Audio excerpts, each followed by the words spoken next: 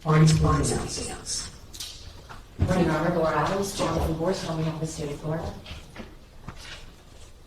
Good morning, Your Honor. Howard Stern, Mark Shapiro, and Arleno Janelle Gomez on behalf of George Pino, who is present. All right, very good. All right. Mr. Pino, would you mind? We're going to have you sworn in. Sure. It's only because if I had any questions of you, sir, I would never speak with you in front of the jury. Okay? Thank you, Your Honor. Please raise your right hand. Do you swear affirm to tell the truth, the whole truth, and nothing but the truth? I do. Okay. All right, so, as I said, the last jury has just arrived. Everyone has been gathered. I just have to send the message upstairs. I'm trying to figure out whether, in terms of your opening, how we should proceed, and if there's anything that I should say to the jurors. I think I explained a few things yesterday, but I'm ready to just perhaps maybe start opening it down. I would object to that. The reason why we had to stop was because of the defendant's conduct, so I would suspect that defense counsel should pick up where he left off. Well, do you have a point, Peter, where you left off there? I think I'll be fine. I don't need to retread this. Okay. I'm having a little trouble hearing you, though, Judge. Oh, okay, let me speak up a little louder. Does that work? Much better. Excellent. Thank you. I'll put a new microphone up here. All right. Okay, then, we're good. And you have some witnesses ready to go? I do. I'm just pulling out the evidence that I'm going to need for the first few. Well, I'm not getting everything pre-marked for us, so that should help us, move more. That's fine. So I'm not stalling, but I'll send a message up to Renee. I'll complete the jury down. And if you need a break, once you've completed your opening, a couple of minutes, we'll take a few minutes just so we can get the exhibits on. The one thing I did notice, the last time I was in the jury room, I don't think there were enough chairs for our jurors, so I don't know if Renee might want to take a peek in that. And the last time I looked, there was no water in the water cooler either. So I don't know if Your Honor's going to have them ever retire in there when we're taking breaks, but I just wanted to. I likely won't, Okay. because it's a small space, and I likely won't, but thank you for letting me know that, because of course it's going to have to be well equipped when it is needed. So, okay. I will use the message.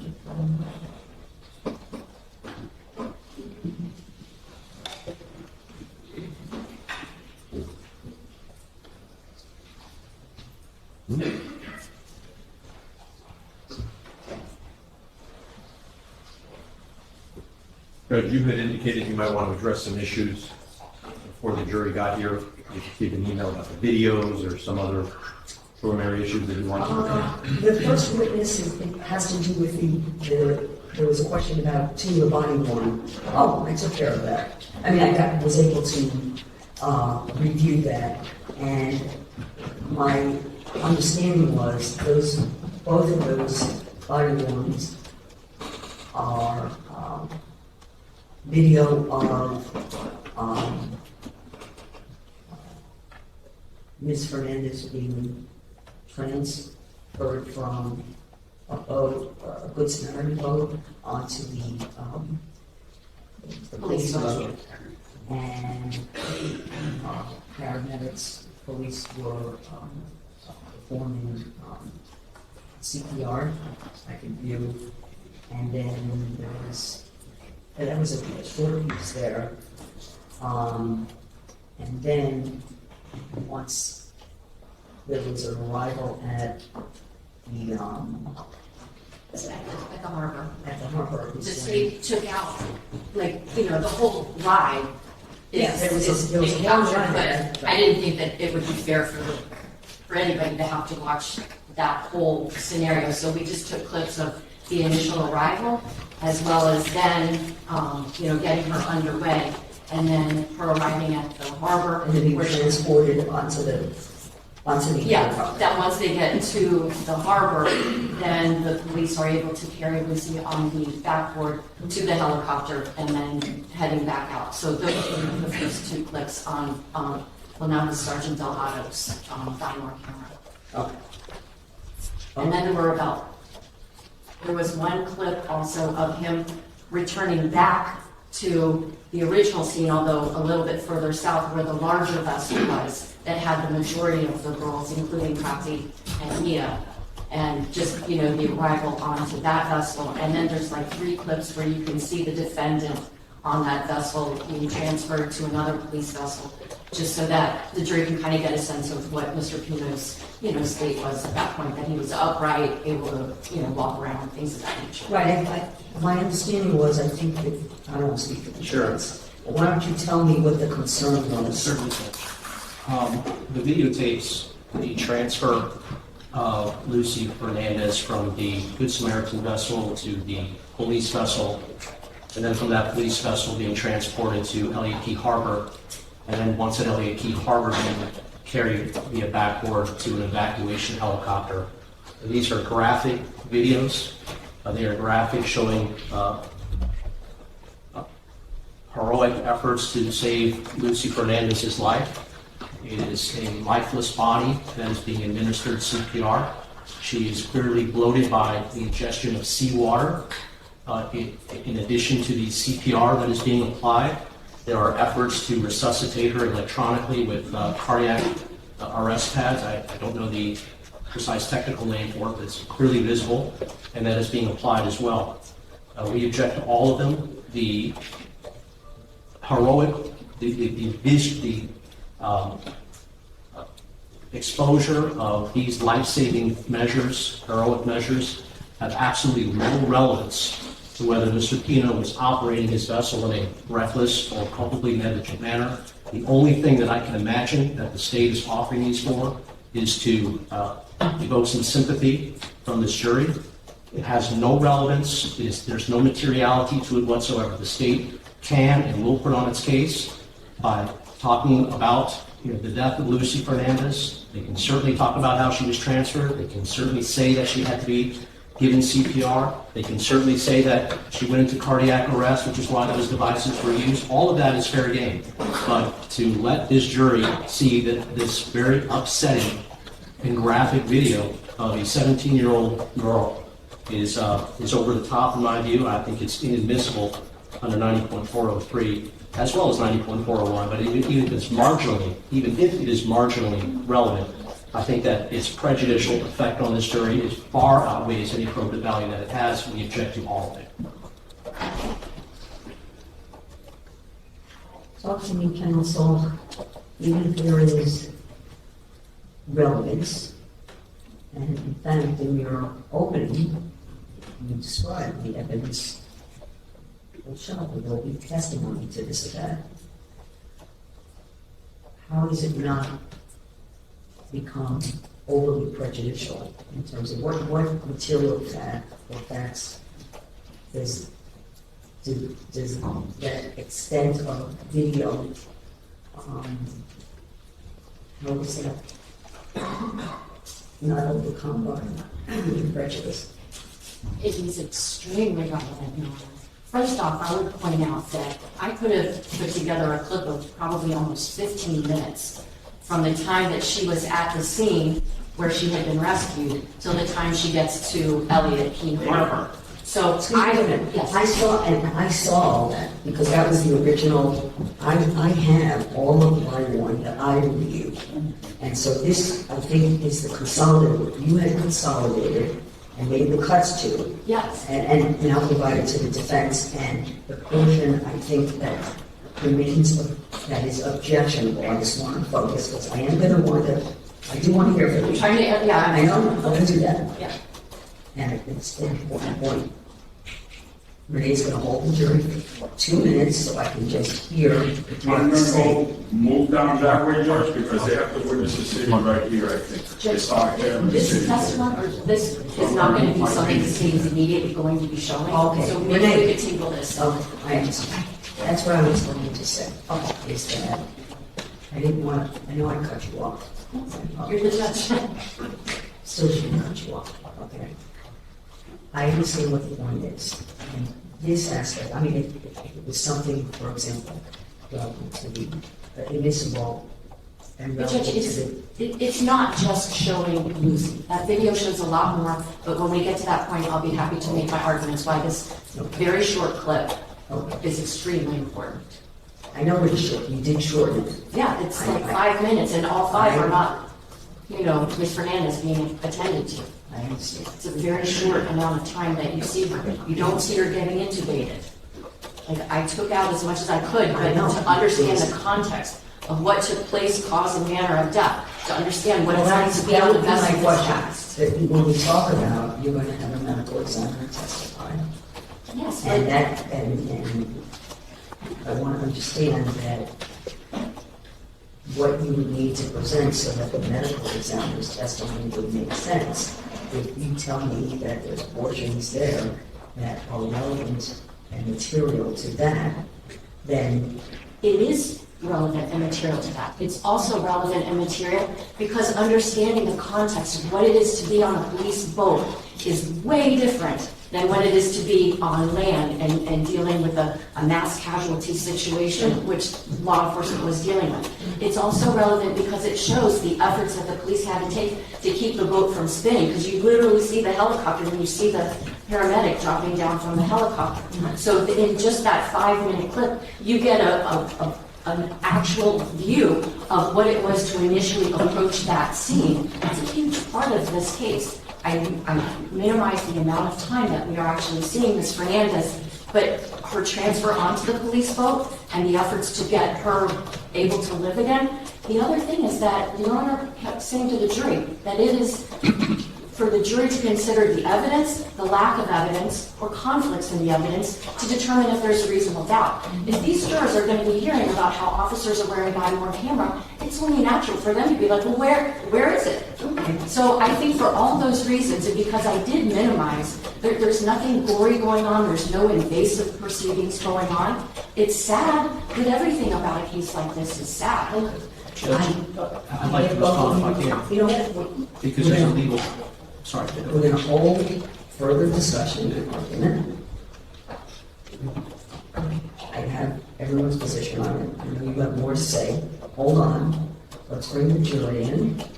And so, Mr. Shrubman can continue with his opening statement. And nothing is going to be presented to the jury until, of course, I review it and see what portions, if any, of the redacted videos are going to be presented to the witness. Judge, respectfully, Ms. Alvarez, a long response and Counsel, I have a good memory, and I have good notes, and I will not prevent you from saying anything further in terms of response. the court has been very generous. The discussion is certainly not over, okay? Not over. Thanks.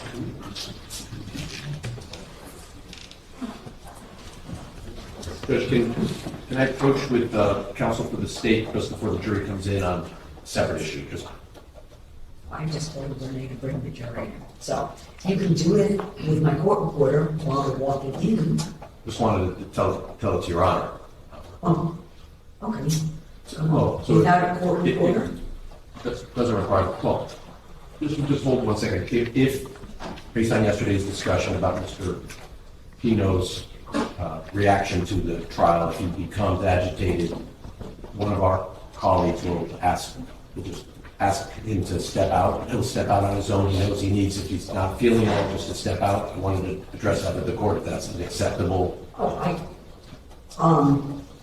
If something. Because I have the ability to make arrangements because I don't want there to be a question or create an appellate issue if there was a need for an appeal that Mr. Pino wasn't present and participating in the proceedings. So we would have to waive his presence. So I'll do that now. If he steps out, he's doing it with the understanding he has the right to be here, but if he feels that there's something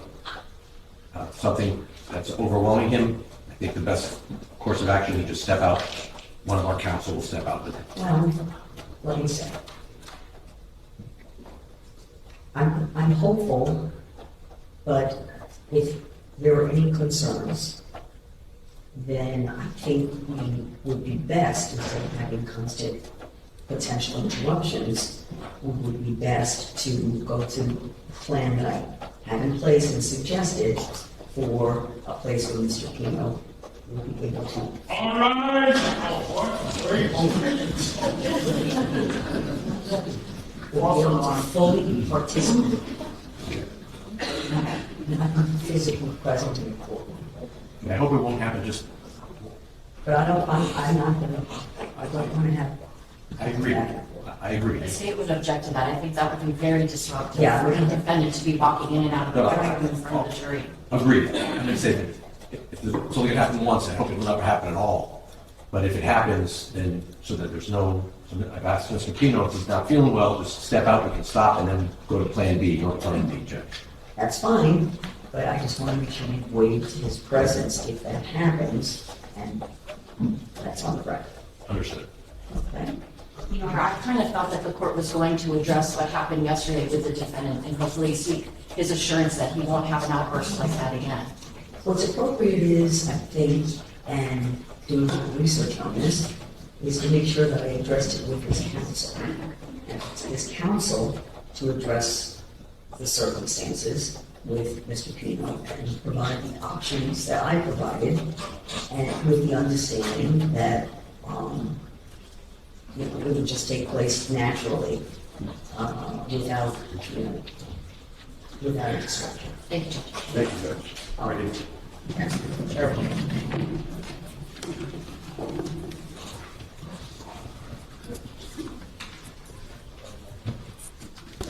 Good morning, ladies and gentlemen. How are you all doing today? Excellent. Some questions for you.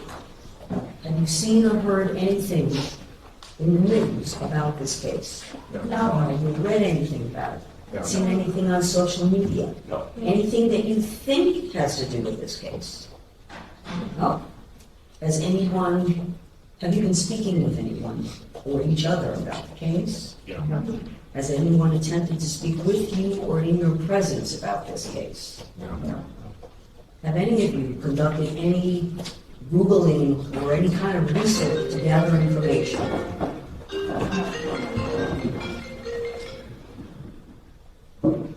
Have any of you conducted any kind of research or investigation to gather information about this case? No. Very well. Thank you. Defense counsel will resume with his opening statement.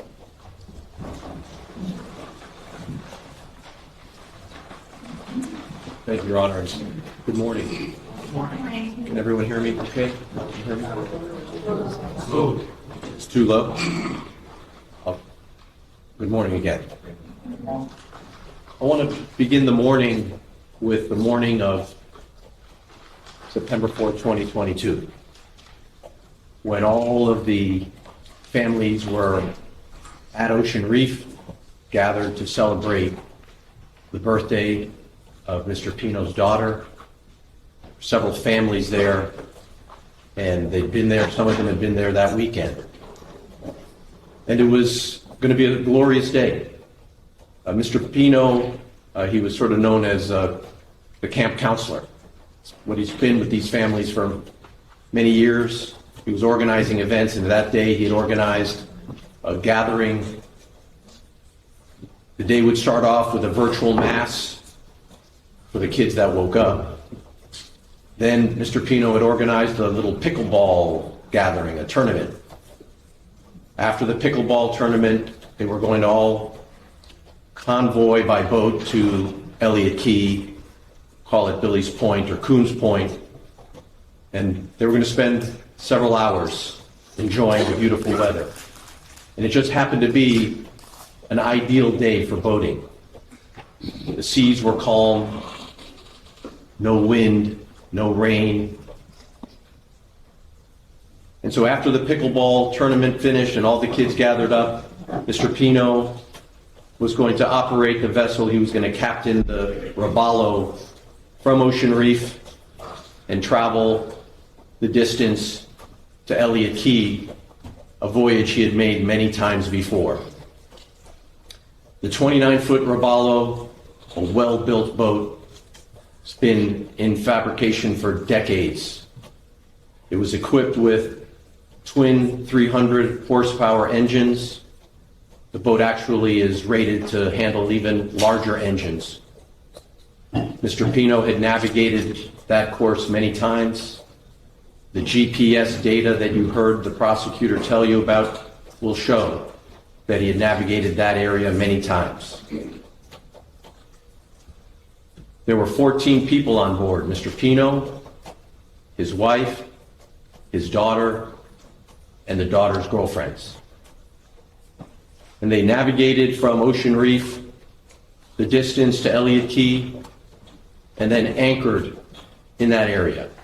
Other boats joined the festivities. And you heard that as part of that afternoon, the adults and some of the children were consuming alcohol. And as I alluded to yesterday, there were adults there who had observed Mr. Pino that day, as they had many other times. And the testimony, the evidence in the case will be that Mr. Pino was observed with a beer. He admitted later on he'd had 2 beers. And it's not 2 beers in quotes, as the prosecutor did in her opening statement. That is the evidence. The evidence will show there's not 1 more beer than 2. Not 1 more. It was 2 beers over the course of several hours, 2 or 2.5 hours. This was not the first time Mr. Pino and these adults had engaged in these kinds of gatherings in the past. The other adults there, Mr. Suarez, Mr. Pardo, they knew Mr. Pino. They too had enjoyed the afternoon with Mr. Pino. They observed Mr. Pino. All the adults that were there that day were satisfied that Mr. Pino was not impaired. Sometime late that afternoon, Mr. Pino pulls up the anchor of the Robalo, and now it is time to head back to Ocean Reef, because that night they were going to celebrate the birthday, I think at 9 p.m. Contrary to the statement by the prosecutor, Mr. Pino was not nervous or anxious about making sure the girls were IG Instagram ready, as if Mr. Pino was anxious to get the girls back home so they could have enough time to shower. There was plenty of time. Mr. Pino was navigating back to Ocean Reef as he had done many times before. He was not thrill-seeking. He was not speeding. He was not doing donuts. He was not racing any other boat. He was simply going back. He was in essentially an internal autopilot, as he had done many times before. On this one occasion, on this one time, something went wrong. Mr. Pino, according to the state's expert who you will hear testify, somehow lost situational awareness, meaning he must have lost track of the markers along the way, and he elided or crashed into marker number 15. He wasn't intending to do it. He wasn't trying to come as close as possible and see if he could just skim across that channel. This was pure and simple an accident. Objection to argument, Your Honor. The evidence will show that Mr. Pino had no intention of putting anyone's life in danger. He wasn't intending to try to come as close to the marker as he possibly could. But on that day, there was no other boat coming at him. It was a clear day, and his destination, Ocean Reef, once that boat would have cleared marker 15, it was wide open bay until Angelfish Creek. That's the next passage that the vessel would need to travel to go back to Ocean Reef. When Mr. Pino alighted with that marker, when he crashed into that marker, the boat eventually capsized. The testimony will show that Mr. Pino himself was knocked unconscious. The testimony will be from those that were there. They thought Mr. Pino was dead. He was on the surface of the boat, bleeding from his head. He had injured his arm. He only came to once the boat eventually capsized completely. He falls into the water. Minutes later, he comes to. Testimony will show that he had suffered a concussion, a traumatic brain injury, and still he was able, with presence of mind, to hold on to that boat. And with a traumatic brain injury, as the testimony will show, he was disoriented. He obviously did not have all of his senses, but he's trying to make sense of what has happened. You've seen some, you will see, if you haven't already, with some of the pictures shown, that the girls and Mrs. Pino are in the water. Soon, another boat came up. David Rodriguez, a good Samaritan, doesn't know the Pino family, happened to be coming northbound. A few minutes later, he arrives, and he observes the scene, and he sees Mr. Pino hanging onto that boat.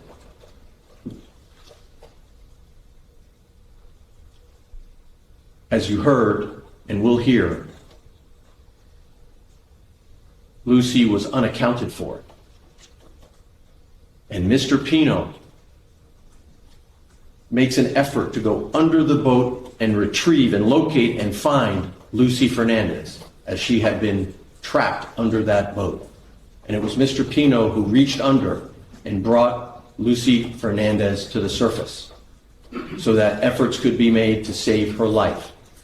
Even in the condition he was in, with a brain injury, he made every effort he could, once he was directed, once he was able to get his senses back, to try to save Lucy's life.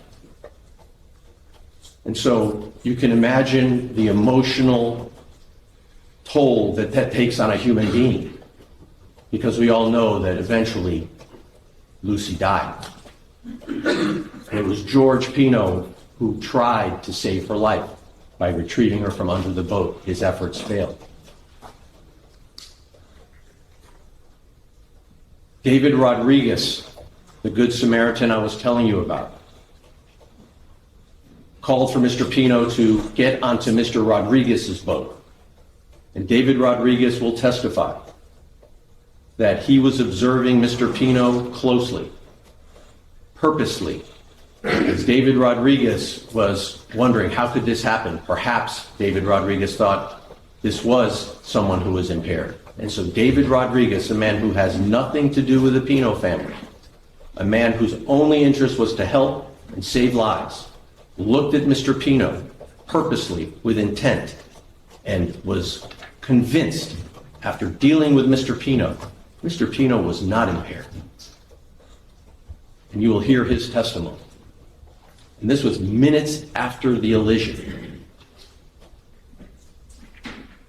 But Mr. Pino, in David Rodriguez's view, and what you'll hear him say, was disoriented. He was in shock, a natural reaction to a crash and a brain injury.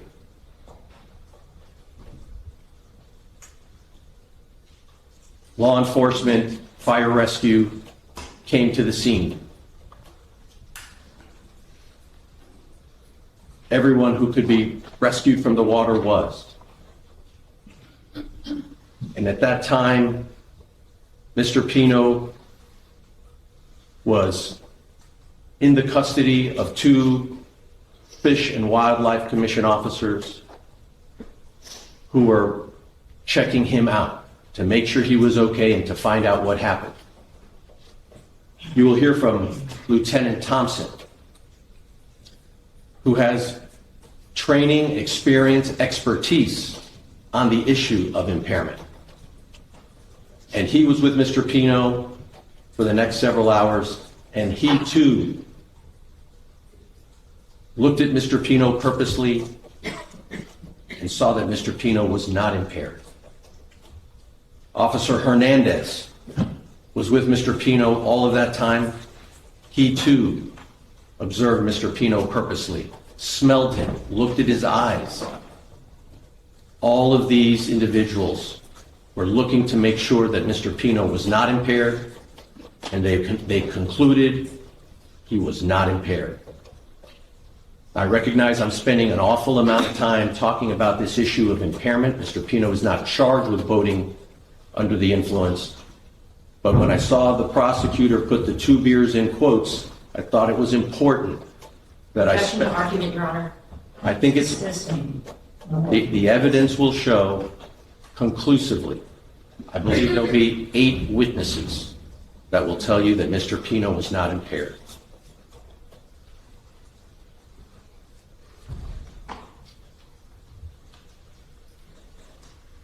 And so, Mr. Pino is questioned about what happened.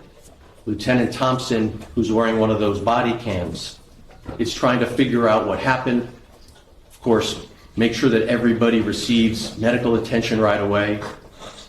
And you will see Mr. Pino on video. So you'll be able to look at Mr. Pino in real time with your own eyes. You will be able to look at Mr. Pino purposely with the scrutiny that you should give it to see that Mr. Pino was not impaired.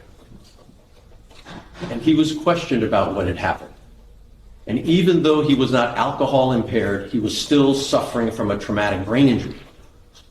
At some point that night, he had to receive medical attention, and you will see that his head was bandaged up. He was eventually taken to a hospital to be treated.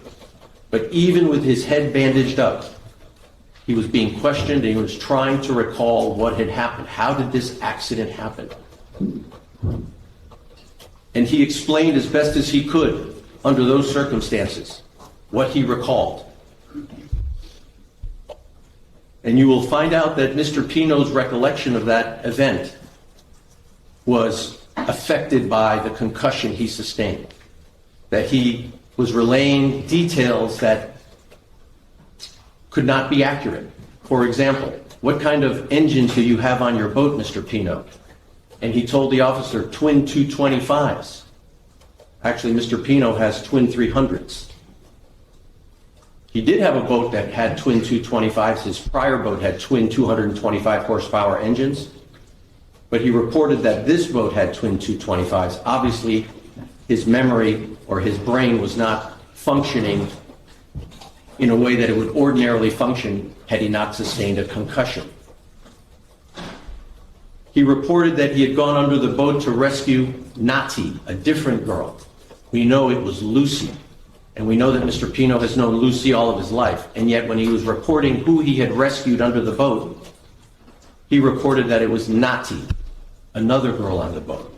He had innocently but mistakenly confused who it was he had retrieved from under the vessel. He was asked to prepare, as best he could, a seating chart of where the various passengers were seated. And when he prepared that seating chart, he had the passengers in locations different than what it turns out to be. He also was recalling that there was a big wave that had come from another boat in the distance, and that the wave had caused him to lose control of the steering wheel.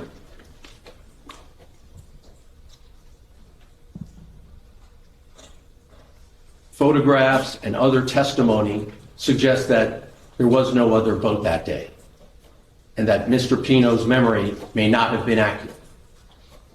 We cannot prove, we don't know if there in fact was another boat out there that may have thrown a wake from a distance, a wave, but we can't establish it for certain. And so it appears that Mr. Pino's memory of how that accident happened cannot be relied upon given his traumatic brain injury. And we will present testimony from a doctor who has examined the records, who will confirm that in fact Mr. Pino, given the circumstances, did suffer from a traumatic brain injury that would result in what the professionals call false memories, memories that the person believed to be true but are not accurate. When you get clocked, when you get hit over the head and you lose your memory, the memories that come back of the event, sort of like an amnesia, and your brain trying to make sense of things, puts together old memories with new memories, and that memory they call confabulation. You'll hear testimony about that.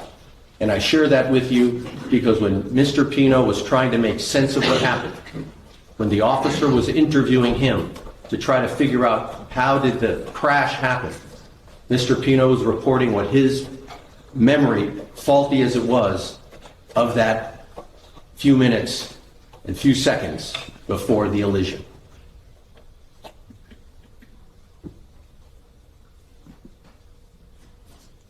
We do have the benefit of the global position satellite machine that was on Mr. Pino's boat. There were actually two of them. And what they show, Mr. Pino driving very much on a steady course that day and during that return trip from Billy's Point back to Ocean Reef. There's no evidence he was zigzagging or hot dogging or thrill seeking.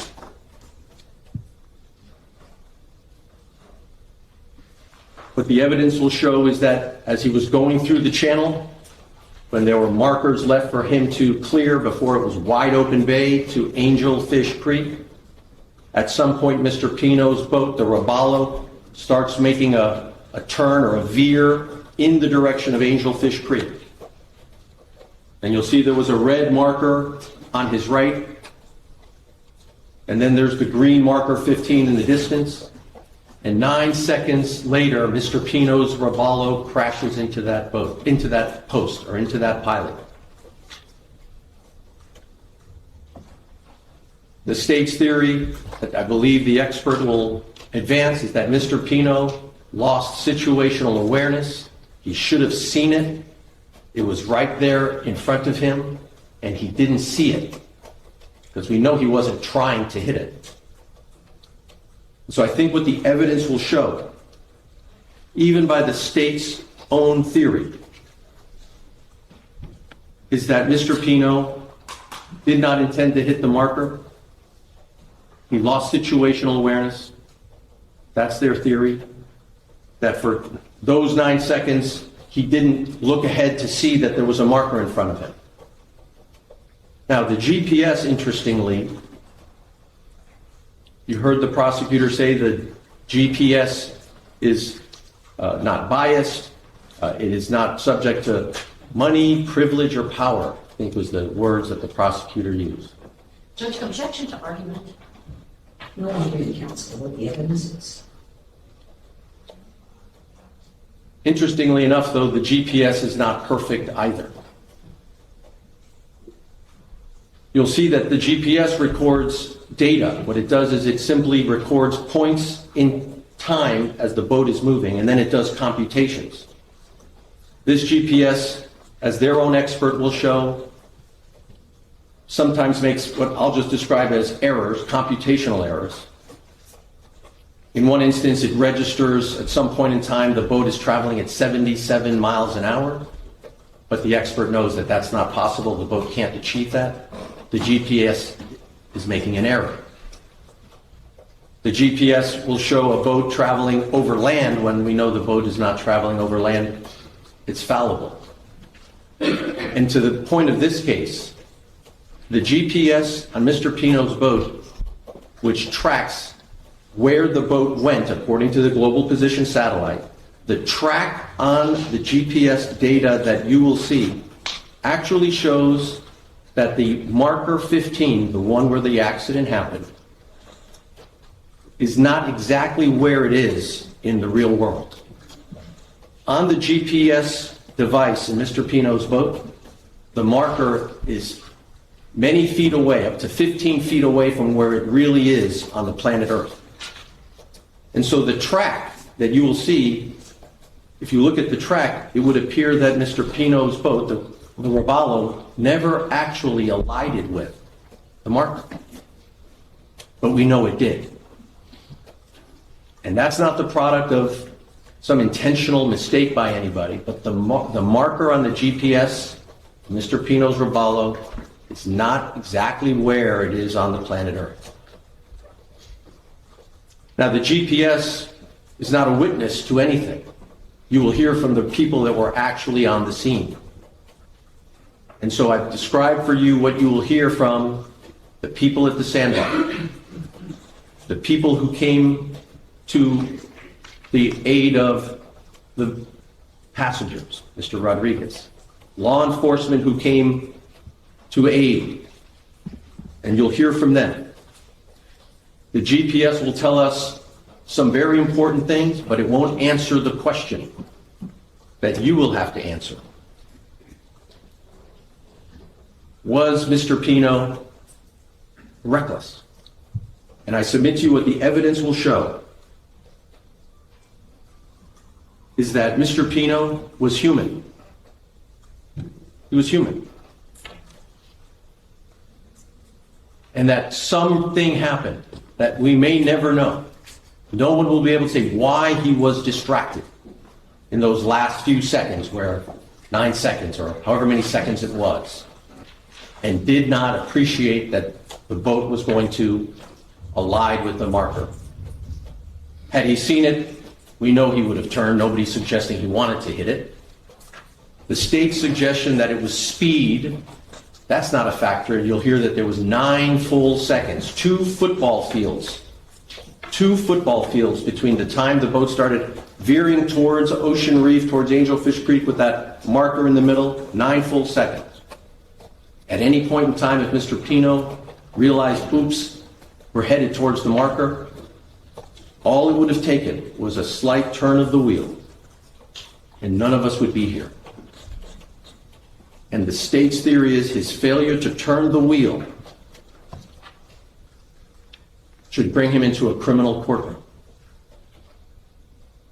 Now, you heard the prosecutor talk about interrogatories and a civil lawsuit that was filed against Mr. Pino. That is not what we are here for. You've heard the prosecutor talk about accountability. This is not a case of... Judge, objection to argument. This is closing. I'm not overruling about what the evidence was. Thank you. Okay. So you've heard, in terms of accountability, that compensation has been dealt with separate from here. That was what the prosecutor brought to your attention. That's not what we're here for. That's resolved totally separately. What we're here to resolve is whether the state proves that Mr. Pino, that day, that time, in those 9 seconds, as they would say, was acting recklessly because he was traveling on his boat, surrounded by his loved ones, wanting to go back to where they started the day to celebrate his daughter's birthday. The state will feature photographs of visuals of that day. For example, I expect they're going to show you that Mr. Pino's boat was carrying all the empty glassware and cans from the beverages, including the alcohol beverages that were consumed that day. Mr. Pino's boat, his wife will tell you, she took the responsibility of gathering all the empty bottles, all the empty cans, all the trash, to make sure it was disposed of properly and not left out at Elliott Key. And so when you see those bottles and you see those cans, you'll understand that Mrs. Pino and Mr. Pino were acting in a way that you would expect people to act when they've gathered together for a day of recreating at Elliott Key. Don't leave your trash behind. You may see very difficult pictures of the events, and of course they're going to be difficult to watch. It's going to spark emotion among all of us. But that evidence will not answer the question of whether the state is proving that Mr. Pino acted recklessly, whether he acted with culpable negligence, intentionally, knowingly, purposely, consciously, indifferent to the consequences, that when he was traveling at 47 miles per hour in the wide open bay with one marker to go and plenty of space, whether if he looked at his speedometer and saw it was going 47 miles an hour, he should have said to himself, wow, this is really a dangerous speed. When the Robalo boat is built to handle even much more speed than that, all of the passengers were seated. There were the right number of life preservers on the boat. He didn't have a kill switch on. It's not required by law. And so to the extent that you'll hear evidence of other features of a boat or other safety features that can be employed, we're not here to decide policy of whether we should require safety switches, kill switches. And given that you know that in that channel there is no posted speed restrictions at all, not then, not now, the evidence will show that the speed at which Mr. Pino was traveling was perfectly appropriate given the conditions of that day. Calm waters, no wind, no rain, no lightning, no busy boat traffic.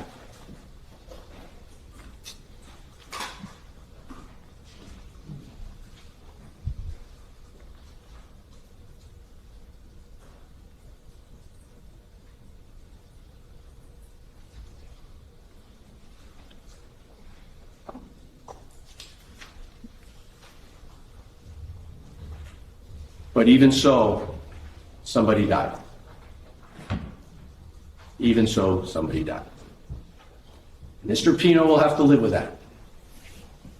The objections argument, no argument counsel. Ladies and gentlemen, this is opening statement. Lawyers advise what they believe the evidence will show. Thank you. Let me say he wasn't texting, he wasn't on the cell phone, but he was the operator of that boat. At the end of the day, it was on him. It was on him to get those girls back to Oceanry safely. That was on him. He accepted that responsibility and it was on him. But the law, as it will be instructed, I submit to you, tells you that even when we fail as humans, Objection to argument, Your Honor. Counsel? even though Mr. Pino may have failed as a human to avoid this tragedy, Can we go sidebar, counsel? Please, no argument. the evidence will show that this tragedy was not caused by reckless and culpably negligent behavior. At worst, he was human and he committed human error. Thank you, ladies and gentlemen. Thank you so much. State the first witness. Your Honor, I think the court said we were going to take a momentary break before the first witness. If you don't want to, Judge, you can move forward. Are you prepared to move forward? Yes, certainly. But can we record sidewalk? Okay.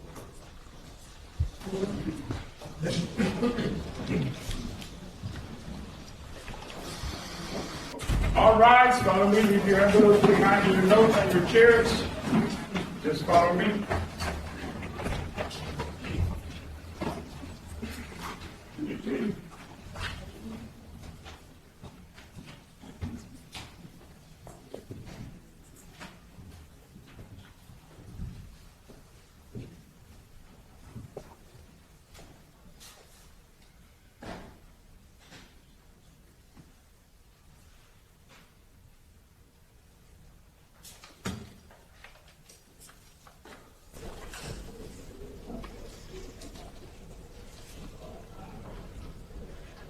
All right, you can be seated. We go ahead and take the legal method with regard to the evidence and this witness.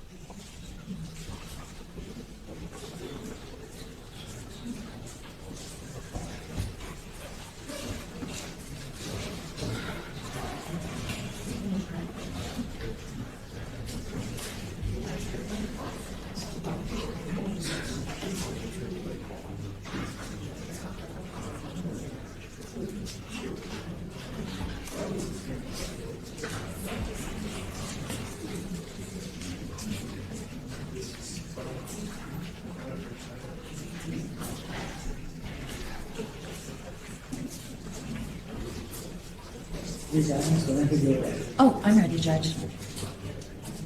Your Honor, I know that the defense has sought to exclude basically any photographs of Ms. Fernandez after the crash. I would like to show the court photographs that were already shown to counsel previously, but there states 1S, 1N as in Nancy, and 1M as in Mary for identification. These are the three photographs that the state would be seeking to introduce. And I'll pass them up to Your Honor in just a moment. Please, next witness. Yes, Your Honor. Yes.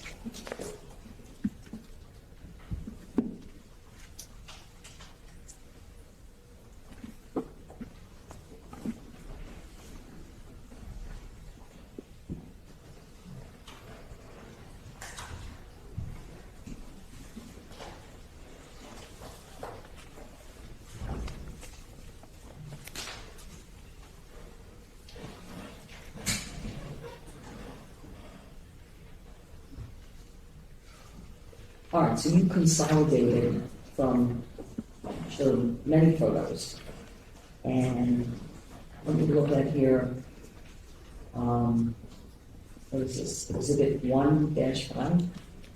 That is from the medical examiner's office. That's the legal identification photograph. It's nothing gory about it. No, legal identification. You have any comments on this? Yes, Your Honor, we're objecting to the introduction of any of those photos. I think during the pretrial hearings, we discussed these issues at length. I pointed, Your Honor, to multiple cases that are directly on point and are relevant. Aside from that, I think Your Honor ruled that 1 to 2 autopsy photos would be appropriate, 2 being the max. Okay. During the testimony of the medical examiner, Your Honor, aside from those 3 photos, I believe the state characterizes them as the hospital photos. Okay, well, this first, and again, this is marked for identification. I'm not sure how this is. Is this 1-5? 1S. That's an S. That's not my S. It's not my S. Okay, 1S for identification. It's a single photograph. Over defense objection, I'm going to allow for purposes of legal identification. Okay? Now, there's 2 photographs here in terms of hospital photographs. If I may also just interject, Your Honor, that in order to not, have some kind of dramatic moment when Mr. Fernandez sees these photographs of his daughter, he's seen these photographs before. So it's not like this is going to come as a surprise to him. He'll be able to handle looking at these photographs. As difficult as it is, he'll be able to control his emotions and be composed. Let me ask you, so Mr. Fernandez is going to be making the legal identification. I understood that this is going to be through the medical examiner. Well, Your Honor, what the medical examiner, of course, would not know who Lucy Fernandez was. So what the medical examiner's office does is they take what they call a legal identification photograph, which is not an autopsy photograph. It just shows who the person is so that... I understand. All right. And it allows a linkage from who the person is to what the medical examiner case number is. We have stipulated to that identification as well as cause of death. I understand you stipulated, however, the state can present this evidence or objection. All right. Now, 1N and 1M, N and N, what is the purpose of these photographs? Your Honor, I want to make sure I'm speaking with precision. Which one is 1M, please? 1M, with more devices, bigger picture. Can you see? Okay. Your Honor, that photograph the state is seeking to introduce we're not seeking to introduce a full body photograph of her, which we have with all the medical regalia around her, but it just goes to show it's part of the process where over the time that she was at the hospital, they tried all life-saving measures for her. Also, Judge, it has to go with when her body is ultimately transferred to the office of the medical examiner. One of the notations that the medical examiner will include is evidence of medical intervention. So this is just kind of a close-up. There's nothing gory, there's nothing bloody about it, but it just shows some of the medical implements that were used to try to keep her alive. States 1N, which is the other photograph, which is closer of her head. The purpose for that photograph, Judge, is you'll see on the side of her head, there's some what looks like fuzzy things. That's fiberglass that got embedded into her head from the vessel crash. And because of the force of the impact, it's basically penetrating her skull.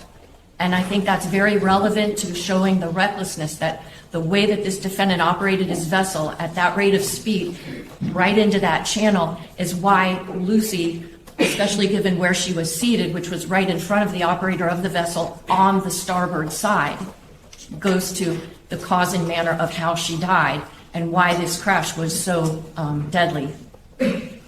Your Honor, all the facts that the state just described just now is simply not relevant. We have stipulated to identity. We have stipulated to cause of death. It's not at issue in this case.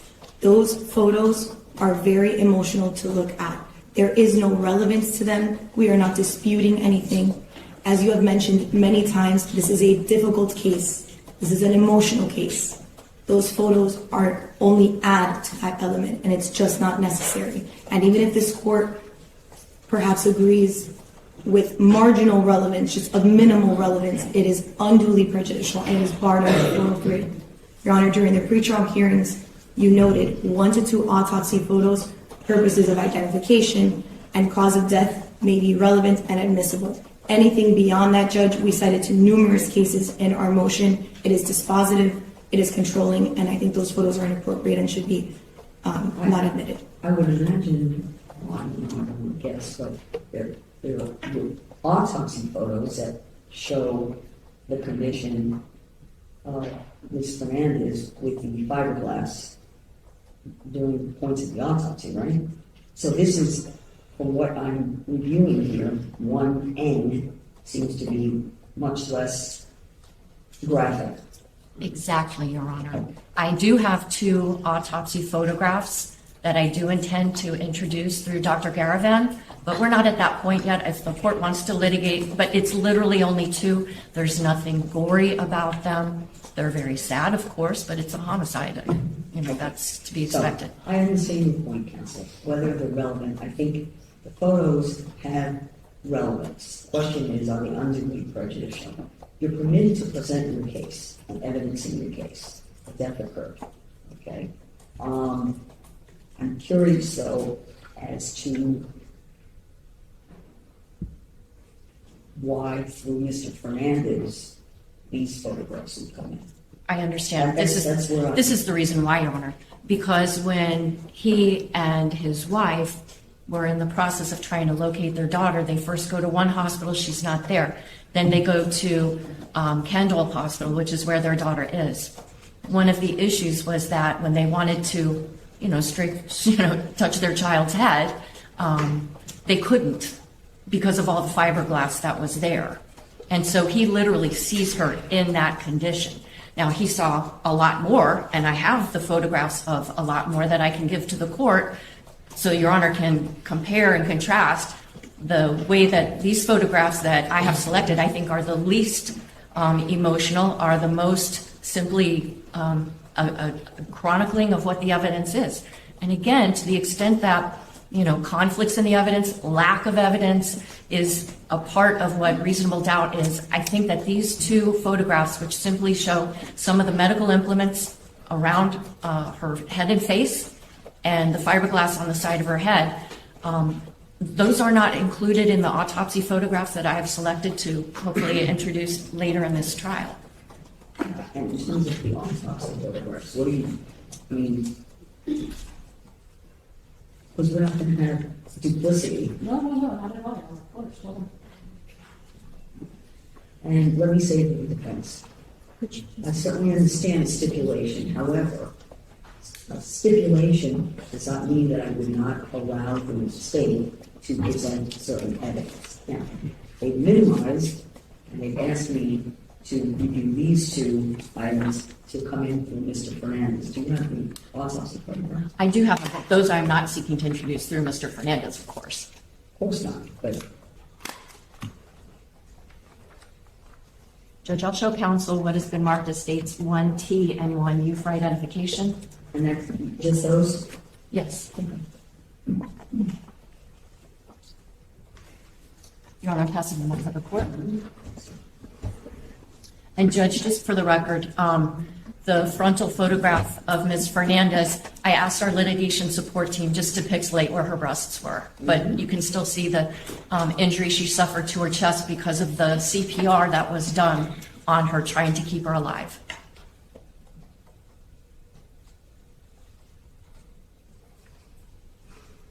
Okay. No, there's no, these are the only hospital photographs. Correct. Yes. 1N and 1M are the hospital photos, and then the two that I just passed up, Your Honor, I forgot the letters. Are there any other photographs? 1T and 1U were from Any the other autopsy. photographs of Ms. Fernandez? Excuse me? Were there any other photographs of Ms. Fernandez? that you- At the autopsy? Yes, Yes, many. I understand that you intended to introduce. No, those are the only two. Okay. And these are the two now through Mr. Fernandez? Yes, Your Honor. Well, actually, the three, all right? Well, two from the hospital and one of the legal identification photograph. Okay. We've already, again, I agree, we've heard argument on this. I have to balance whether the prejudice outweighs the appropriate value. I think they're relevant. We've minimized, to my satisfaction, over defense objection, 1N and 1N will come in. All right, now, in that regard, is Mr. Fernandez then going to be your witness that we're calling in? Yes, Judge. Okay. And Judge, can we address the autopsy photos, or are we going to move forward and address that at a later time? I'll address that at a later time. I was just making sure that there wasn't going to be any kind of duplicity. And the limitations of what photographs are going to be introduced. I just want to reserve the right to respond to those two autopsy photos as well, please.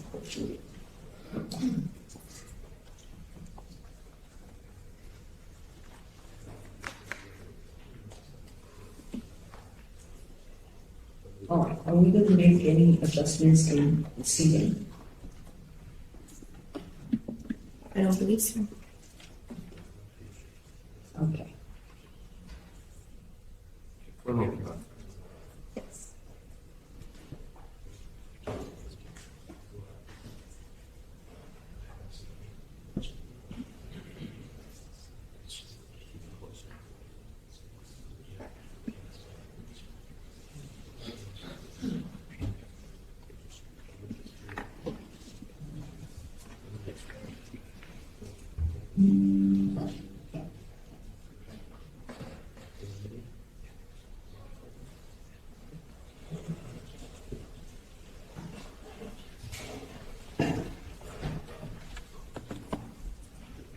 Trying to see if there's I don't know where else to have him sit in the courtroom that's better than here, but if you have a suggestion, Judge, I'm all ears. Perhaps the gentleman can sit this way on the corner there. That corner sit? That's fine. Sit that corner, we can sit next to you.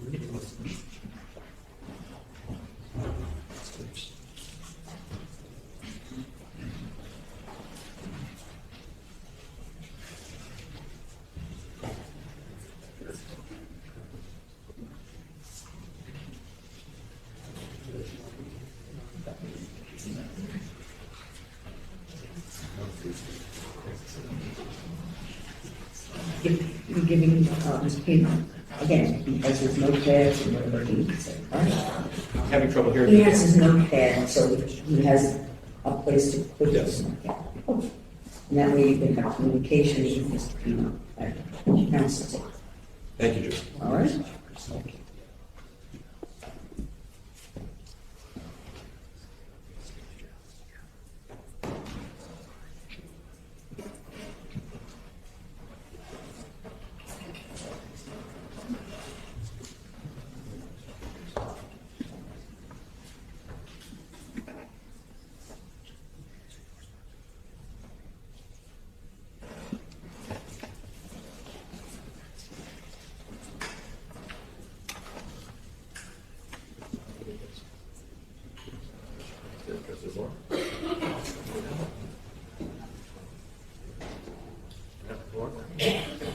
We have one.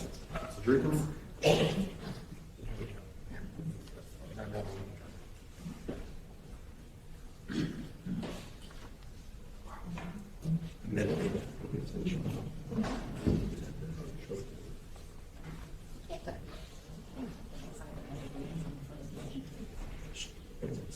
If you can't, I'm not going to show it to them. If you can't identify, just ask them. If you can't, but I won't publish it. Okay.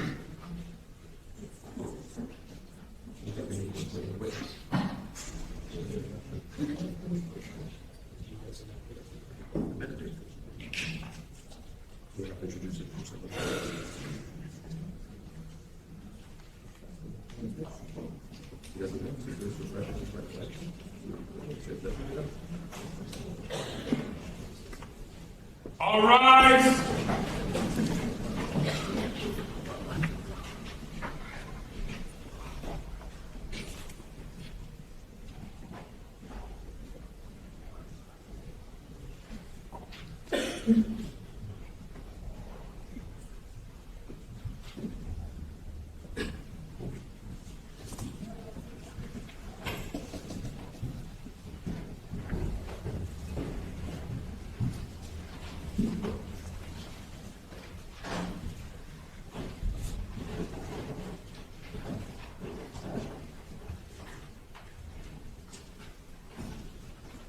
Thank you, everyone. Be seated.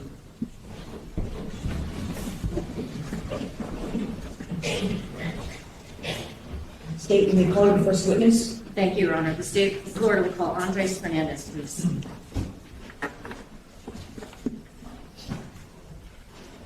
So would you step forward, raise your right hand, and be sworn?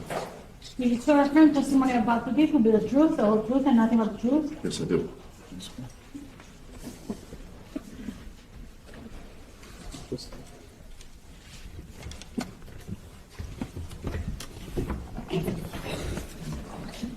It's a little awkward because you're facing this way, but the microphone's this way, so please keep your voice loud and clear, sir. Thank you. Will do. Thank you.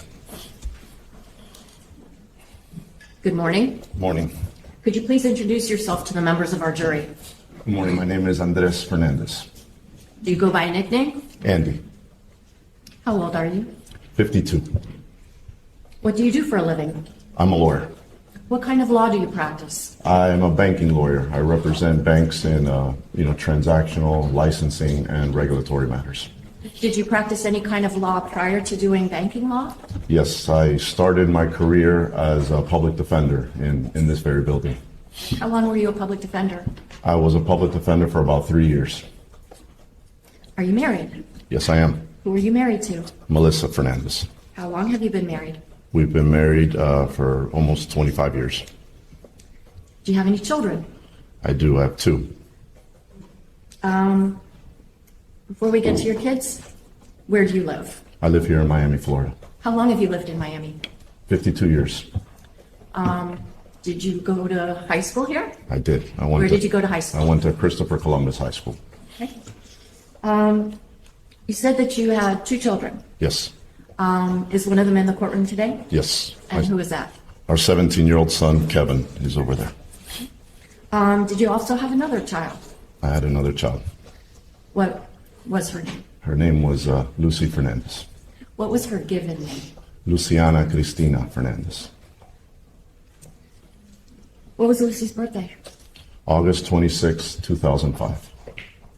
As of September the 4th of 2022, how old was Lucy? Lucy was 17 years old. Do you know a person by the name of George Pino? Yes, I do. Do you see him in this courtroom? Yes, I do. Can you please point to him and describe what he's wearing so the record will be clear? He's there at the end of the table in a dark suit and a white shirt. We stipulate, Your Honor. Oh, very well. Well done. How do you know this defendant?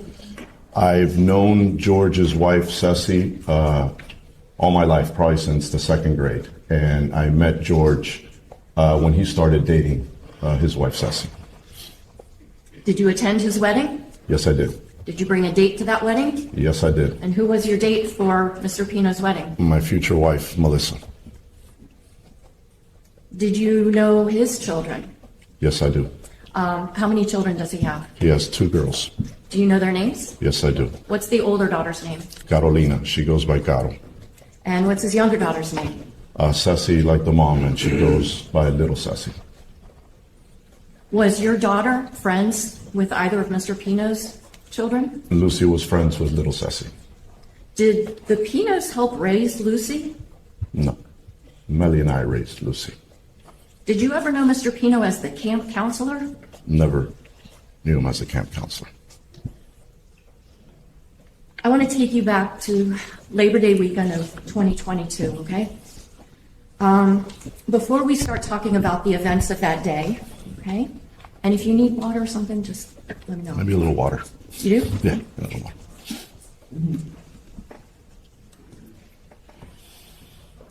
Here you go. Thank you, sir. Thank you, Judge. I got it. Yeah. Thank you, Jim.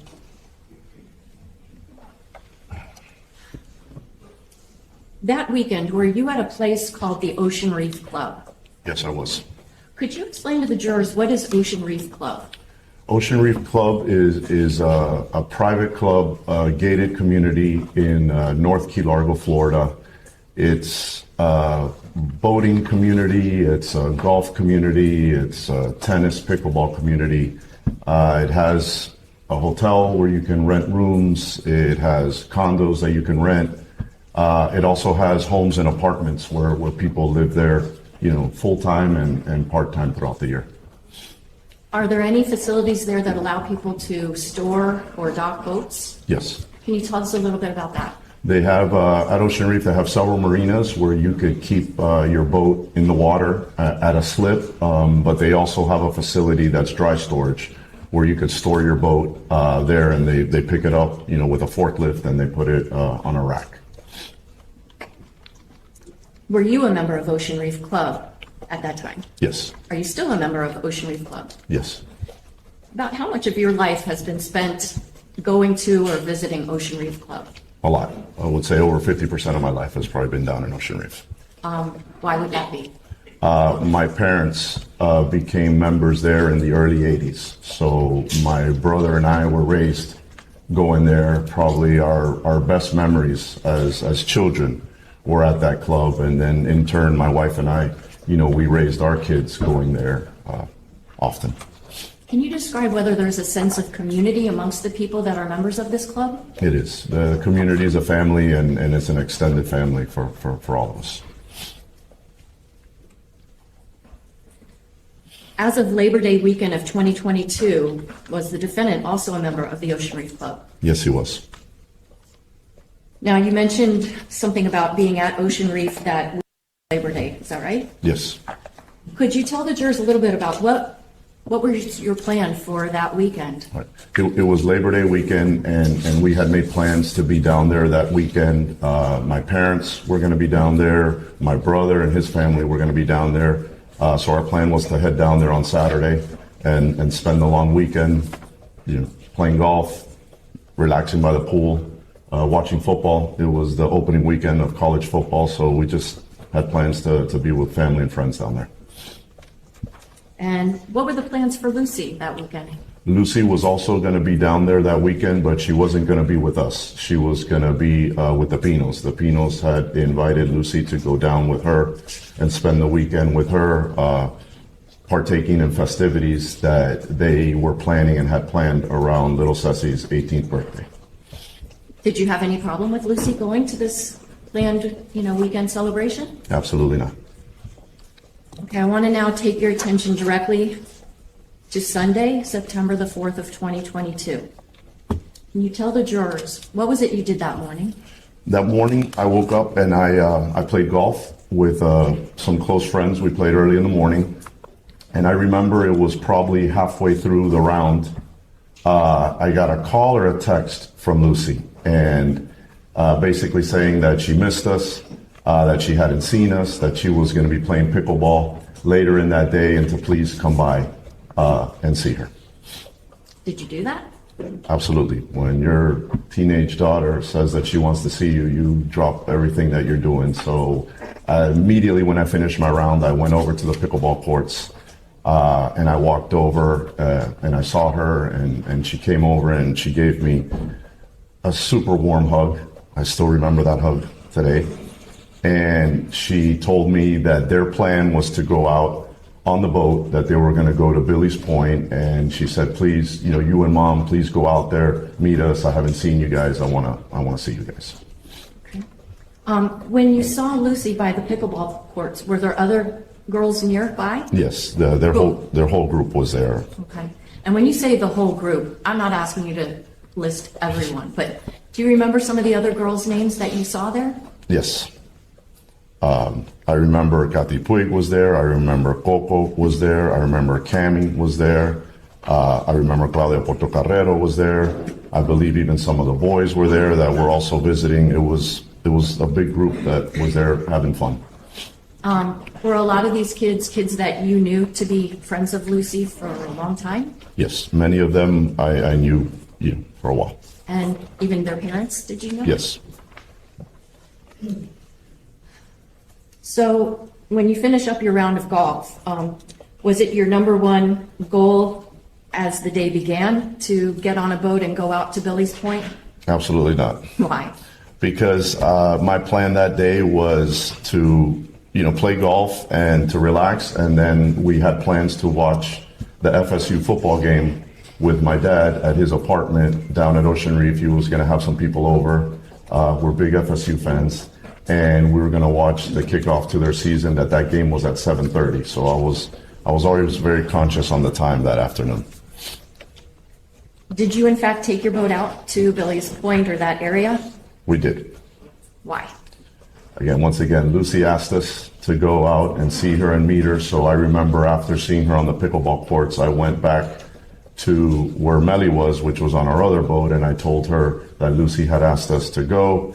And we both reluctantly said, we got to do it. So at that point in time, we started making arrangements we bought some sandwiches and stuff and got ready to head out to meet them where they were. When you say Melly, just so we're clear, who's that? That's my wife, Melissa. She goes by Melly. Okay.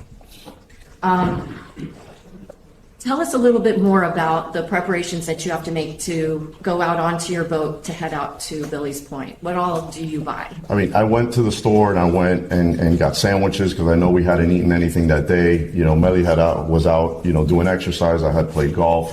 I hadn't eaten, so we went and got some sandwiches. I got ice.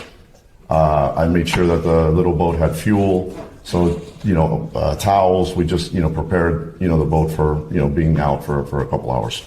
The sandwiches, did you buy drinks to go with those sandwiches? No, I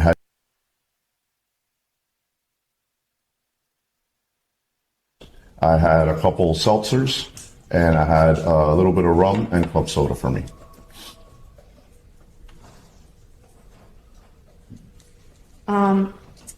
So once you have the boat packed up and ready to head out to Billy's Point, do you actually get out there? Yes, we got out there.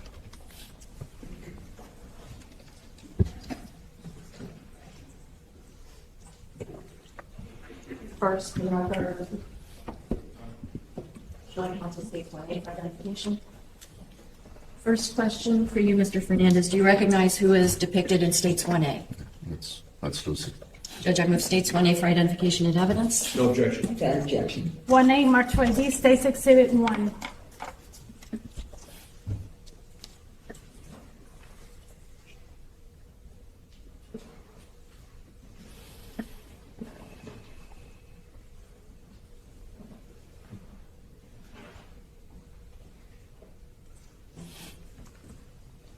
The record I'm showing counsel states 1B for identification.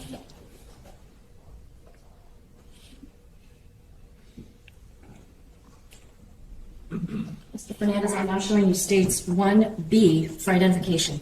Do you recognize what is depicted in this exhibit? Yes. Can you tell the jurors, does this fairly and accurately depict the area of Billy's Point and also Ocean Reef and the Cutter Bank Channel? Yes. Your Honor, I move states 1B for identification and evidence. Objection. 1B, marked for ID, states Exhibit 2 in evidence.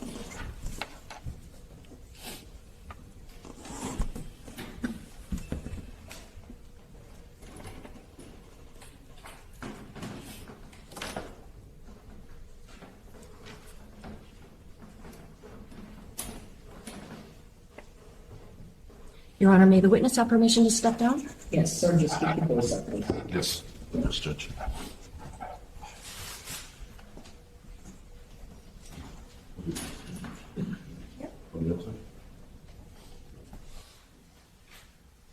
Okay, Mr. Fernandez, I have a little pointer here.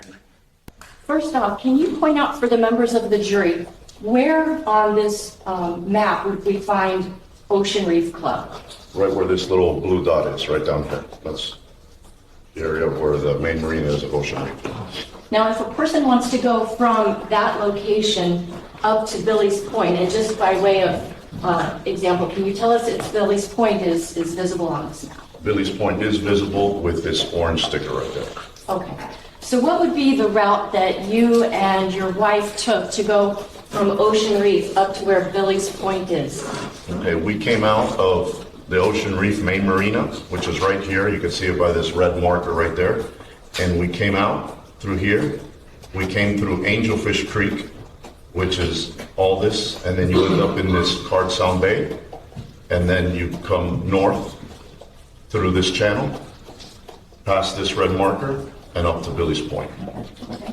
Now, there's a series of green dots that are on this map. Can you explain to the members of the jury, what are those green dots? That is a series of markers. They're red and green that traverse this whole area. It's actually a pretty long channel, and it's referred to, I believe, as Cutter Bank. And it takes you from this bay here, Card Sound, into this other bay, and it's protected by shallow water on both sides.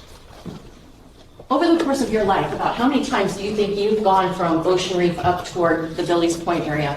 Many, many times. How long have you operated boats over the course of your life? Since I was 15 years old. Okay. Is this like your backyard? That's basically my backyard. We spent a lot of time boating in this area, between this area and Ocean Reef and on the ocean side, so we spent a lot of time up there. When you are traveling through the Cutter Bank Channel, is there one particular side that you would be on that channel as you go northbound? Yes, I'd be hugging the right side of the channel, similar to the rules of the road. And if you're coming back down, let's say from the Billy's Point area toward Ocean Reef, as you're going through that channel, what side of the channel are you on? Same thing, you're hugging the right side, rules of the road. Okay. Now, that particular Sunday, when you were going up to the Billy's Point area, did you leave in tandem with the defendant? No, we had left. We left at some time, but we left on our own. We didn't leave at the same time as them. Okay. Did you have any problems getting from Ocean Reef up toward the Billy's Point area? No. Once you get up there, do you encounter boats with other people that you knew? Yes. Can you tell the jurors who is it that you see there? There was another boat. The Suarez's were out there on their boat. The Pinos were out there on their boat, and then I recall another boat being out there, but I didn't really know who that family was. Okay. Now, you mentioned the Suarez's. Is this another family that you knew from Yes. the Ocean Reef area? Yes, they were there that weekend as well. Were you all able to stop there at the Billy's Point location to hang out together? No, we did not stop at Billy's Point. Can you explain to the jurors why? At some point, I learned that we were not going to Billy's Point. We were actually going a little bit further north because the Suarez boat needed more water. It had a deeper draft, so the water needed to be a little bit deeper, and the water at Billy's Point is more shallow. So the decision was made before we got there that the anchorage spot was going to be more north. So when we arrived, The Suarez's boat, which they had a bigger boat, was already anchored. So we were somewhere north of Billy's Point. The red dot that's on this exhibit, does that depict the approximate location that you were The at? general location was up there north. Okay. Oh, one other thing. Are you familiar with Elliott Key? Yes, Have you ever been to the Elliott Key Harbor? yes. Can you describe for the jurors, what's Elliott Key Harbor? It's a harbor here somewhere in the middle, and it's referred to often as a ranger station. There's a dock, there's some facilities there, there's a little bit of greenery there. People go camping there, people do barbecues there. It's like a little marina harbor in the middle. The yellow dot that I have here on this exhibit, is that the approximate location where the marina is? Yes. Or the harbor? Yes. And in fact, put your glasses on. Does it Yeah. actually say? It says Elliott Key Harbor there. so, Okay. yeah. Thank you, Mr. Fernandez. You can take your seat.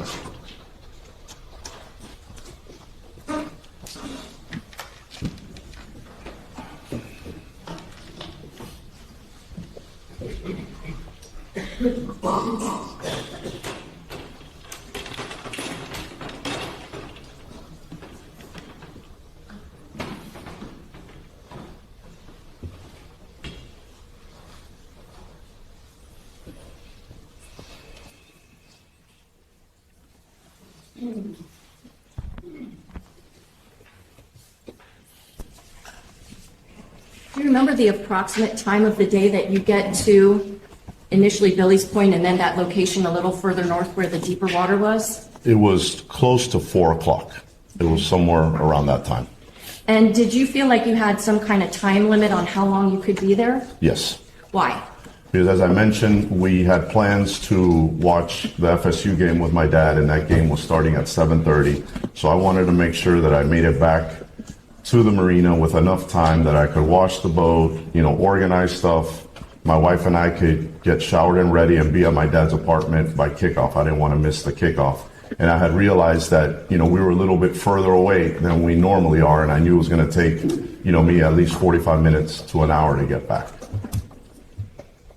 Can you tell the members of the jury what took place once you get there at the northern part of where the, north of Billy's Point? I'll just call it this Yeah. Sandbar rendezvous location. Okay. When we got there, I remember, I remember the Suarez's boat was there already, and they were anchored, and we were pulling up, and the decision was made instead of us, because we were on the boat Melly and I won was on an 18-foot boat. Instead of throwing the anchor, they just offered for us to throw a line to them, and we were kind of like tethered to their boat.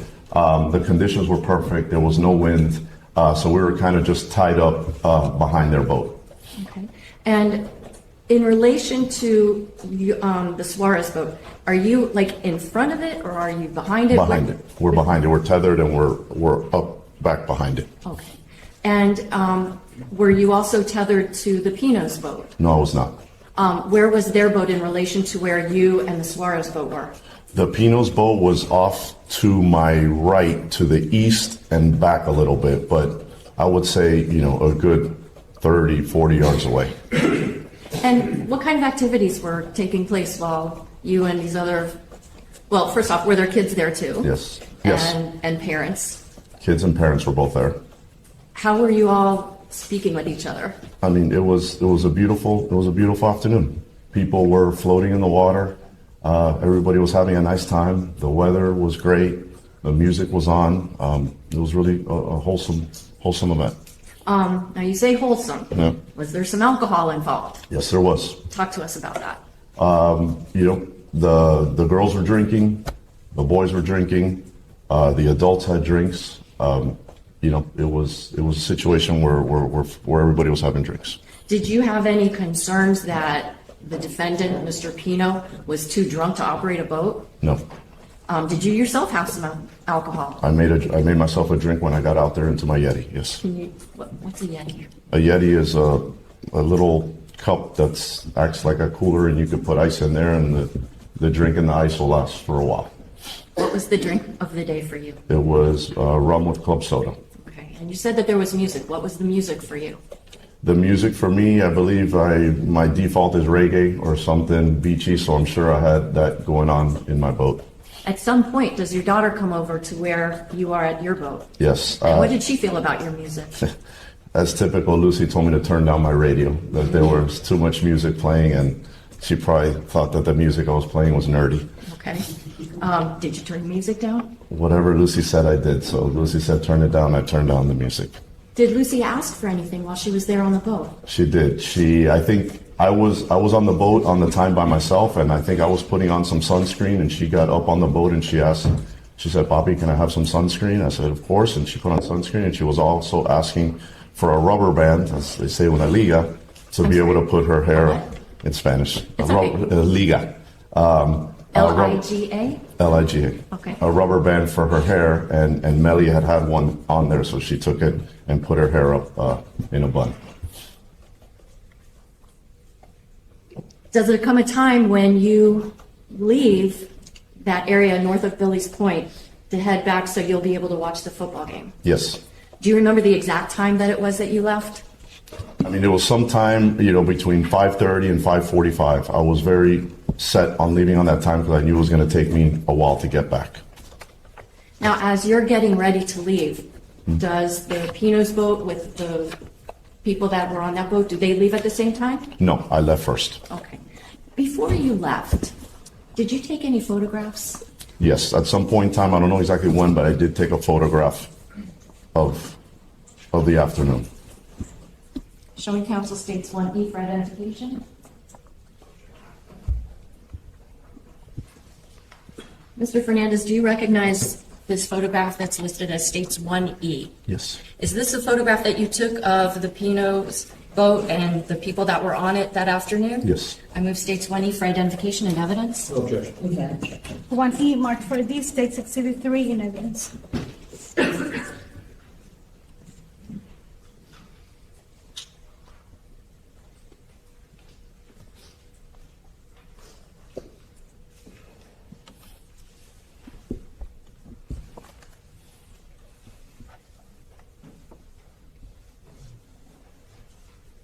Where are you when you take this photograph? I am standing somewhere on the boat that I was on. So I took it from my boat towards their boat. Are you able to tell in this photograph if your daughter is in the picture? Yes. Where is she? She's down here floating in the water. This here. Right here where my finger is? Yep, right there where your fingers.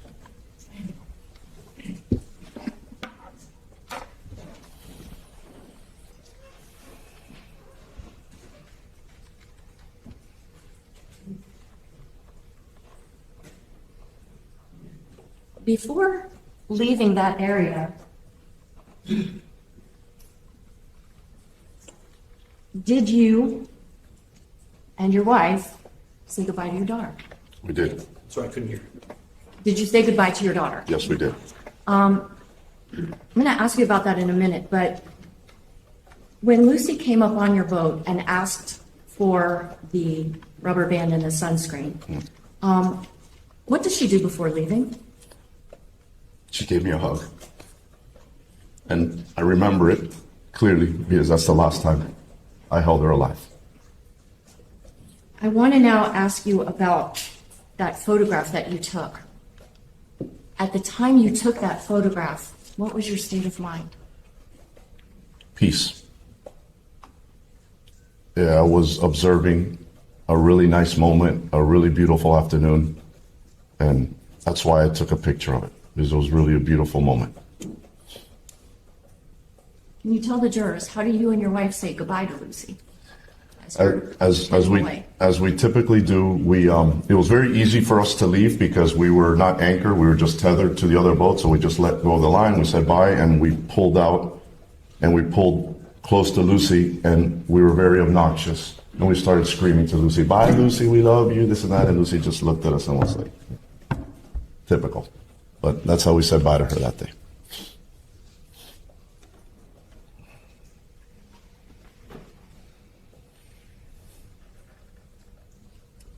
Do you make it back to the Ocean Reef Marina? Yes, we do.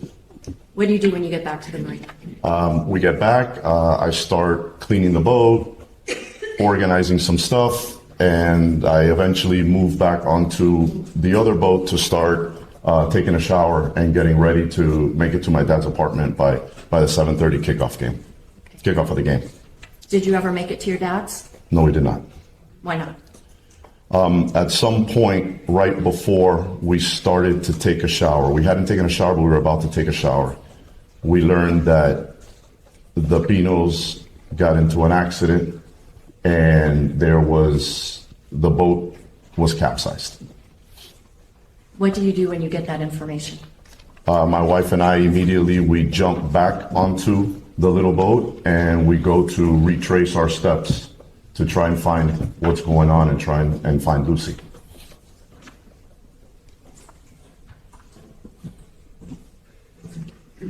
For the record, I'm showing counsel states 1 leaf identification. Mr. Fernandez, I'm going to show you an exhibit. It's marked as states 1D for identification. Do you recognize the location depicted in this exhibit? Yes. What is it? This is a blow up of Cutter Bank. Is it an accurate depiction from your experience of traversing Cutter Bank? Yes. I would move states 1D for identification and evidence. No objection. 1D marked for ID takes Exhibit 4 in evidence. Mr. Fernandez, where would Ocean Reef be in relation to this blow up? Down here. Yeah, on the bottom. Yeah. So Ocean Reef is further south than what we see in this exhibit? Yes. Yes.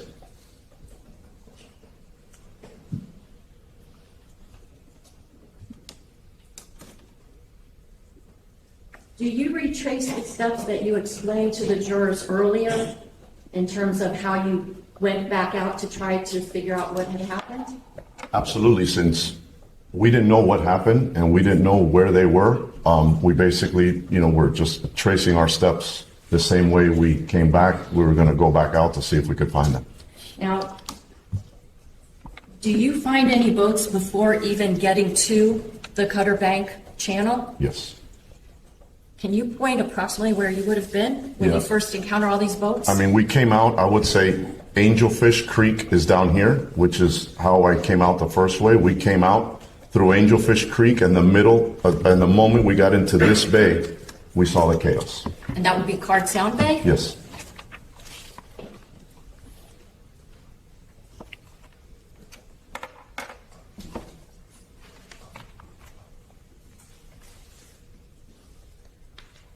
Can you describe what you see once you get on the other side of Angelfish Creek and you're coming up Card Sound Bay? Right. As I said, the minute we go through Angelfish Creek and we get into the open bay, right away you could see what appears to be chaos. You see police boats, you see police lights, you just see basically the scene of something serious and bad that had happened.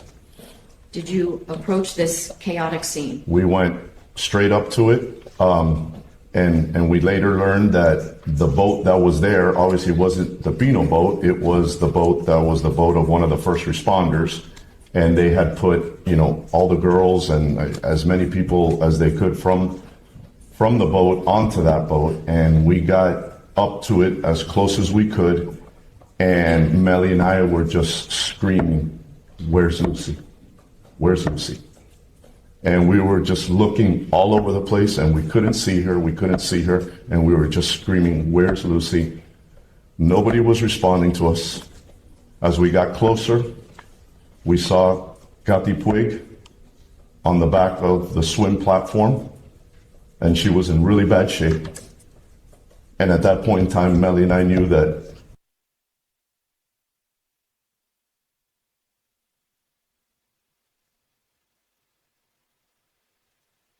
Are there other girls that were in that vicinity? yes. Did you ultimately get any kind of clue of where you might go to look to find your daughter? At some point, while we're screaming, someone said, I don't know, but we learned that Lucy had left on the police boat. That's the only information we got. Lucy left on the police boat, find the police boat, Lucy left on the police boat. Did you know anything about a helicopter ride or anything like that at that point? At that point, no. Does there come a time when you do get information about what hospital you might be able to find your child? Yes. Where? At some point, when we were already on our way back from Ocean Reef to Miami, we learned that some of the girls had been taken via helicopter and maybe even land, because there was a lot of information going on, to Jackson South. Did you go there? We were on our way there. We had spoken with family members and friends who were on their way there, and that's where we were going. Was Lucy at Jackson South? No, she was not. So do you then have to Yeah. caravan to another hospital? Well, at that point, our nightmare escalates because we have no idea where Lucy is. We can't find her. We don't know where she went. We don't know if she was taken. And it was a traumatic and nightmare experience that was playing out in front of us. We at some point get information that there may have been girls or a girl taken to another hospital. And we were told to go check Kendall Regional. So we headed that way. When you get to Kendall Regional Hospital, ultimately, do you get to see your daughter there? Ultimately. Can you tell us what the process was once you get to Kendall Hospital to be able to see your daughter? Objection, relevance. Pardon me? We get there, and as you can imagine, when Lucy arrives, she has no ID, she has no nothing, so nobody knows who she is. So we walk into Kendall Regional, and we go up to the reception desk, and we've received information that our daughter, who was involved in a boating accident, may have been brought here. And we had a picture of Lucy on our phone, and we showed it to the receptionist. And the receptionist comes back and says, yes, somebody was brought here, but we cannot ID her from that picture because she's in bad shape. And at that point, Melly and I knew the inevitable. But we said, okay, she has a birthmark on the side of her hip, and she also has a necklace with her initials, LCF, Luciana Cristina Fernandez, and her date of birth. And we told that to the receptionist. The receptionist went and got on the phone, and Melly and I walked away. She called us back a few minutes later, and she goes, your daughter's here. Are you able to go and see her? We did. Can you describe what you saw when you entered the room where she was? Horrific. A parent's worst nightmare. We walk in and she's hooked up to machines. She's got tubes coming out of every hole. And when we walk in, a nurse is performing some sort of emergency CPR on her to just try and keep her faint heartbeat alive. We have no doubt that she was holding on for Melly and I to get there. Does there come a time over the course of that, do you remember approximately what time it was when you finally get to see your daughter? I have no idea. Nighttime, though? Yes, it was definitely nighttime. Does your daughter pass away the next morning? She passes the next morning at 6:30 a.m.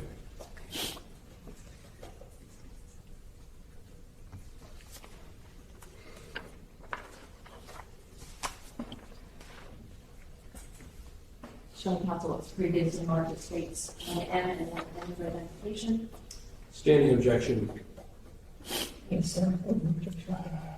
Mr. Fernandez, I'm going to ask if you recognize the exhibits 1M and 1N for identification, and tell me if these are pictures of your daughter at Kendall Regional Hospital. That is what we saw when we arrived. I move states 1N and 1M for identification and evidence. 1M marked for ID, states Exhibit 5. 1N marked for ID, states Exhibit 6.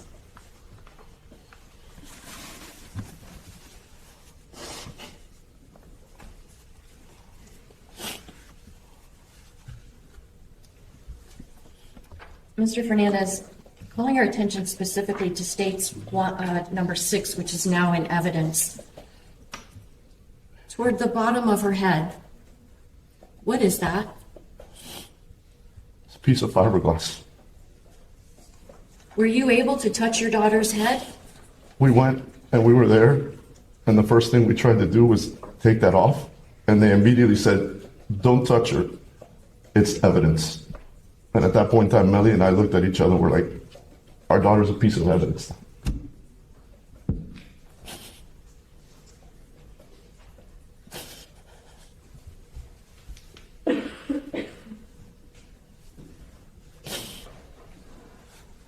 Judge, reserve a motion. Do you need a moment? Huh? Do you need a moment? No.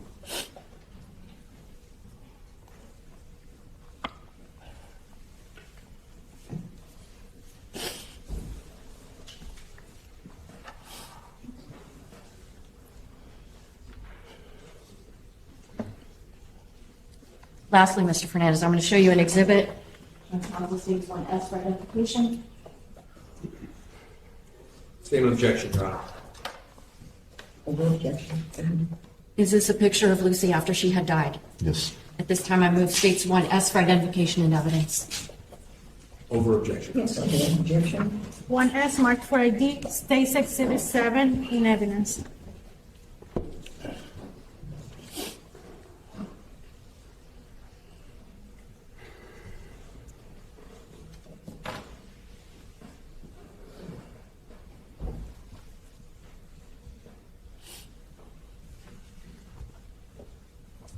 No other questions, Mr. Fernandez? Thank you.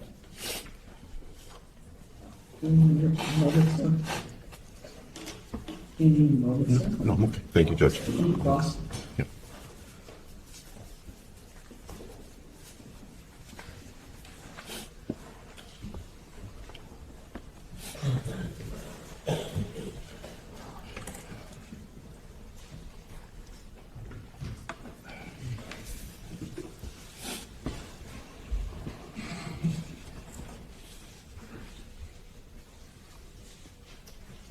Fernandez, Yes.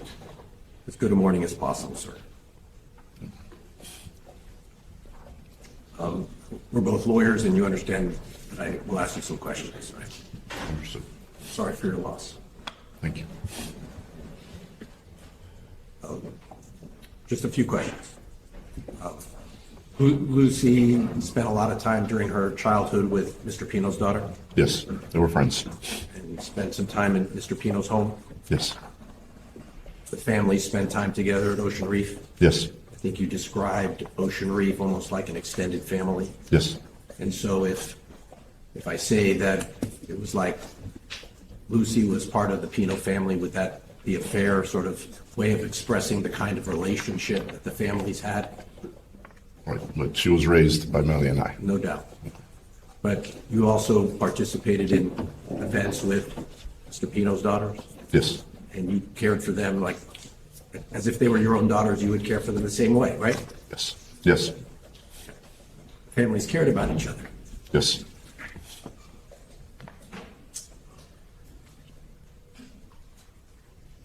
And on, excuse me, on that weekend,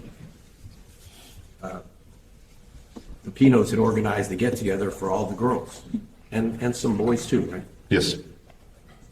And I think you described that day you started out playing golf, and then you went to the pickleball event. Yes. And was it Mr. Pino who had organized that pickleball event for the? I'm assuming he organized everything. Okay. And so he was. Had he organized other things for the kids over the years? Events, things for people to go to? I'm sure. Yes. And you attended many of them? Yes. Okay, so then that day you travel over to Billy's Point and then go further north. Let's call it Elliott Key. Is that a simple way? Yes. Fair enough? Okay. And was it typical? Was this the kind of gathering that you all had done in the past? Yes. With the Pinos even? Yes. Sometimes without the Pinos? Yes. And the various families, depending on who might be at Ocean Reef that weekend, would, I use the word caravan or however you want to describe it. Yes, it was a very popular spot where many people would go. And was this weekend and this Sunday typical of the kind of activities and celebrations, even if it's not a birthday, but the kind of mood that would share with the families. Yes. And you told the jury that that would include the adults consuming some alcohol, Moderation. Yes. and that was something that had been done in the past? Yes. And the parents, at least you and the Pinos, would allow or not object to the kids, some of the teenagers consuming some alcohol? Yes. And on that day, you were going to travel back by boat from Elliott Key back to Ocean Reef, which you did. Yes. And I think you told the jury you had had a drink, Yes. and you felt still that you could operate the motor vessel without being impaired, right? Yes. And you observed Mr. Pino that day, Yes. and you felt comfortable that he was not impaired. Yes.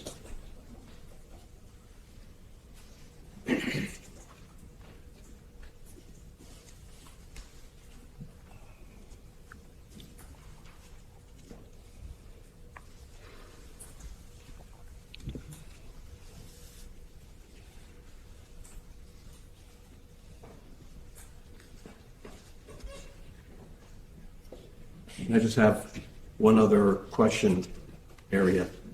Mr. Pino had seen Lucy for much of her life, knew her quite well, her face, right? Yes. He would, under most circumstances, he would recognize Lucy right away when he sees her, right? Yes. Did you sense there was love between Mr. Pino and your daughter? I don't know. I don't know how to answer that. I mean, I know that he's known Lucy forever. How he felt about Lucy, I mean, I can't speak. But the families had. There was a friend. There was a friendship. There was a friendship. Sorry that we had to have this experience together. I'm sure you are. One moment. Yes.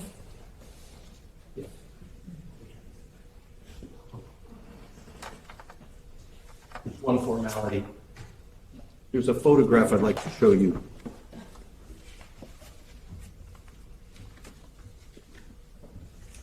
You want to show it to me? Let me do it this way. There are two. The first one would be the bigger one. That one, please. And forgive me, Mr. Fernandez, I have one more thing.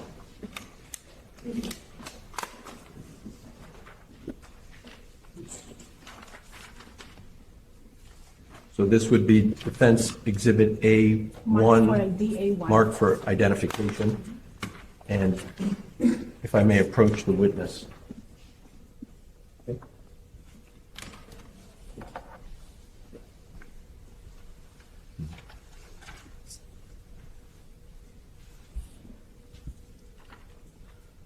Have you seen that photograph before? Yes, I saw it one other time. And does that photograph depict the area that we've been discussing today, including Mr. Suarez's boat and your boat? Yes. Offer Defense Exhibit 1, A1 into evidence, Your Honor. Any objection? No. Without objection. A1 marked for ID. Can I have it? Defense Exhibit A.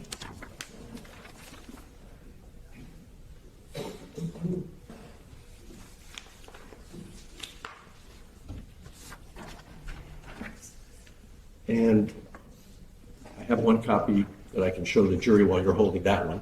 Oh, excuse me, can I see?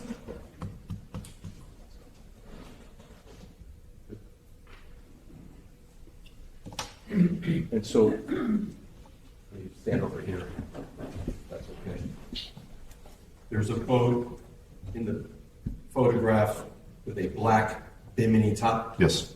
That would be your boat. That's the boat we were on, correct? Is that called the Tidewater? Tidewater, yes.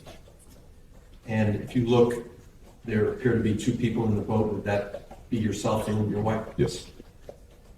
And then there were some folks swimming in the water in the foreground here. Yes.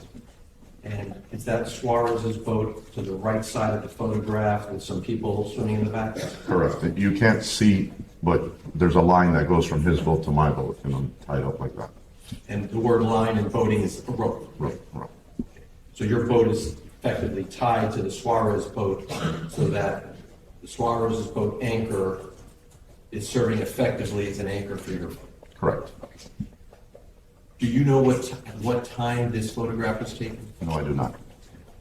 Have you ever seen, has anyone ever shown you any metadata regarding that photograph? No. Objection. Okay, I'm a little bit, I'm a little bit. I'd like to show you something that's not yet in evidence to see if you recognize it, and just read it to yourself. I've shared it with the state. And I ask you if that perhaps refreshes your recollection as to what time that photograph was taken. Is that marked for It identification? was marked Yes, as, Judge. Okay, go ahead. what number was it marked as? A2. Defense Exhibit A2 for identification. And without reading from it, because it's not yet in evidence, does that refresh your recollection of what time the photograph was taken? I can only assume what it says here. I didn't take this photograph. Okay. So I'll ask you, without reading from the document, is it possible that you were still tied to the Suarez boat as late as 5:41 p.m. on September 4th? Like I said, I didn't take that photo, so I can only go by what that number says. Okay. You told us that you thought you were departing El Key somewhere between 5:30 and 5:45. Correct. And is it possible you departed even a few minutes later than 5:45? It could be possible. I mean, from this picture, it looks like I'm actually getting ready to get up onto my boat to leave. And like I said to the jury before, that from the process of getting on the boat and leaving was literally just untying and going. So likely was very close to that time. Very good. Mr. Fernandez, thank you. Sorry again. Thank you.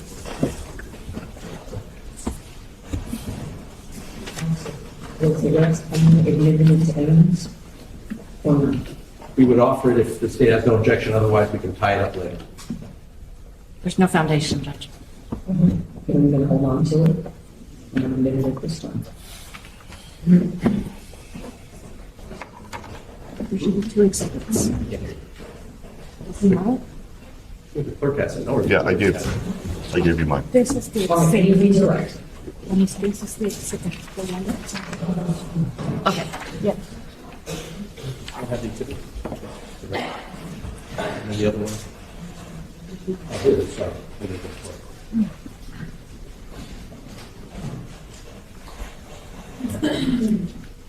Mr. Fernandez, I have here for you Defense Exhibit A, which is in evidence. I'm going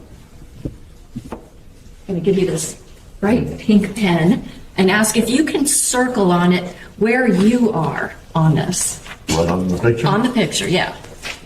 That's me down there.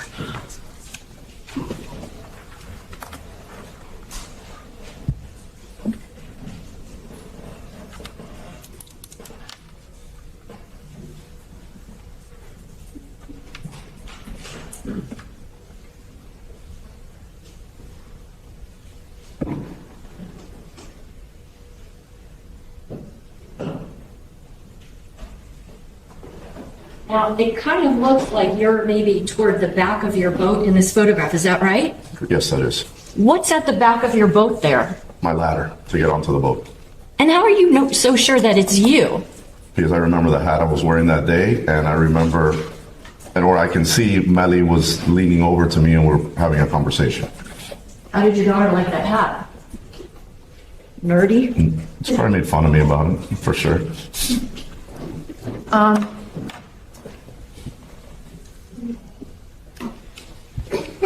Opposing counsel asked you about the fact that, there were minors there, kids that were 17 years old that were consuming some alcohol. Yes. Why would you allow for that to happen?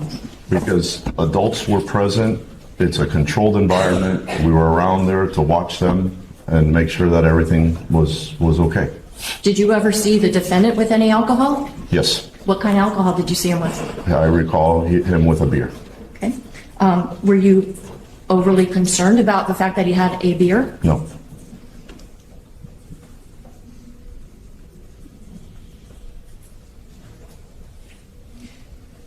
The defense attorney also asked you if, when you saw Mr. Pino, was he impaired? Did you check his eyes to see how dilated they were? No. Did you ask him to do tests like where you have to walk on a line in a straight line and turn around? No. Did you take his pulse? No. Did you get up in his face to smell if he smelled like alcohol? No. When a person is on a boat, is it very easy to just stand perfectly still? No. Why? Because, there's things moving, the waves, current.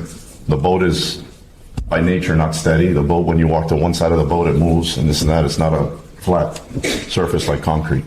Do you know how much alcohol the defendant might have consumed after you left? No. No other questions. All right, thank you. Sir? Yes. Excuse me. Thank you, Judge.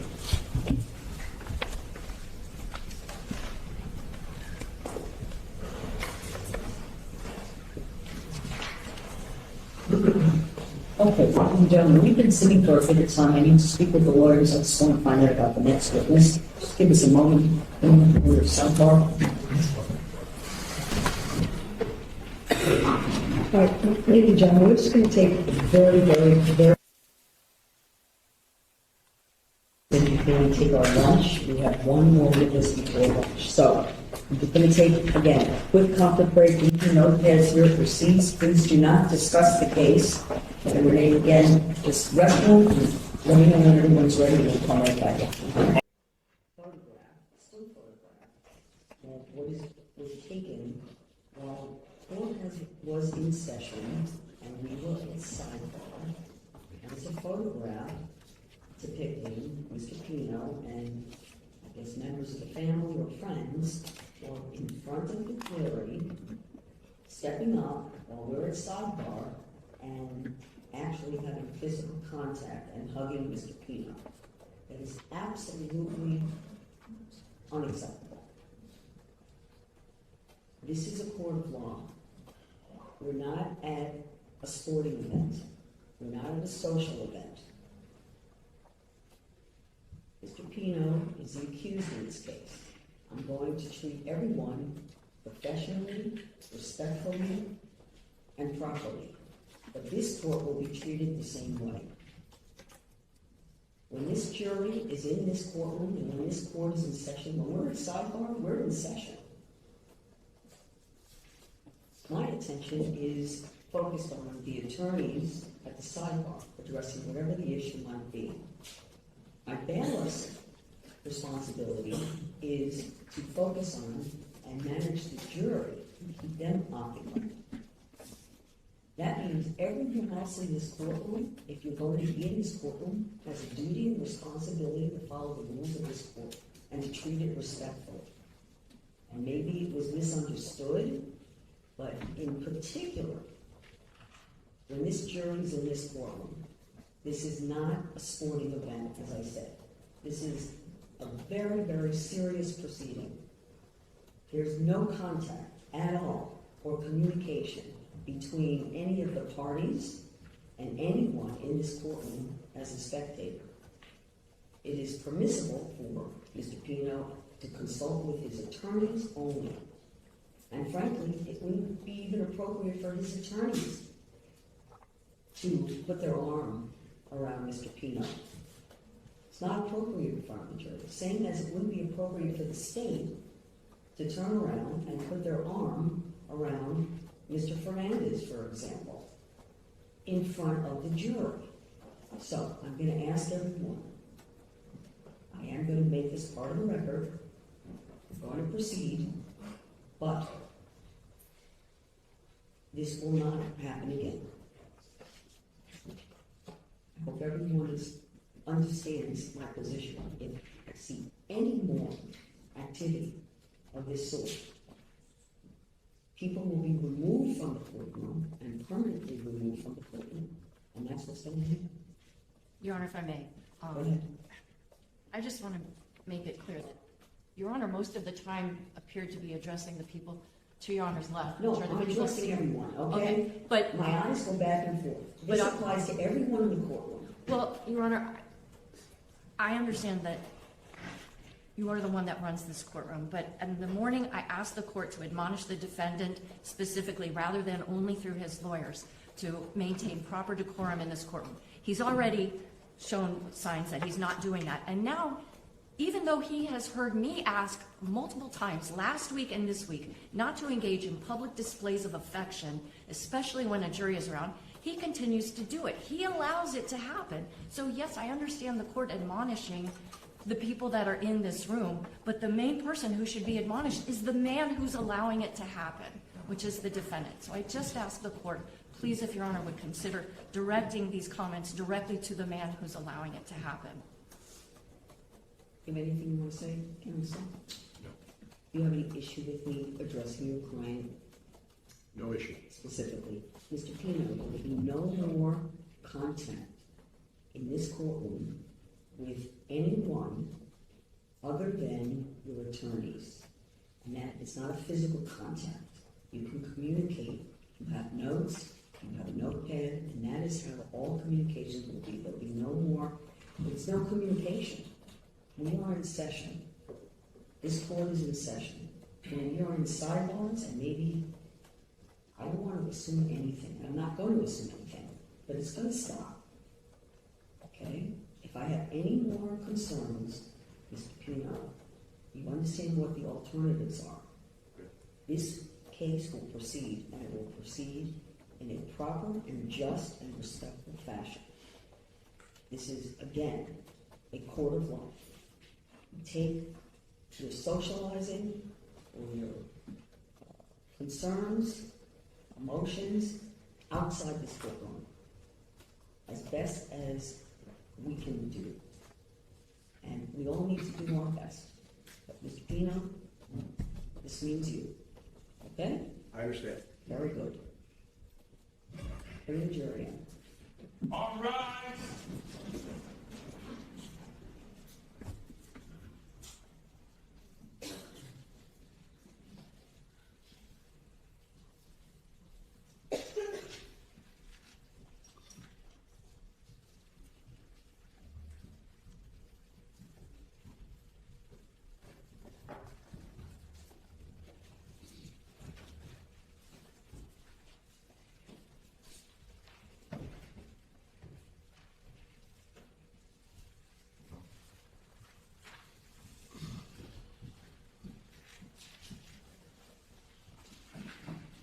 Everyone has seen the thank you.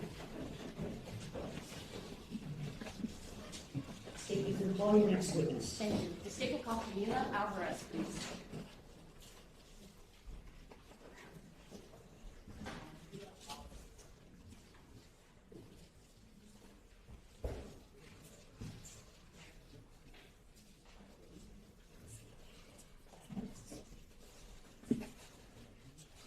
Raise your right hand. Do you swear affirm testimony about to give you the truth, the whole truth, and nothing but the truth? I do.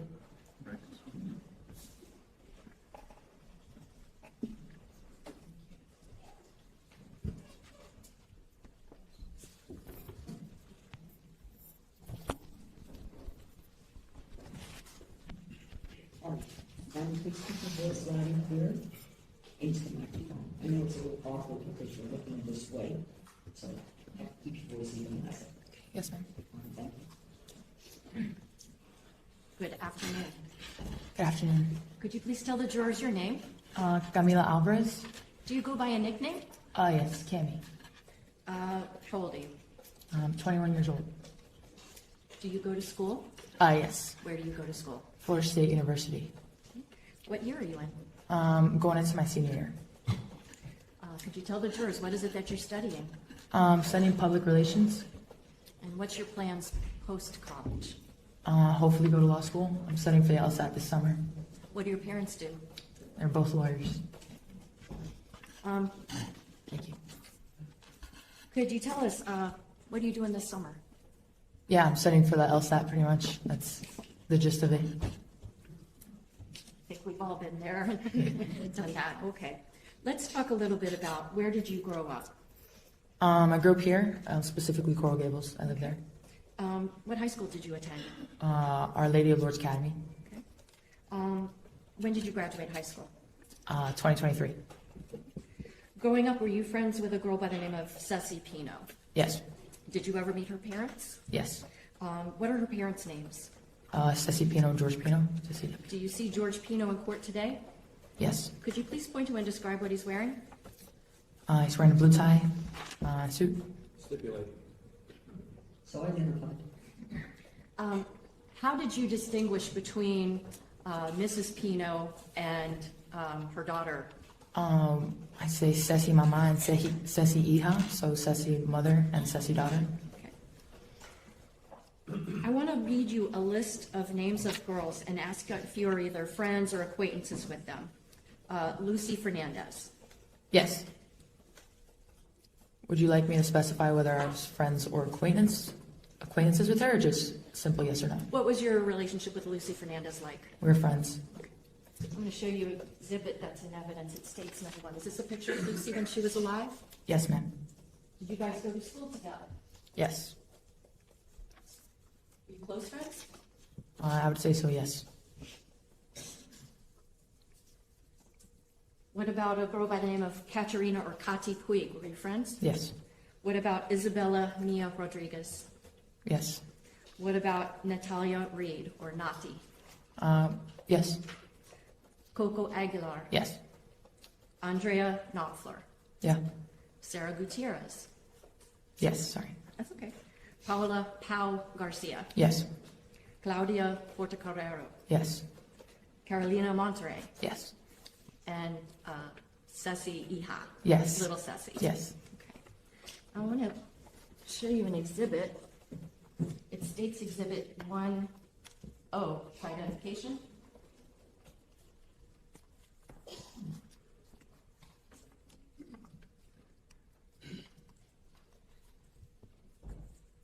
Are these the names of the girls that I just read out in addition to a couple of other people? Yes. Who are the other people that we didn't just name that were your friends from school or what have you? Cecilia Pino, adult, and George Pino. Okay. On September 4th of 2022, did you go on a boat owned by George Pino with the people listed on this exhibit? Yes, ma'am. Judge, I move states 1O for identification and evidence. Without objection. 1O marked for ID, States Exhibit 8, in evidence.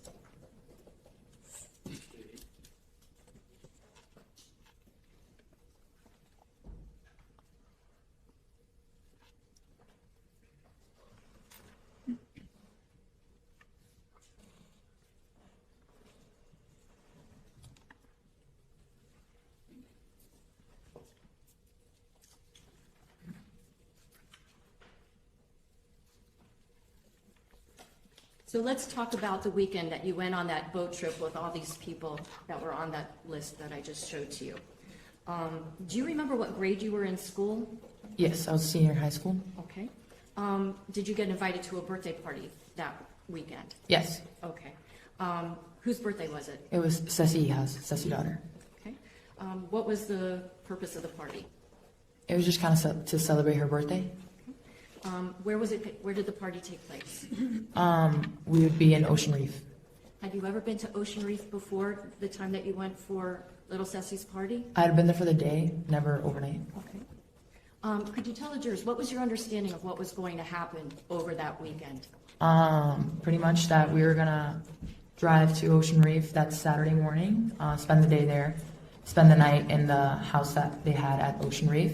Following morning, we'd have morning mass, and then we'd go to the Sandbar for the day. And I don't remember really the plans after that. Okay. So on the afternoon of Sunday, September the 4th of 2022, is that when you went on the boat to go to the Sandbar? Correct. Who operated that boat? George Pino. Did anybody else at any time steer or operate that boat? No. Was Mrs. Pino also there? Yes. Were any food or drinks provided on their boat? Yes. What do you remember? I just vaguely remember Ceci mother offering food, and that's pretty much it. And yeah, that's pretty much it. Were there also drinks that were brought by the Pinos? Yes. Can you tell the jury what kind of drinks were provided? All I remember is water and kind of mixed drinks, like maybe seltzers, that sort of time. Yeah. When you say seltzers, what do you mean? Do like Truly, or also they had the hard lemonade. Do those beverages contain any alcohol? Yes, ma'am. Do you wind up going to the Sandbar that afternoon? Yes. Can you tell the jurors what kinds of things were going on at the Sandbar? Just kind of like nothing out of the ordinary, like people breaking off into groups, kind of conversation, like people just switching over, mostly like conversation, hanging out, I would say. Okay. Were people drinking alcoholic drinks? Yes. Were you? Yes. Tell the jury about what you had to drink that afternoon. I had those hard lemonades. That's what I remember. I don't remember if I had any other specified drinks, but I definitely remember drinking hard lemonade. Who were you drinking with? From what I remember, Katy Puig and Paola Garcia. Okay. Is there an expression you use called one for one? Yes. Can you tell the jurors what does one for one mean? So basically, one for one, I guess, means that when you have a drink, you have a partner per se, and you guys go one for one. So let's say I'm on my first drink and my partner's on their first drink as well. When you finish, both of you finish number one, you go to number two, and you don't go to the second one until that other partner is done with the first one. So you kind of match as you go. Was that clear enough? I think so. How many of these one for one drinks do you think you had that afternoon? I remember having 10. Okay. Did the Pinos ever tell you, hey, you're not supposed to be drinking alcohol? No. By the time you leave the Sandbar, how are you feeling? I was feeling, impaired, I would say. Okay. Had you ever consumed alcohol before? Yes. Does there come a time when everybody that went out on that boat all gathers back onto that boat? Yes. To get back to Ocean Reef? Yes. Okay. All the same people that went up with you are the same people who came back with you? Correct. Okay. Now, as you get up onto the boat, at some point, was a video taken of you and some of the other girls singing and dancing? Yes.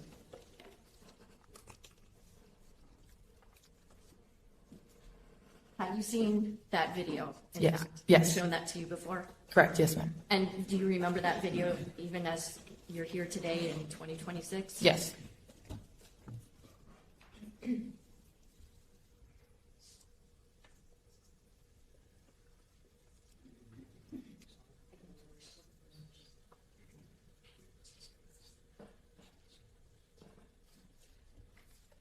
I know that you don't have your initials on this, but on this CD or DVD, there is a video that I believe I showed you recently, yes? Yes.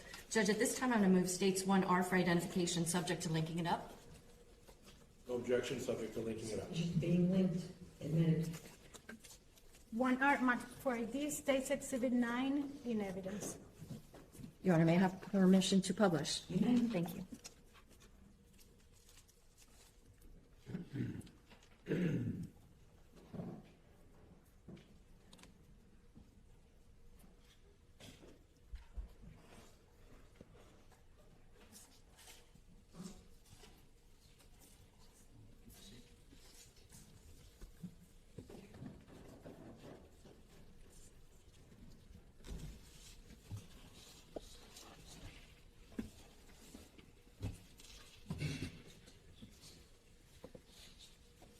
Your Honor, may the witness have permission to sit here just so she's able to see the video? Sure, just keep your voice up, please.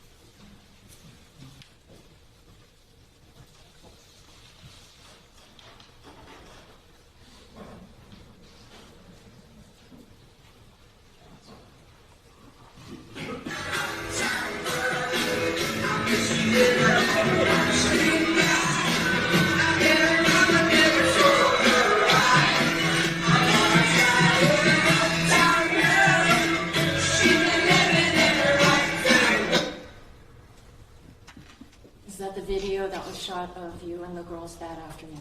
Yes. Is Lucy in that video? Yes. Is Katy in that video? Yeah.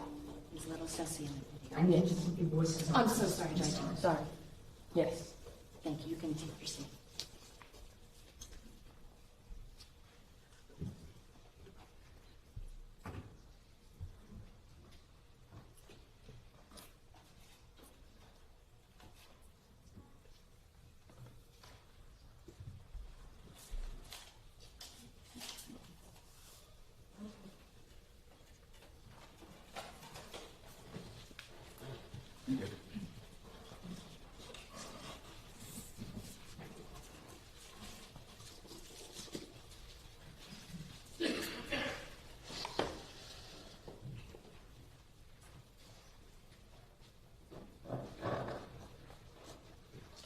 Also, on that particular day, was a photograph taken of you with most of the other girls?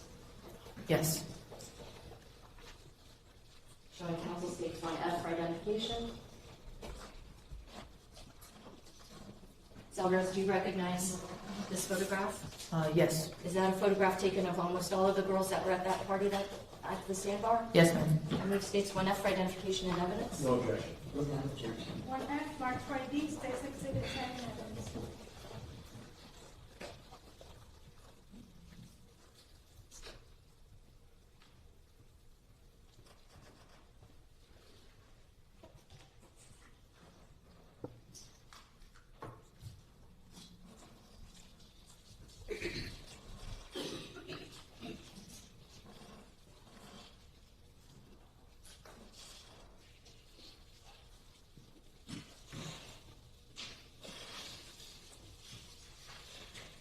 Ms. Alvarez, I want to ask if you will help me fill out on this photograph the names of the various girls who are depicted, okay? So let's start first with this young woman up at the top on the left. Who's that? That's me.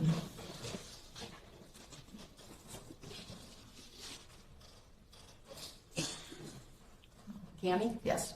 Who's next to you? Coco?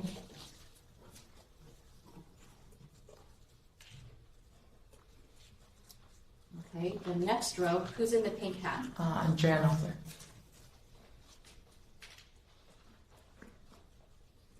Who's got the pink glasses? That's Katy.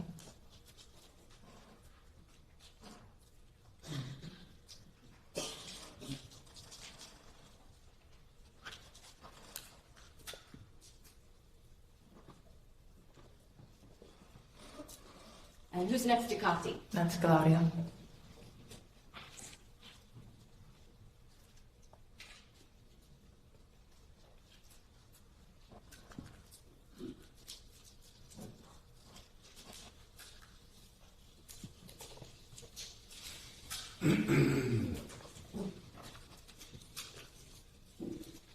Okay, now over to the far left on the bottom. Who's that? That's Sarah.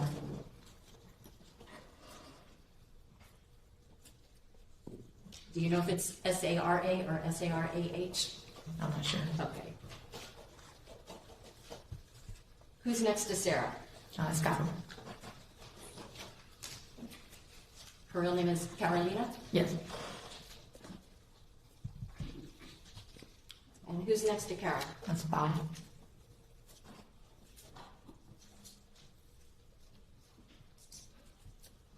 Who's on the end here in blue? That's Nati. Who's got the pink heart-shaped glasses at the bottom with a little tiara on? That's Ceci. Little Ceci. Yes. And finally, who's in the white bikini with the little flowers? That's Lucy.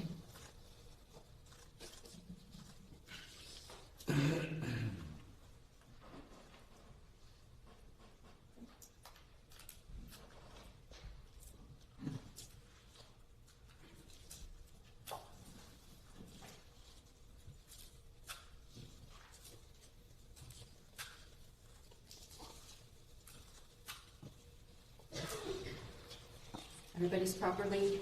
Yes.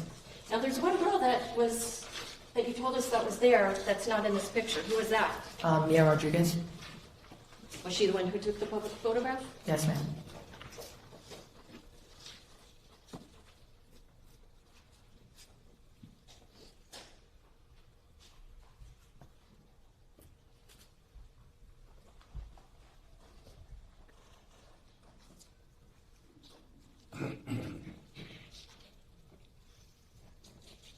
Now, when you all start to head back to Ocean Reef, do you remember if everybody sat in the same seats that they did going up to the Sandbar? I don't remember. Do you have a recollection, though, of where you were? Yes. When you were coming back from the Sandbar? Showing council states 1B for identification.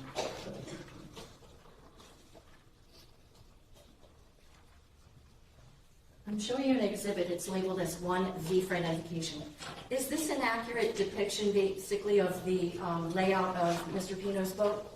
Yes. This time I move states 1V for identification and evidence. Okay. Without objection.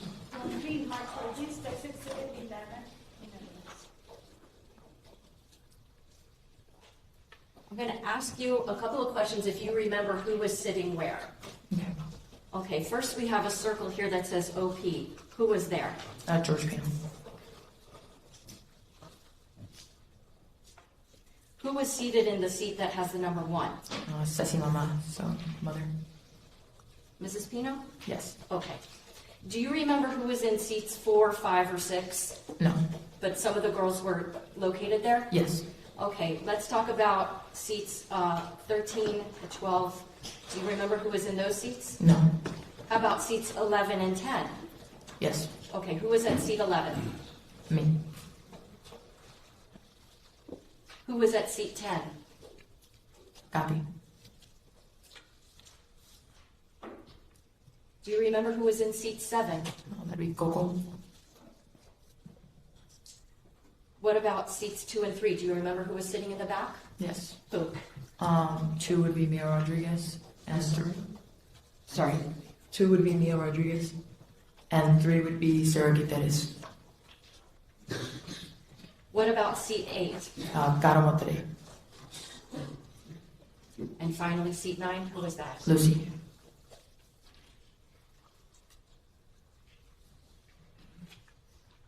This is an accurate depiction as best you remember? Yes, ma'am.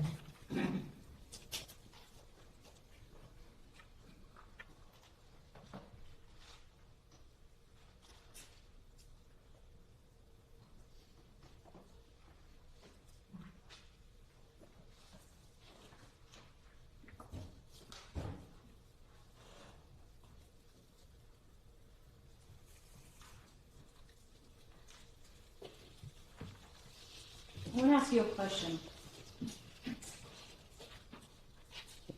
Katy, Lucy, and Mia were all seated on the right-hand or starboard side of the boat. Yes. Who were the 3 people that were the most injured after the boat crashed? It would be them 3. Mia, Lucy, and Katy? Yes.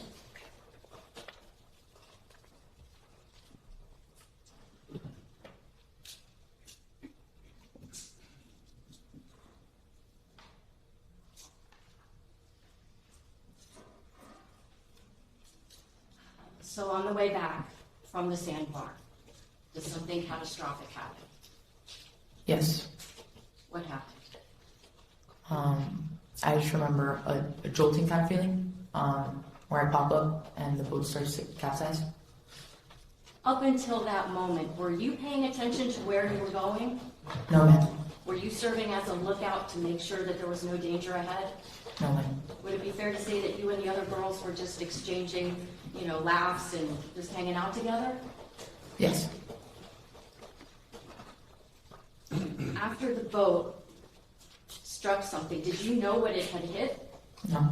Did you eventually find out what it was that it hit? Yes. What was it? A channel marker. Okay.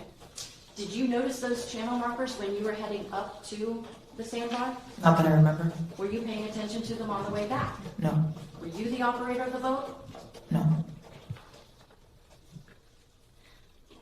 After the boat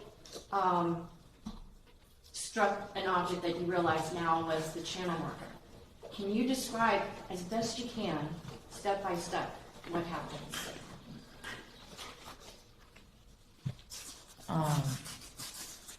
Yes. So I remember kind of popping up to my feet. I'm looking around, I see George, and the boat starts to move. And I hear Bob scream, jump. So I just jump off the boat. I'm now in the water. I'm looking around, I see a lot of cushions in the water. And immediately I see Nathy Reed. She's like treading on water, panicking. She's in a panic attack, and she's not. And she's not staying afloat. She's bobbing in and out, not swimming. So immediately, simultaneously actually, Al is screaming, Lucy, Lucy. And I tell her, I look around, I see who's around us. I see that some girls have been ejected from the boat, like farther down. I tell her, I said, go over there, just go and see if she's there. So as I send Pao off there, I turn around and I see Nathi, and I grab a cushion for her, like the seat cushion for a float. I grab it for her, I give it to her, I said, you just gotta breathe, you gotta hold on to this, and you just gotta stay above water, just hold on and breathe.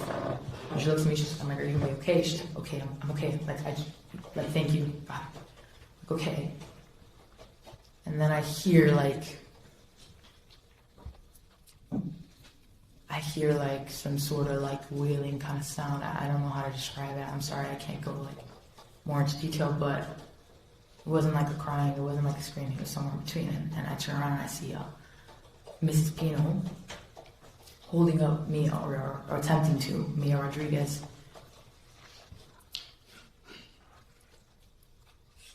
Do you need some water? No, okay, thank you. Mia Rodriguez is covered with like blood. So is Miss Pino. Miss Pino's trying to hold her, but she can't. They're both kind of taking on water. Like, any minute now they were going to be completely submerged. And so I went back to cushions, grabbed another cushion, put it under Mia to kind of lift her up and hold her above water to help Miss Pino. So it's us two now, kind of holding her up. And then some good Samaritans, I guess, had come into the water at that point. And they're like, here, give her to us. And I kind of give her to them. And at that point, that handoff, I hear Bao. I'm assuming it was her, but I do hear someone telling me, Lucy, Lucy, like, she's not here, she's not here.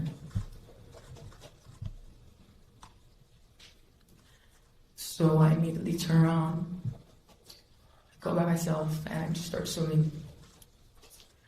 I just start swimming towards our boat, the one that's now completely capsized. And at that point I see George, I'm getting closer now, I see George's hand on the boat. Just kind of like, and... I'm sorry. Yes, Only I can because stop. we're in lawyer land where you Oh, have to please. speak out loud. Oh, sorry. What you just described, can you tell us what you saw? I think we all saw you, but just so that the record will be clear. What was it that you saw the defendant George Pino doing? I saw the boat completely flipped over, kind of like, I would describe it like a top of a shell, kind of. I just saw his hands kind of just on the boat now. It's completely flipped over and his hands are on the boat. And I just hear from a distance someone saying a check under the boat. And I don't remember anything else. I want to ask you a question. It sounds like you were really involved in trying to help other people. Did you yourself get injured at all from this? After everything, like when my dad got me, my head started, like my head definitely started to feel kind of pain, but during no. And you also told the jurors that you'd had quite a bit of alcohol that afternoon. After that crash, did you still feel buzzed or impaired? No. There was a point where I believe when the police got there, like on the boat, kind of like let go, and I kind of felt like a fog. I don't know if you could put that in the impairment, but before then, no, I didn't feel. bus at all or anything like that. Do you feel like you had your adrenaline pumping through your body? Most definitely, yes. You indicated that you had seen the defendant right after the crash on the boat. What did you see of him at that moment? I saw George passed out. He was stuck in the eye of the boat, tangled in some wires. When I first saw him, I thought he had passed away due to impact. Were you glad when you saw that he was actually outside the boat holding onto it? 100% yes.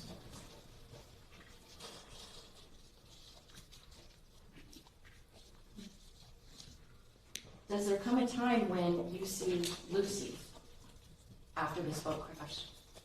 Yes. Where do you see her first?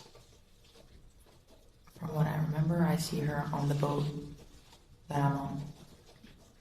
What's going on with Lucy on that boat? They're attempting to give her CPR. Do you remember initially if there were people that were not, like from fire rescue or police that were helping her? Yes. Okay, so it was other good Samaritans? Yes, ma'am. Did you see how she wound up getting onto that boat? No. Aside from you and Lucy, was there anyone else from the boat crash that was on the same boat that you were on? Yes. Who? Mrs. Pino. Any other girls on that boat with you that were from the crash? No. Okay. Did the police wind up coming up to that boat? Yes, ma'am. Do you remember a helicopter hovering over that boat? Yes. What do you remember about that? I just remember looking up and seeing a helicopter right above the boat that I'm on, and a man coming down a ladder, I would say, like rope kind of.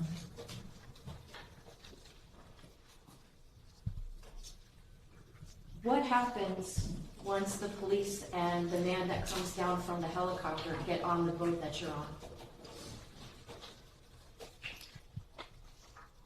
I'm sorry, can you ask the question again? Of course. What happens once the police get to the boat that you're on and the guy from the helicopter comes down and they're now on that same boat with you and Mrs. Pino and Lucy? What's the next thing that happens? They take Lucy and me and Mrs. Pino onto the police boat. Where were you on the police boat? So the center console is here. On the other side, towards the front, where they usually have a bench right there, that's where I was. Okay. And where was Mrs. Pino? Right next to me. Where do the police take you and Lucy and Mrs. Pino? Like Not so much the name of it. some but like, place, yeah, I don't know, I would say, like some station of sorts, I would say. was there a place to dock boats? Yes, Was there like bathroom facilities there? yes, Did you see like grass around? yes, And is that where you wind up staying yes, for a while at least? yes. Does there come a time a little after you arrive there that a lot of the other girls are brought to that location? Yes. Can you tell the members of the jury which girls do you remember, even if it's not all of them, do you remember any girls in particular that were brought by a second boat to that location? I remember Ceci, Little Ceci, and Claudia. Did you ever see the defendant at that ranger area station? Yes. What did he look like when you saw him? At this point, had been there alone for a little bit, and then George had come, and I kind of remember them, like, I couldn't talk to him at first, and then I ended up seeing him, and he was just kind of, this is a manner of shock, like, very slow. I remember, like, specifically, it looked like his eyes were, like, kind of coming out, and he was just like, Cammy, what happened?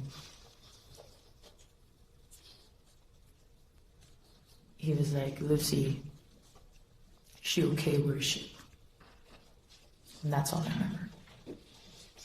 Eventually, do the police and fire rescue escort you and the other girls and Mr. Pino away from that ranger area? Yes, Did the police give you And the other girls, anything to cover up with? Yes, some sort of like white blanket, I would say. Up until that point, had you guys pretty much just still been in the same bikinis you were in for the party? Yes. Do the police take you to a marina that's on the mainland? Yes, I believe it was Black Point. Did somebody come and pick you up? Yes. My dad.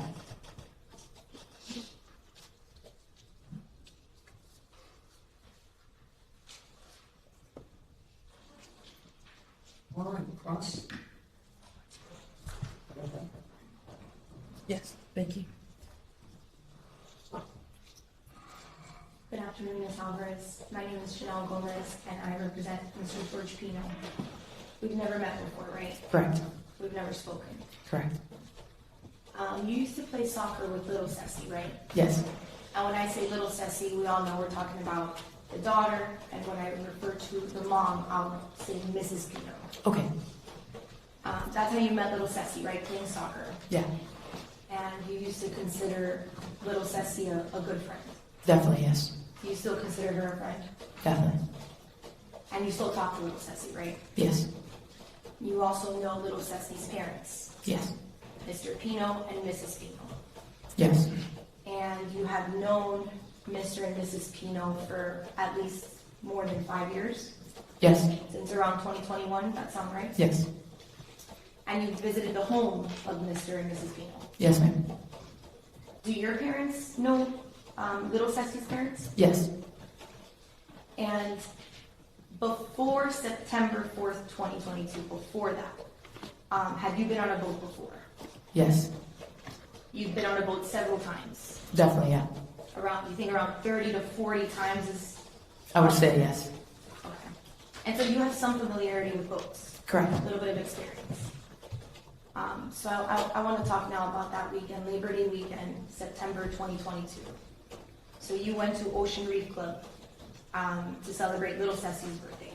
Yes. You girls all had like a slumber party of sorts. Correct. And your parents knew that you were going to be staying with the Pino family? Yes. Did your parents accompany you that weekend?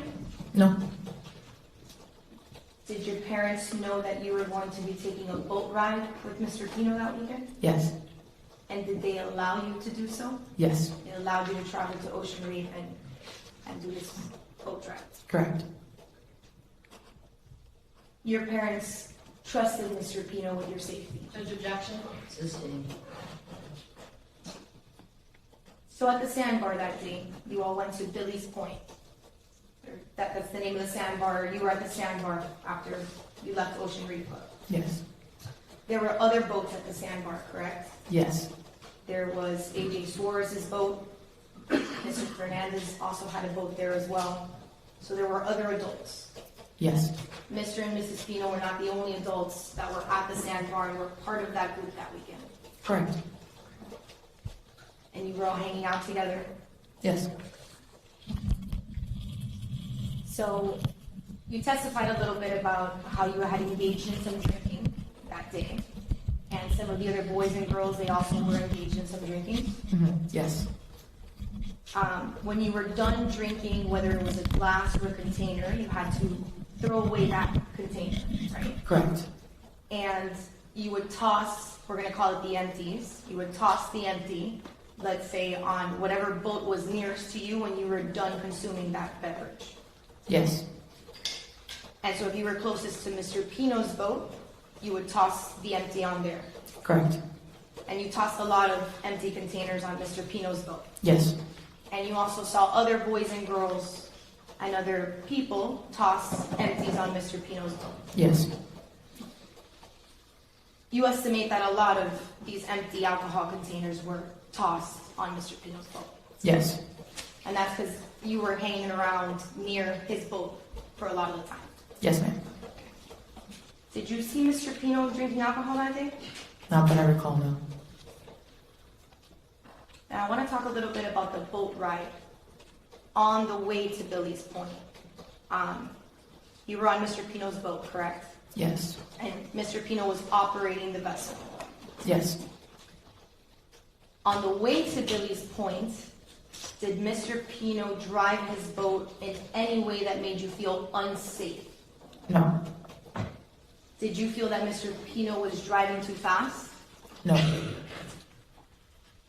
So you felt safe when Mr. Pino was driving his boat on the way to Billy's Point? Yes. You felt comfortable? Correct.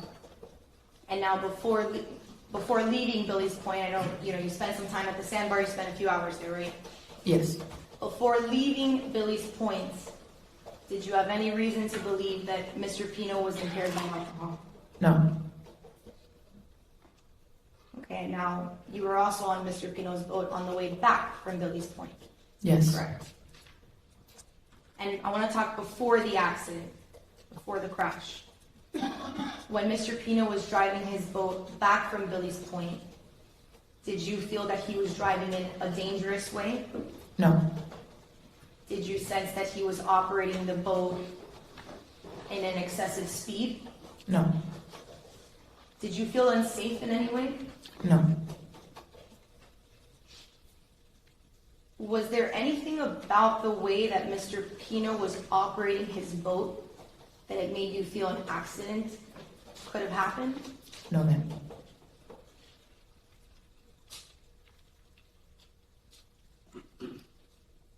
Did you sense that Mr. Pino was operating his boat in a way that put other people in danger? No. But you also felt safe during the ride back from Billy's Point into the marina? Yes. You felt comfortable as well? Yes. And now, just before the accident, if you can remember, just before, do you remember did you notice an increase of speed?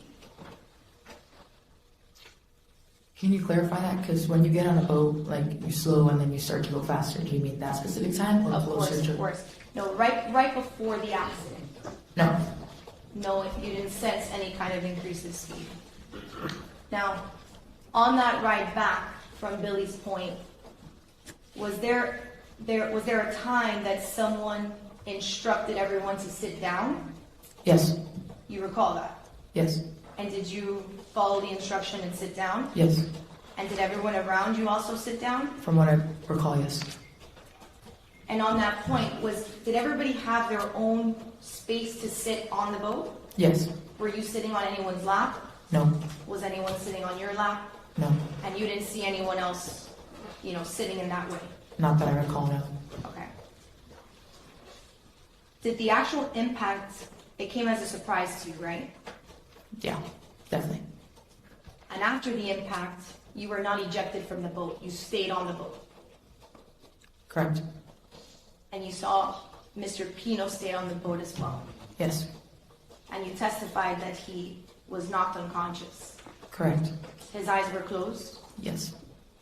You testified that you thought he actually died as a result of the impact. Yes. One moment, Your Honor.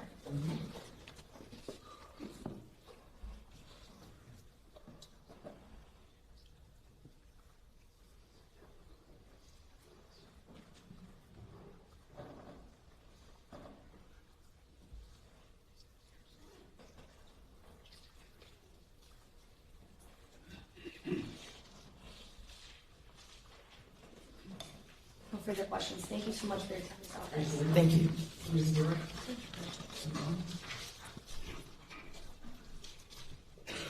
Alvarez, when you were out there on that sandbar, are you hanging out with the adults mostly, or are you hanging out with the other girls and the boys that are your age? I don't remember. Were you keeping track of what George Pino's actions were out on that sandbar? No. Was he the reason why you were there? Were you there to be with your friends? I was there for Ceci.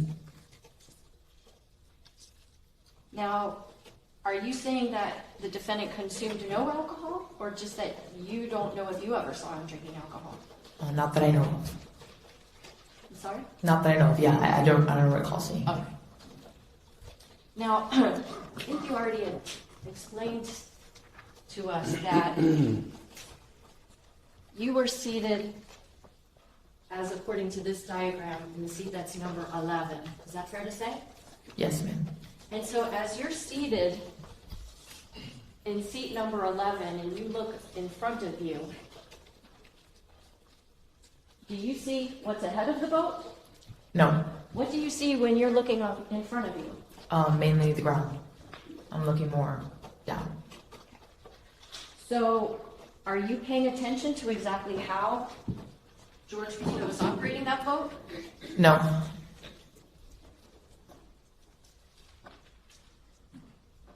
Did you trust that he was operating it safely 9 seconds before that crash?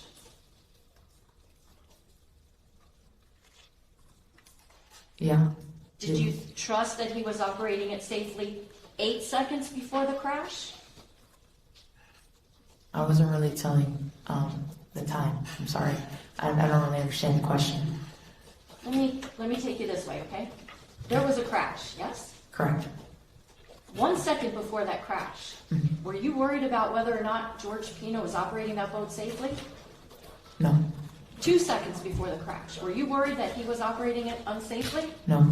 3, 4, 5 seconds, were you worried he wasn't operating it safely? Same answer, no. Because you thought that he was operating that vessel safely, right?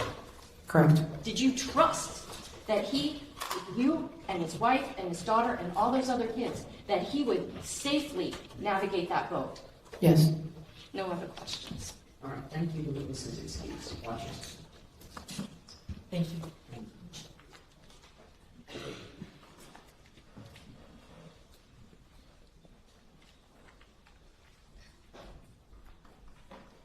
All right. Next, everyone, you just please wait in the courtroom for a moment while I have the jury excused first. Ladies and gentlemen, we are going to take a lunch break at this time. Please put your notepads inside the envelopes.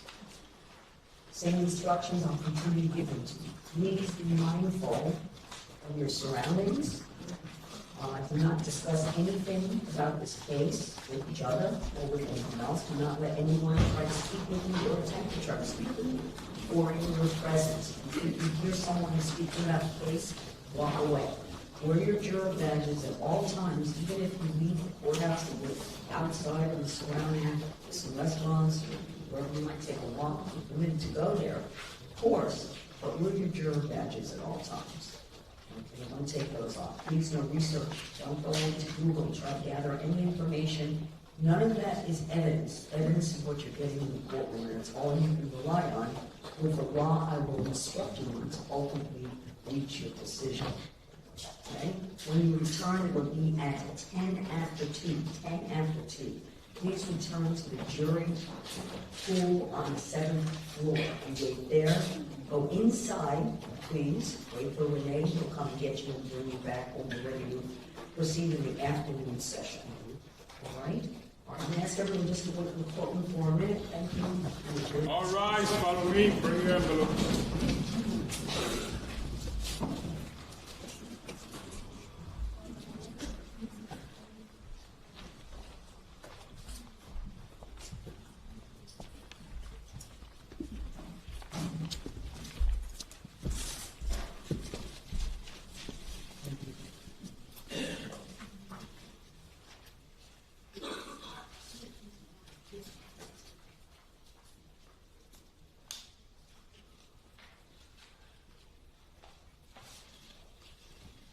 You can all be seated. Thank you. Remind everyone, please, in the courtroom, that there are people who are in the courthouse, perhaps, and viewing the proceedings. Please be mindful of anyone wearing a juror badge. If you have a juror badge, don't even say hello. Avoid any appearance of any kind of contact or communication with anyone wearing a juror badge, even if you do not recognize them as one of our jurors. Please be very careful to find a private space if you're going to be discussing anything about this case. Now, there's very few areas to lunch around here, so many people will go to the Riverside Landing. Yeah. We'll go there for lunch. So please, again, be very, very careful. I ask the jurors to keep their badges on. So if you see someone with a juror badge, please find, you don't have to leave the place that you would like to eat, for example, but find another space to go and spend your time together, all right? And keep your voices again, be careful and mindful of prospective jurors who might be near you. All right, thank you very much. We're recessed till 2:10.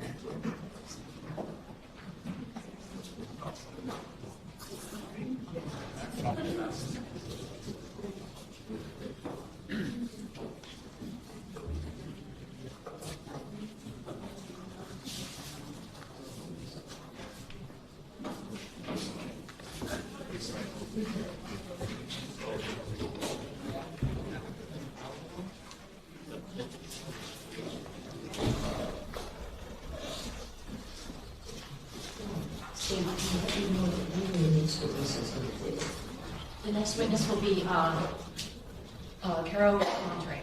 I didn't get the last name. Carolina Monterrey. Okay.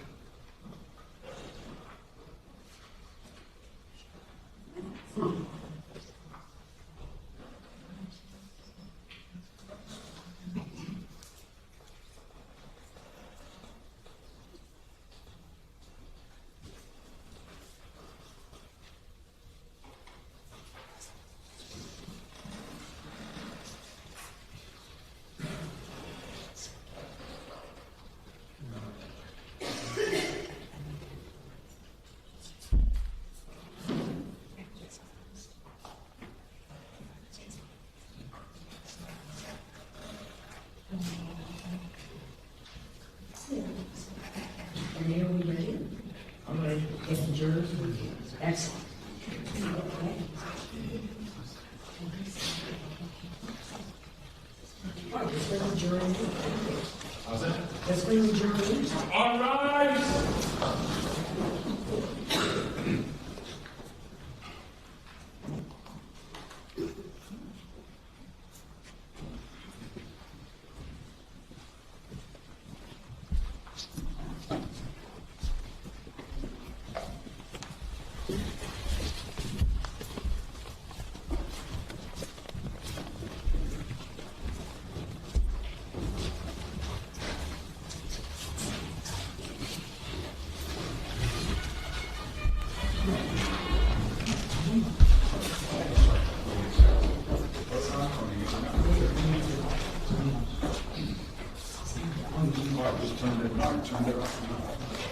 Everybody's in seat.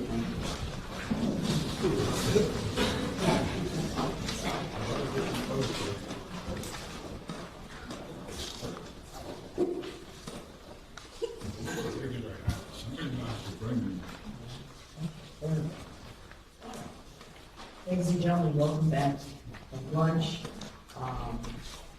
Any concerns during lunch? Any communications with anyone? Anyone wants to speak with you about the case or any presence about the case? No. And you remember to leave your badges wherever you might go to. All right, excellent. State your names. Yes, Judge. The state calls Carolina Monterrey.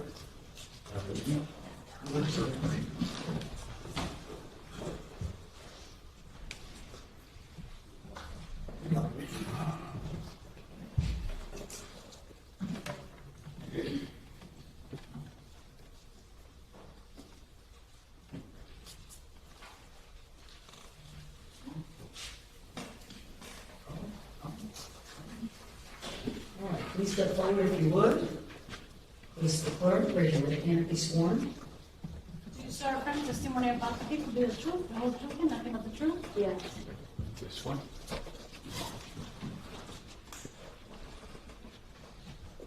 All right, thank you. Please have a seat. I ask you to keep your voice maybe a little louder than you normally would, because as you're looking at the jury, it's actually away from the microphone, so it's a little awkward, so keep your voice up, okay? Okay. Thank you. May I proceed, Judge? Yes, sir. Good afternoon. Can you please introduce yourself to the members of our jury? Hi, I'm Carolina Monterrey. And Ms. Monterrey, do you have a nickname that your friends call you by? Caro. Okay. And thank you for using the microphone. Have you ever testified in court before? No. Are you a little bit nervous? Yes. Okay, so we're going to take our time, and if you need a break, just let me know, okay? Ms. Monterrey, how old are you today? 21. Are you attending college? Yes. Where do you go to school? Syracuse University, And what are you studying at Syracuse? Health and Exercise Science. What do you hope to be when you graduate? Something in pharmacy down the line. Okay. And what year are you in? Going to be a senior. Did you grow up here in Miami-Dade County? Yes. Where did you grow up? Where did I grow up? Like what area of the county? Like Kendall, South Miami in the past. And where did you go to high school? Westminster Christian School. Now, we're here to talk about a crash that occurred the Labor Day weekend of 2022. Do you remember that weekend? Yes. And do you remember the day of the crash? Yes. So let's talk a little bit about the people that were there. Were you friends with Ceci Pino? Yes. How did you meet Ceci Pino? Little Ceci. Little Ceci. We went to Epiphany together. Is Epiphany high school or elementary school? It's an elementary and middle school. So was she someone that you knew a very long time? Yes. Was she a close friend of yours? Yes. Did she go to the same high school as you? No. Where did she go? Carrollton. Because you went to different high schools, how did the two of you meet? How did we first meet? Yeah. At Epiphany. In elementary, or before elementary, like pre-K kindergarten. Did you ever meet her parents? Yes. Did you spend a lot of time with George Pino? Yes. How about Mrs. Pino? And when I say that, I'm referring to George Pino's wife. Yes. Did your parents know the Pinos, Mr. and Mrs. Pino? Yes. Would you go over to their house? Yes. I want to ask you about some other people. Did you know a young lady named Lucy Fernandez? Yes. Was she also a friend of yours? Yes. Did she go to your school? Epiphany, yes. And how about your high school? No. Was Lucy a close friend of yours as well? Yes. How about a young lady named Katy Puig? Did you know her from high school? Before elementary, I met her. So pre-K. And was she also a close friend of yours? Yes. Now, did there come a time when you were invited to spend the Labor Day weekend at Ocean Reef? Yes. And I'm referring to the birthday party for Ceci. Yes. Were you excited for that weekend? Yes. Were your friends excited for that weekend? Yes. Did you know all of the girls that were attending this birthday weekend? Yes. Would you say you were like one friend group, that you all knew each other, spent time together, called each other on the phones? Some of us were closer to certain people than others. So, who did you go with to Ocean Reef? Were you in a car? Yes. And who did you go with? Who was in the car? Yes. Gati, Little Ceci, Coco, Lucy, and I. Did you pack up the trunk with all of your stuff for the weekend? I think so. Okay. And who was the driver of the car? Gati. So when you got to Ocean Reef, did you all have like a house that you were all staying at? Yes. Did you have your own room, or were you sharing a room with other girls? I was sharing a room. How many beds were in the room? In my room, Yeah. 2 beds. So, just so that I understand, was it 2 girls per bed? Yes. Was this a house with several bedrooms in it? Yes. I don't know how many. Okay, and how about bathrooms? Did you have your own private bathroom, or were you sharing bathrooms? I believe we were sharing. Did George Pino and his wife also stay in the house that the girls were staying at? Yes, I think so. All right. So when you all get there, now, and we're talking about September 3rd, 2022, the day before the crash, did you all have like a special dinner at the house? Before, so this is on September 3rd, I'm sorry. September 3rd, yes. Yes, that night we had a dinner. And this was, I guess, at the house where people were cooking for all the girls who were staying for the party weekend? Yes. Okay. You didn't go out on a boat on September 3rd, correct? Correct. Okay.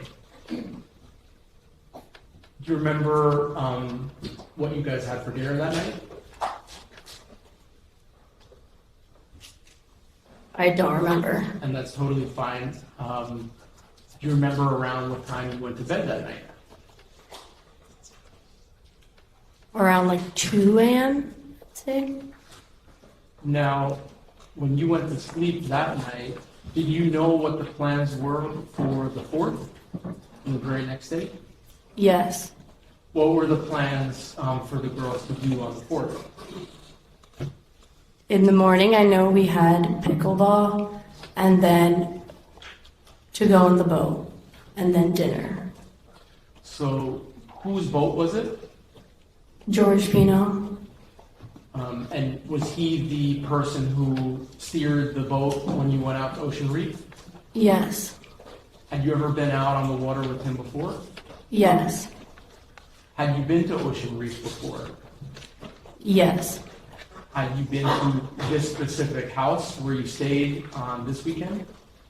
No. So this was the first time that you were at the house this weekend that we're talking about? Yes. Okay. So when you wake up, was it a nice sunny day? I think so, yes. Okay. Clear skies? Yes. Did you go out and play pickleball? Yes. And just in case any of our jurors don't know, what is pickleball? It's kind of like tennis, but with not a net. That makes sense? And less running? Yes. Okay. So how long would you say you play pickleball for? Like 2 hours? I'm not sure, but I would say 2 hours. Did all the girls go to play pickleball? I think so. After you left playing pickleball, did you go back to the house to change your clothes? Yes, I think so. Okay. So when you boarded the boat, can you tell me the girls that boarded the boat with you?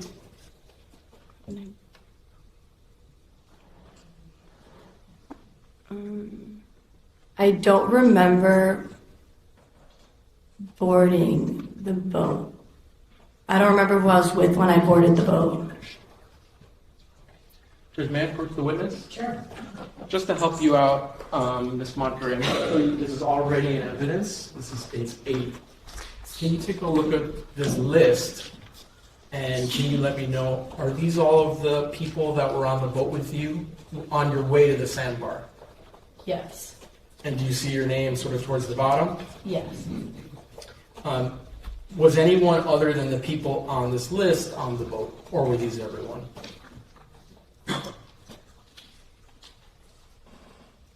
And take your time. I believe this is everything. Okay. Judge, may I publish this again? Sure.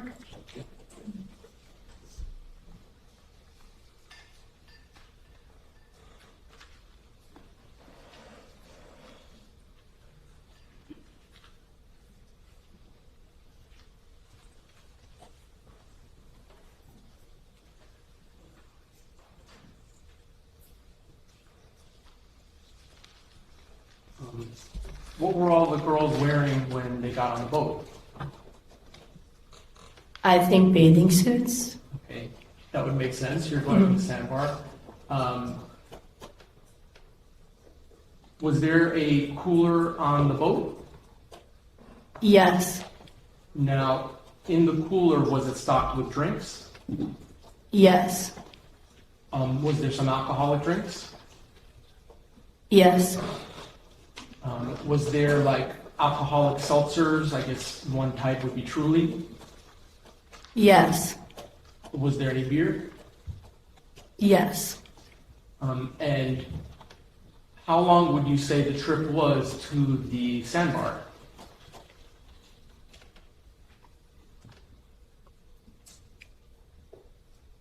Like 30 minutes? I'm not sure though. I would guess 30 minutes. You're estimating. Okay.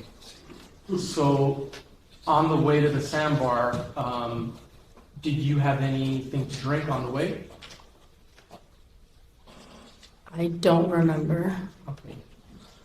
Now, when you get to the Sandbar, can you describe sort of what you see? Were there other boats there? I don't remember if right when we got there were other boats, but throughout the day there was. So was there, I guess, another boat with young men that were there that you and your friends knew? Yes. And would the girls on your boat go back and forth between the Pino boat and the boys' boat? Yes. Would you say that the boys on that boat were, part of your friend group? Yes. And were they there also in part to celebrate Ceci Pino's birthday? Yes. Okay. Now, did you have to swim from boat to boat? Yes. Who would you say you spent the most time with? I don't remember, but if I had to guess, Coco Aguilar. Was Coco the person that you were closest friends with that was there? Yes. All right. When you were hanging out, were you just kind of enjoying the day, having a fun time with your friends? Yes. Did you drink any of the drinks that were packed in the cooler while you were at the Sandbar? Yes. Do you remember what kind of drink you had? Truly's. And Truly's, like I mentioned earlier, is like an alcoholic seltzer water? Yes, I believe. Were your friends drinking with you? Yes. How about the adults? Did you see George Pino holding a beer? Yes. I'm assuming you weren't focused on George Pino while you're playing with your friends, were you? Sorry, can you repeat that? Yeah, I guess what I'm trying to say is, were you like counting the amount of drinks that George Pino was having? No. But you can't say that you did see him having a beer in his hand at one point? Yes. Okay. Did you actually get on the boys' boat? I think so. Was there like music at the Sandbar?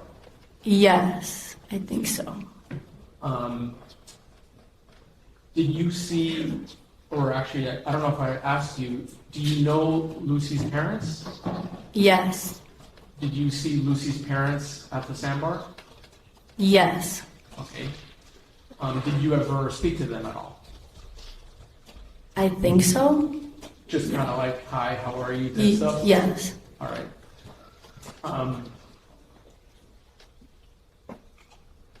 How long would you say you stayed at the Sandbar before it was time to go back to the house? And you can estimate. Like 3-4 hours is my estimate. While you were there, were you having a fun time? Yes. Did it seem like everyone was having a fun time? Yes. At some point, do you go back on George Pino's boat to return to the home? Yes. And before we get there, let me just show you a photo.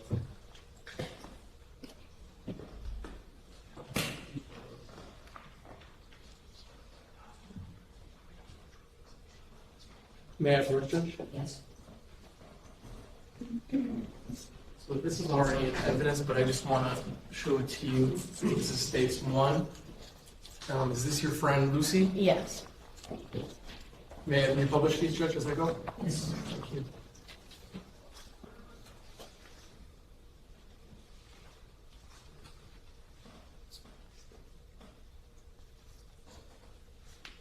And then this is already in evidence as well. This is states 10 that I'm showing you. Ms. Monterrey, do you see yourself in this photo? Yes. Okay, and one of your friends has already labeled this photo. Was she right? Yes. Is that you? Yes. Okay. And you're in the second from the bottom right? I believe so. Yes.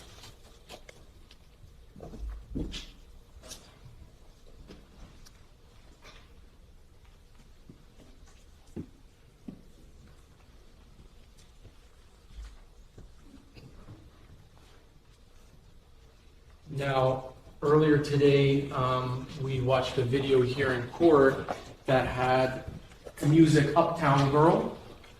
Do you remember you all kind of having fun listening to Uptown Girl and being with the video recording? Yes. And you've seen that before? Yes. All right. Judge, may I republish what's in evidence states 9?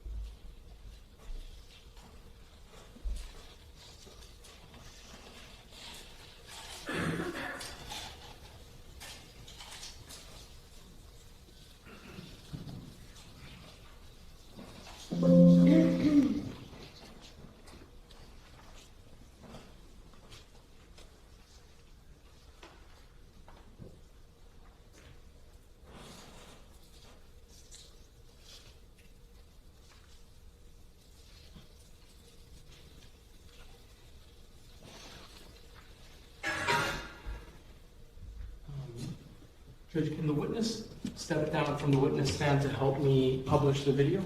That'd be fine. Keep your voice up, please, ma'am, okay?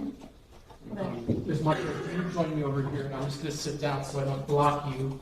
If you could stand right here and then take a look at the video up here that I'm about to play. You able to see it? Yes.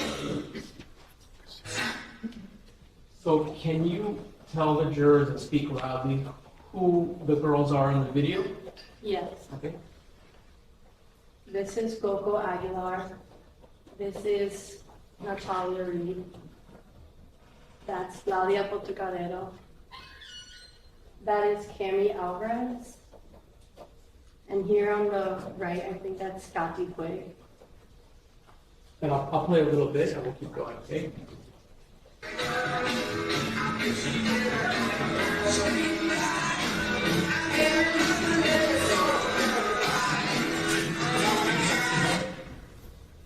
Who's that on the left? That is me on the left, Carolina Monterrey.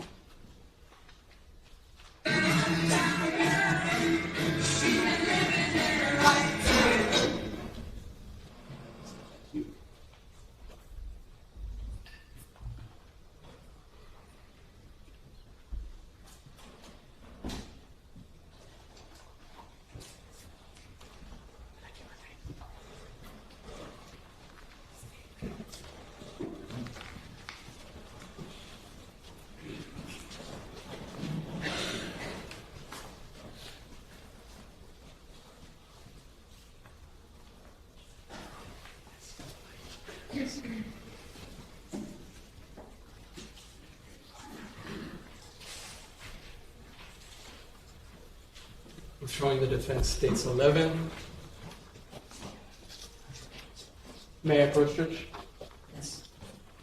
Ms. Monterrey, I'm showing you, this is already in evidence, it states 11, and one of your friends already labeled this as well, but I just want to make sure if this is correct.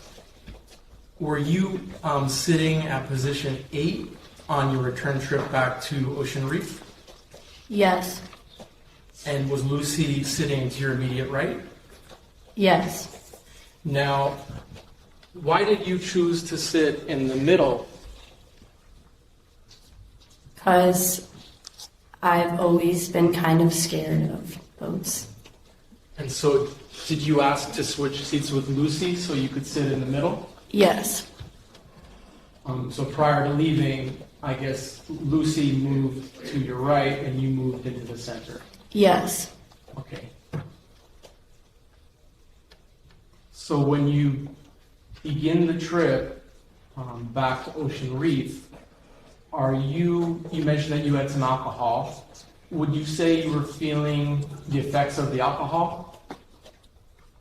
Yes. And you tell me if this word would be the right word. Were you feeling, I guess, buzzed? Yes. Were you feeling just drunk? No. Okay, so you were affected by it, but you still had your senses for the most part. Would that be accurate? Yes. Okay. On the return trip back, were you all still listening to music and dancing? Yes.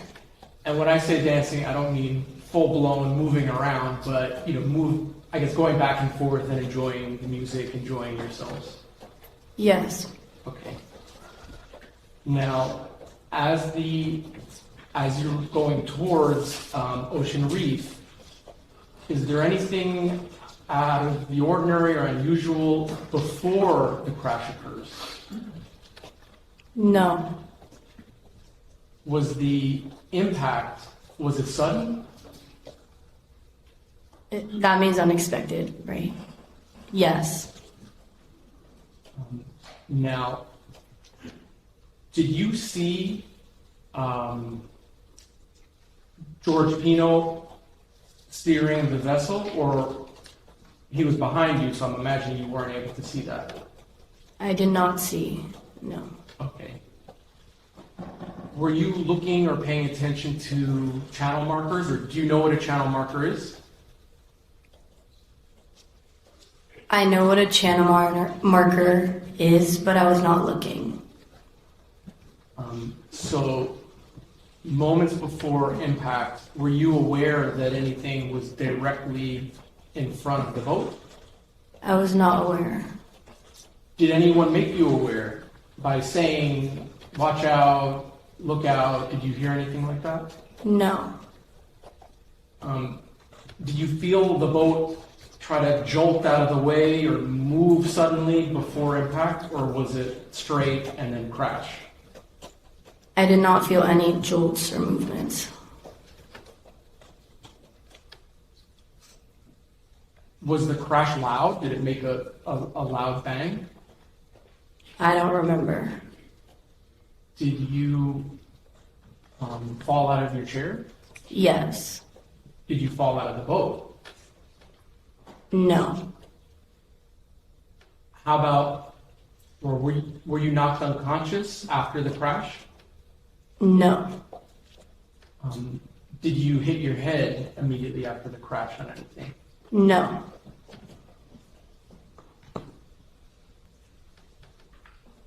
Did you see Lucy right after the crash? No. Were you feeling the adrenaline of the situation in your body? Yes. Who did you see closest to you in the ship? Nati Reed and George Pino. Was Nati Reed injured? No. How about George Pino? Did you notice whether or not he was injured? I think he was bleeding, but I'm not sure. And let me ask you briefly, Can you look around the courtroom and see if you see George Pino, the person that we're talking about? Yes. And can you just identify him by something he's wearing? A navy blue suit, And how about his tie? light blue. All right. Still good. So reflected.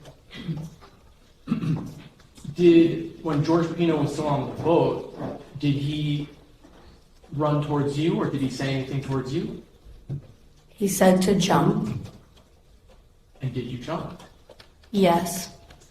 Was the boat filling up with water? Yes. Can you describe what it was like when you saw the boat filling up with water? It was filling up on the right side, so it was going down on the right side. The left side was coming up, so I jumped to the right. Did George Pino jump off the boat as well? I don't think so, I don't know. And I imagine that your focus is on your own safety, not the safety of George Pino in that moment. Correct. Were you wearing a life jacket? No.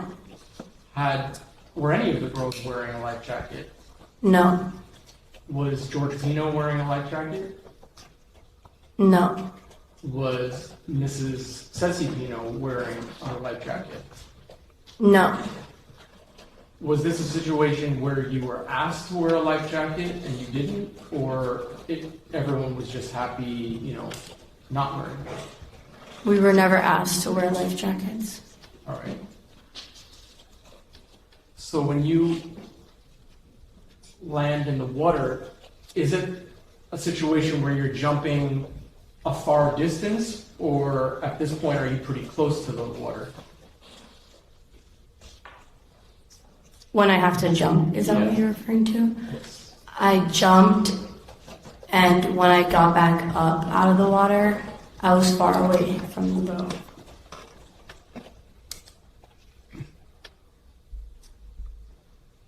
Do you know or do you remember hearing anyone else shouting or calling out?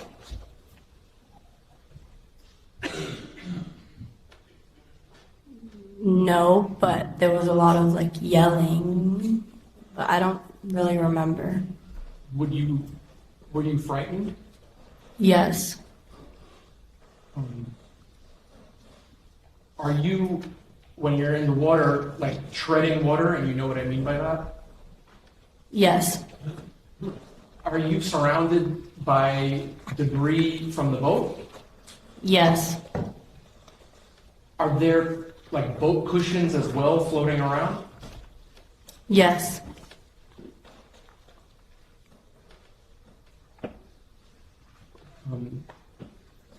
What girls are the closest to you when you're treading in the water?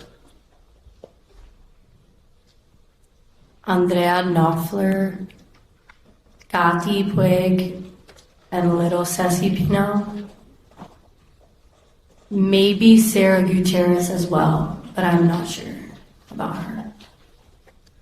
Now, when you look around, do you happen to notice that Katy may have been seriously injured? Yes. And what led you to believe that? She wouldn't open her eyes.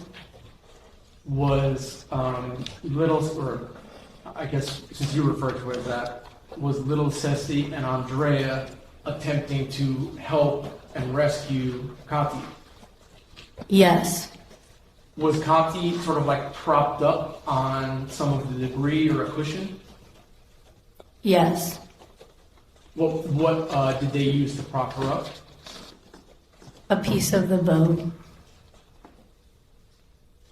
Was it a large piece of debris or something smaller? I think it was the size of that. I actually was going to ask, would it be similar to the top of the podium here in court? Yes. In size? Yes. Okay.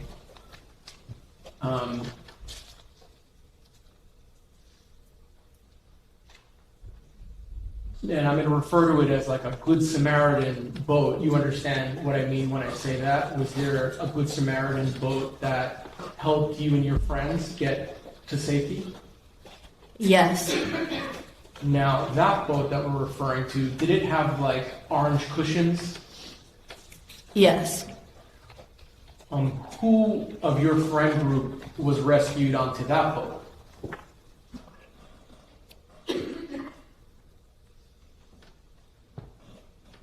Do you want me to name? Yeah, if you could.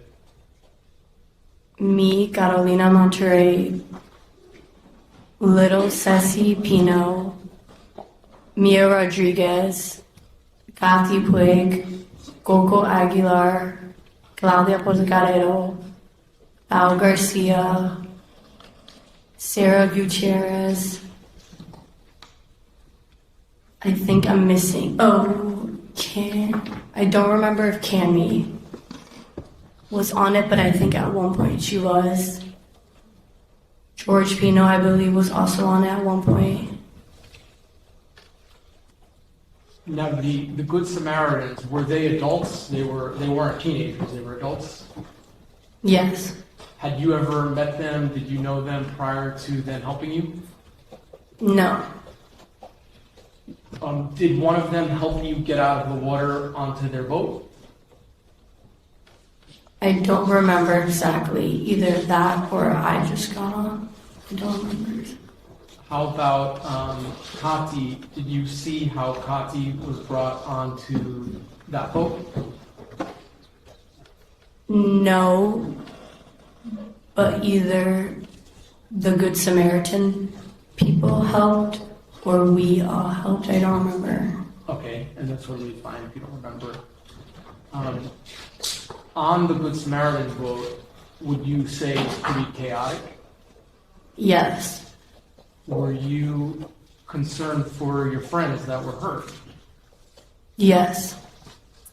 Were you yourself seriously injured? No. Did you have any injuries? A cut on my eye and my jammed finger. That's it. So, relatively speaking, although it was a scary experience, you did not suffer any extensive injuries as a result of this crash, did you? No. Okay. Now, your friend Coco, was she sort of like gripping her arm in pain? Yes. Did it seem as if that she was suffering some injury to her arm based on how she was acting? Yes. Now, Katy, you mentioned in the water, was unconscious. Was she still unconscious on the back of the boat? Yes. Was she sort of like in a fetal position in the back? Yes.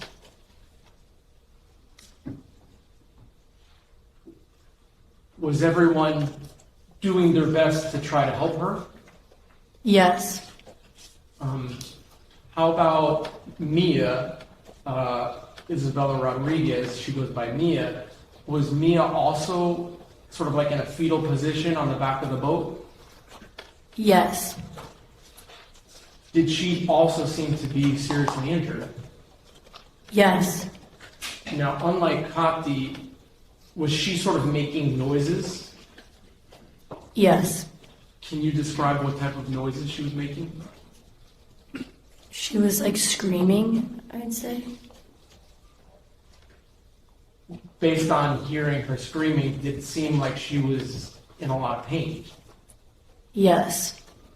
Was there anything that you or your friends could do for her in that moment to help her? Try to calm her down, but she just was screaming a lot. Did you have any first aid training or anything like that? No. Now, you mentioned that at one point, George Pino joined you girls on the boat that you were on, right? I think you mentioned that earlier. Yes. Was he like standing upright the way I am now, more or less? Yes. Was he communicating? I don't remember. And by communicating, I just mean like able to speak with you girls. Yes. Did you like go over to him and have a full conversation with him? No, I don't think so. Okay. Who were you mostly staying with and talking to? Coco? And if I'm not incorrect, were you sort of like in the middle of the boat on sort of like a sunning area? Yes. And Coco was sitting next to you? Yes. Okay. Were you able to call 911 from your cell phone? No. Was that because it was in the bottom of the ocean? Correct. Were you able to eventually borrow someone else's cell phone to call your parents? Yes. And were you able to get in touch with your parents while on the Good Samaritan boat? Yes.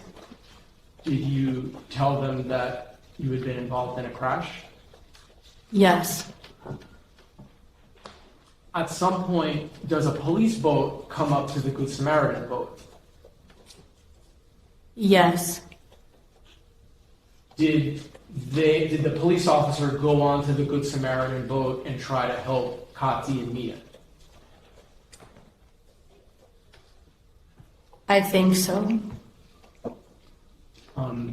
Now, eventually, do you leave on a boat with some of the girls that are uninjured or relatively uninjured?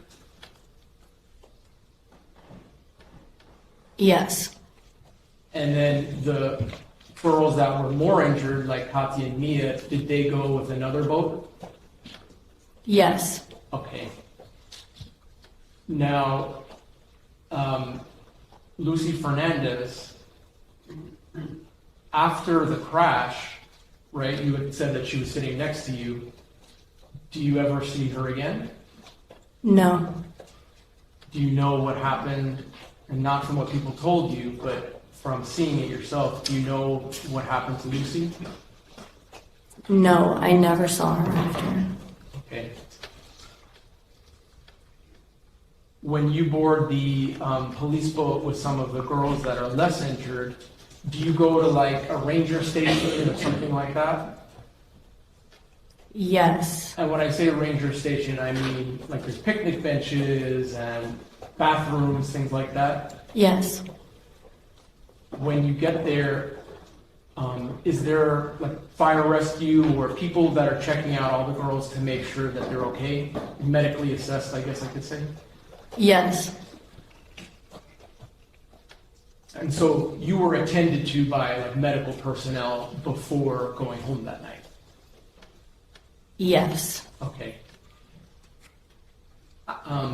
Before going home, are you brought to a place called Black Point Marina, or like a more official station? Yes.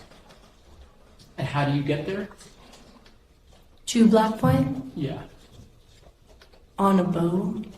All right. And are you still with the girls that are less injured or relatively uninjured? Yes. Okay. Is George Pino with you all on that boat? Yes.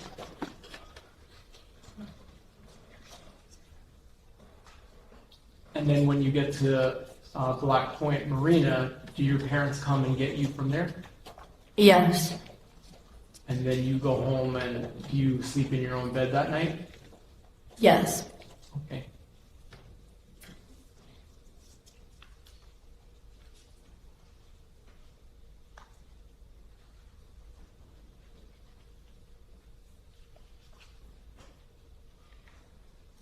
At some point, does someone official wearing a police uniform speak to you and ask you similar questions that I'm asking you here today, just to find out what you knew? Yes. And did you, answer their questions the same way that you're answering my questions? Yes. Okay. If I could just have one moment, please.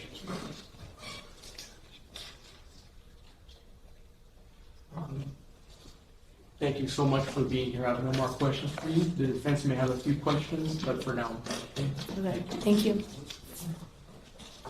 Cross-examination.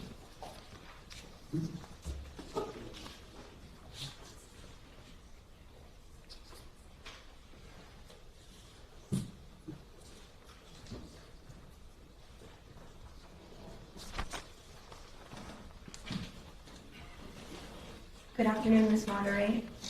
Good afternoon. My name is Janelle Gomez, and I represent Mr. George Pino. Have we ever met before? I don't think so. We've never spoken before, right? Correct. So, I only have a few questions for you.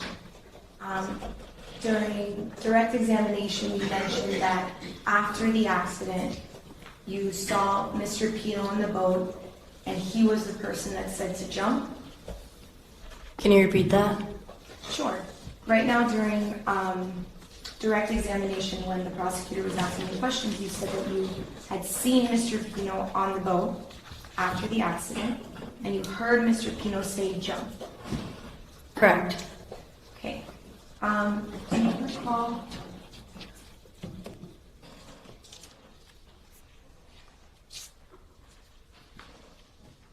Do you recall being deposed in this case around July of last year? We don't object to improper impeachment, Judge. Means that we should have copies of the transcripts of the depositions. I have a physical copy, Your Honor.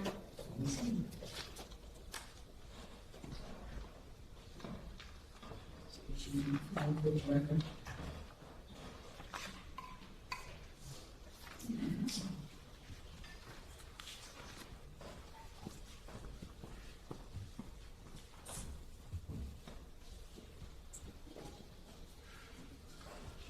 Is there an additional copy filed with the record?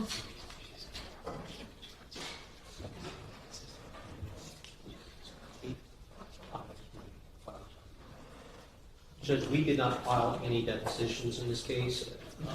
I know that some were filed, so I don't know if that was included or not. Using that in this way, for the rest of the witnesses, we'll have copies filed. Okay, what page are you referring to? Page 48, Your Honor. That's my only copy.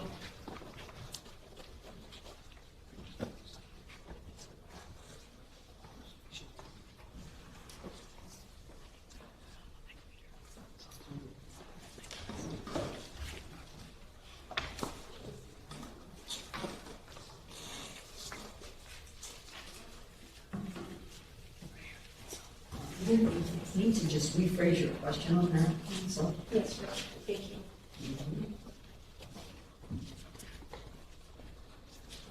Ms. Monterrey, do you remember ever saying previously that you did not see Mr. Pino on the boat after the accident? Can you repeat that? Of course. Do you remember ever saying that you did not see Mr. Pino on the boat after the accident? I don't remember. Can I hand you something that may refresh your recollection? Yes. Okay. Your Honor, may I approach the witness? Sure. You want to see this copy as well? If you want to give the line number. I have page 48, line 4 through 7. Okay.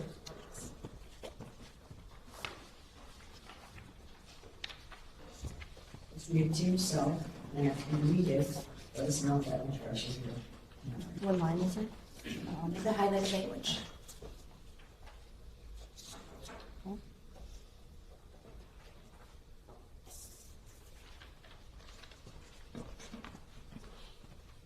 Ms. Monterey, does that refresh your recollection that you previously said that you did not see Mr. Pino on the boat after the accident? Yes, but what if I remembered? That's fine. Oh, okay. Perfectly fine. Okay. So that's your testimony today? Yes, but I remembered that I did. Okay.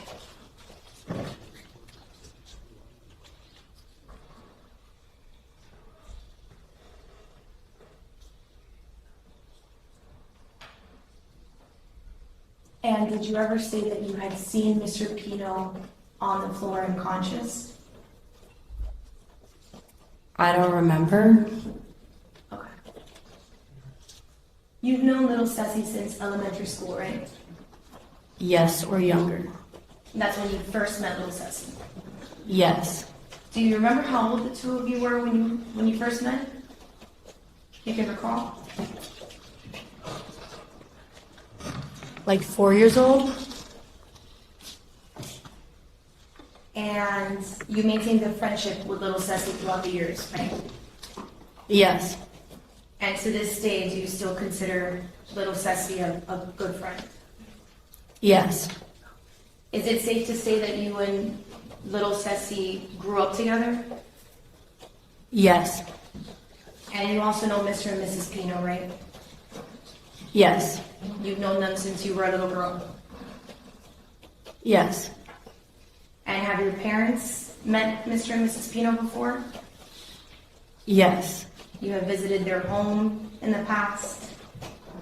Yes. Before September 4th of 2022, before that date, you had been on a boat before, right? Yes. That was not your first time on a boat. Correct. In fact, you had been on Mr. Pino's boat before. Yes. You would say you've been on his boat around 20 to 30 times in the past. Correct. And you were also on Mr. Pino's boat on September 4th of 2022, correct? Yes. And most of these times that you were on Mr. Pino's boat, were your parents present? In the previous times I've been on his boat? Yes. No. So your parents would allow you to go on Mr. Pino's boat? Yes. Okay. And you've also been an invited guest of the Pino family at Ocean Reef Club in the past? Yes. And when I say in the past, you know I mean before September 4th of 2022? Yes. Would you say you were a guest at Ocean Reef Club with the Pino family around 10 to 15 times? Yes. Okay. And so the Sandbar that's located at Billy's Point, you've been there before? Yes. So now I want to talk a little bit about Labor Day weekend of 2022. You went there to celebrate little Ceci's birthday. Yes. Can you remind me what day you drove up? Saturday, September 3rd. Okay. Do you remember if at night, on Saturday night, you girls had lasagna for dinner? I don't remember. You don't remember if Miss Pino cooked lasagna that night? I don't remember. And your parents knew you were going to be staying at Ocean Reef Club with the Pinos, correct? Yes. Did your parents accompany you that weekend? Can you rephrase the question? Were your parents there with you that weekend at Ocean Reef Club? No. Did your parents know that you were going to take a boat ride with Mr. Pino at some point throughout the weekend? I think so. And your parents allowed you to go? Yes. Now let's talk about the Sandbar. When you were at the Sandbar at Billy's Point, would you say that most of the time you spent it was at or around Mr. Pino's boat? Yes. One moment, Your Honor.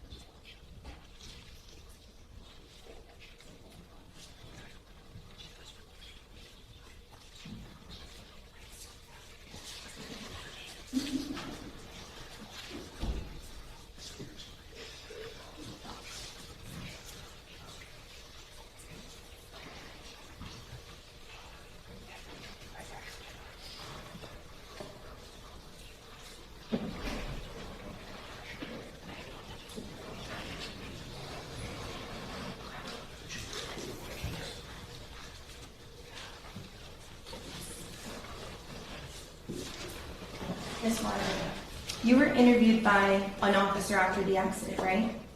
Yes. Do you remember it was around April? I don't remember the date. Okay. And when you met with the officer after the accident, you told him that Pino was on the floor and he was bleeding, that he was unconscious. I don't remember, but I guess I had to have said that. And do you remember that you told the officer that he was lying on the floor, he was still next to you on the floor? I don't remember. If I show you something to refresh your recollection, do you think that might help? Yes. Your Honor, may I approach the witness? Okay.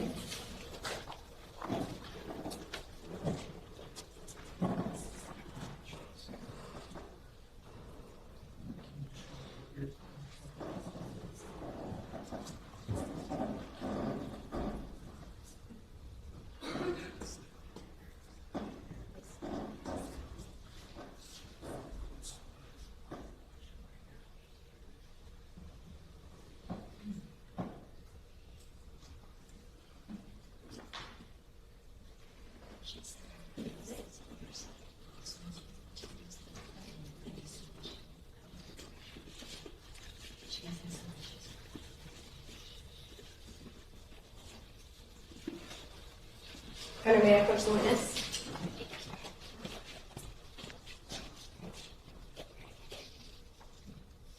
This is Justice. Okay. read it to yourself quietly. See if any of that refreshes your recollection.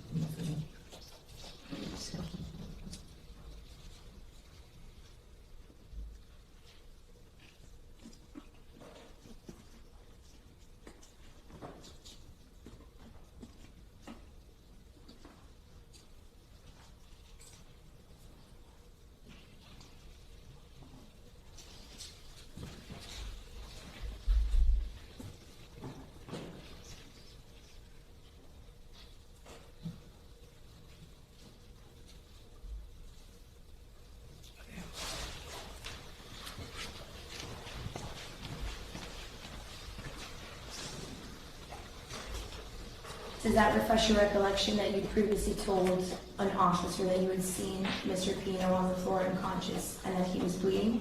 Can you repeat that? Does what I just showed you refresh your memory that you had previously told an officer that you saw Mr. Pino unconscious on the floor bleeding? A little? Okay.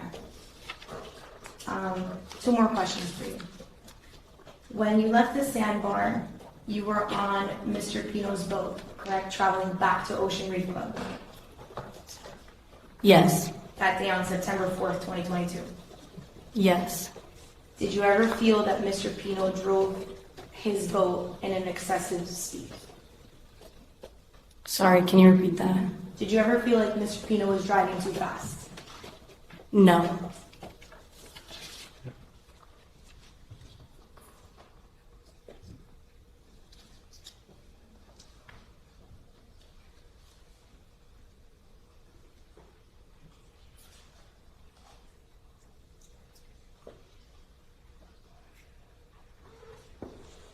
No further questions. Thank you.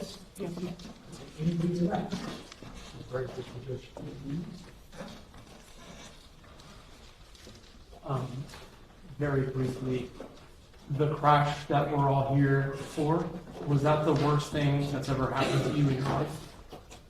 Yes. Thank you. No further questions, Judge. Witness is excused, thank you.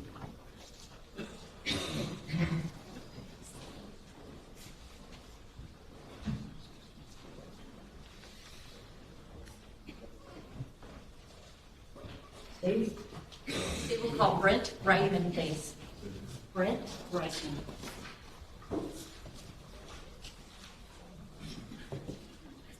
Reitman, you said, Brent? Reitman, yes.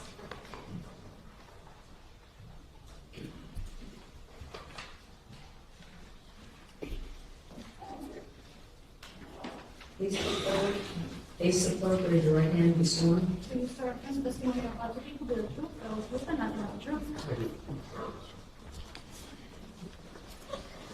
All right, you have a seat here, please, sir. Thank you. Just keep your voice up, because the microphone's in one direction and the other in another. Thank you. Thank you.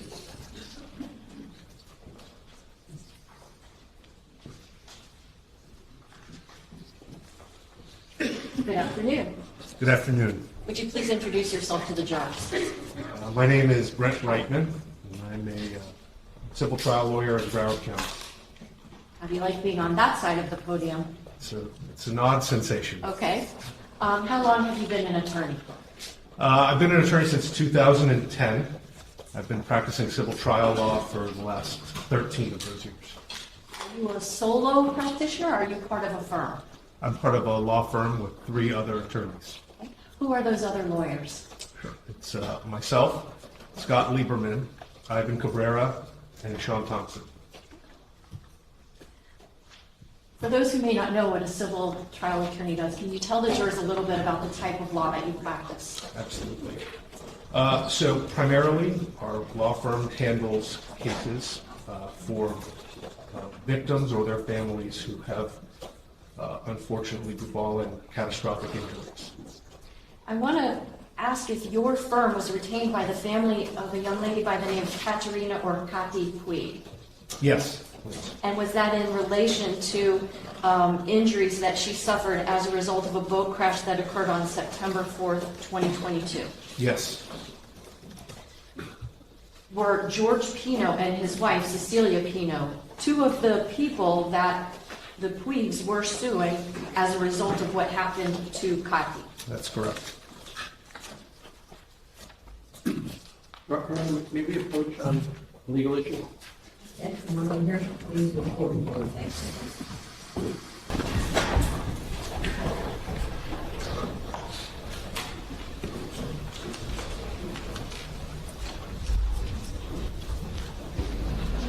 Mr. Reitman, you indicated that your lawsuit filed, or your law firm filed a suit against George and Cecilia Pino, correct? That's correct. Do you know what George Pino looks like? I do. Do you see him in this courtroom today? I do. Can you please point to him and describe an article of clothing that he's wearing so our record will be clear? He's the gentleman at the end of the table, right in front of me in a blue tie. We stipulate. All right, so I done. In the course of that litigation, did you send to an attorney for George and his wife a document called an interrogatory? Yes, we did. Okay. First, what was the name of the attorney that was representing the defendant and his wife? It was represented by an attorney by the name of Andrew Mescalotto. Okay. Would you explain to the members of the jury what is an interrogatory? Absolutely. In civil lawsuits, the parties go through a phase of what's called discovery, where each party is allowed to gather evidence to support their own claims or to learn about the adversary's defenses. One of the tools that are available is sending an interrogatory, which is a written question. That question has to be answered under oath or subject to the penalties of perjury.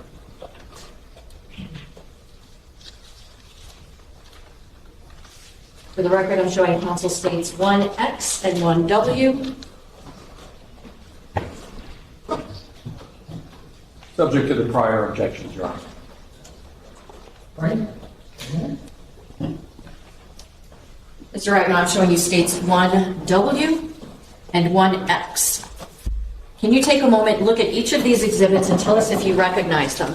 Absolutely.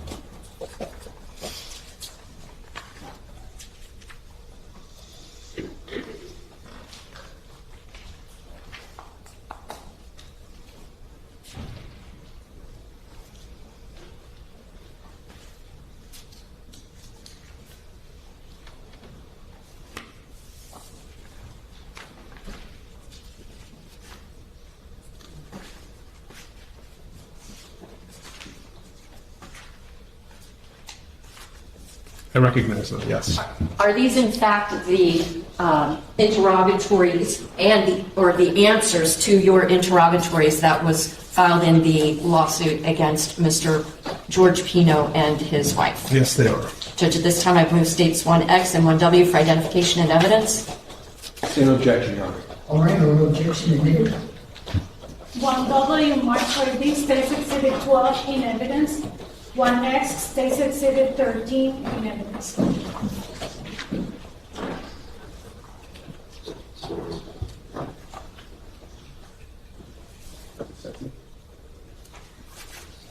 Mr. Reitman, I'm showing you State's Exhibit number 12. Whose answers are those for the interrogatories?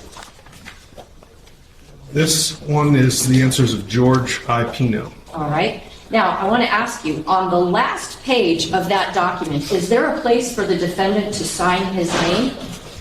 Yes.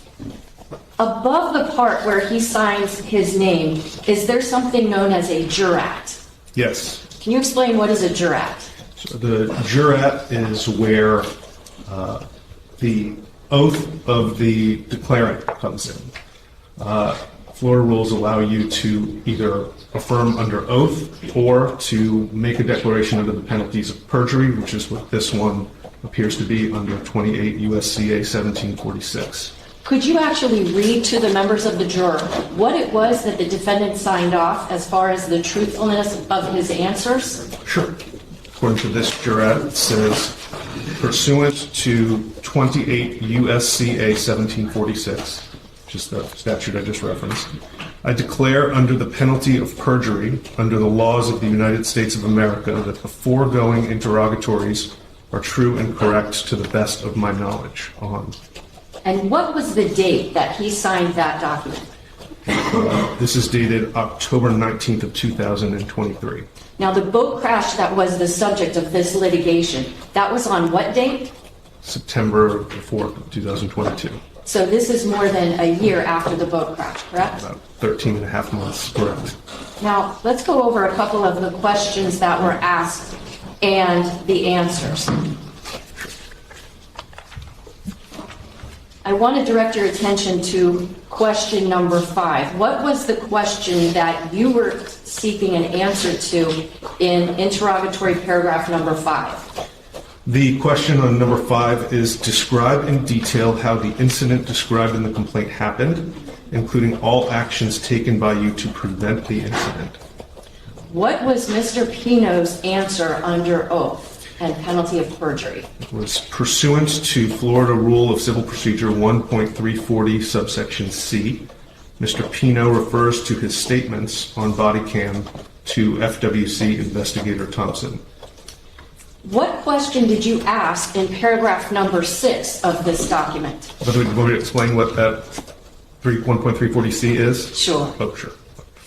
1.340C is a provision of the interrogatory rule that allows that instead of answering a question, if the other party has information that is equally accessible to them, you can refer them to whatever that item is as the answer to the question. I practice criminal law, so correct me if I'm wrong, but does that basically allow a person in answering an interrogatory to say, hey, what I said that time, that's my answer? Yes, that's Okay. exactly what it is. So let's talk now about question number 6. What was that question that you were seeking an answer to? Question number 6 is describe in detail each act or omission on the part of any party to this lawsuit that you contend constituted negligence that was a contributing legal cause of the incident in question. Did Mr. Pino provide, under penalties of perjury, an answer to that question? Yes. What was the answer that he provided? The answer was the wake of the unidentified vessel headed northbound was a contributing legal cause of the incident in question.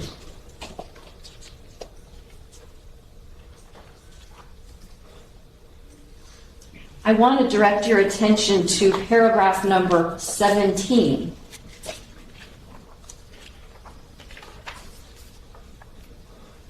What was the question you were seeking an answer to in that paragraph? Question 17 is, did you consume any alcoholic beverages or take any drugs or medications within 12 hours before the time of the incident described in the complaint? If so, state the type and amount of alcoholic beverages, drugs, or medication which were consumed, and when and where you consumed them. What was Mr. Pino's answer? As disclosed to the FWC on the date of accident, Mr. Pino consumed 2 beers in the 12 hours before the incident described in the complaint. Mr. Pino took no medications or drugs within the 12 hours before the incident described in the complaint. Did you also ask a question of Mr. Pino, the defendant, in paragraph 18? Yes. What was that question? That is, did any mechanical defect in the vessel which you were riding at the time of the incident described in the complaint contribute to the incident? If so, describe the nature of the defects and how it contributed to the incident. And what was Mr. Pino's answer under penalties of perjury? No mechanical defects were known to Mr. Pino prior to the voyage. Unknown at this time whether a mechanical issue with the vessel contributed to the accident. The defendants have been unable to inspect the vessel as it remains under seizure with the FWC.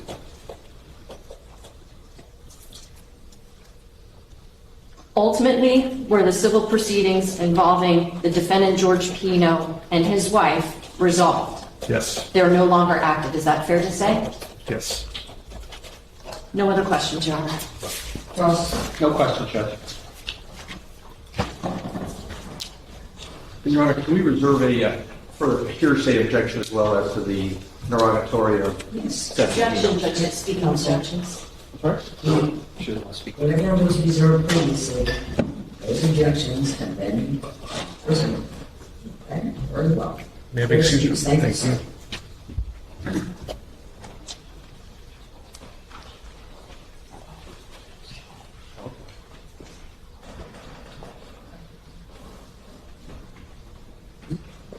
State your witness. Yes, Judge, the state calls Aracely Alvarez.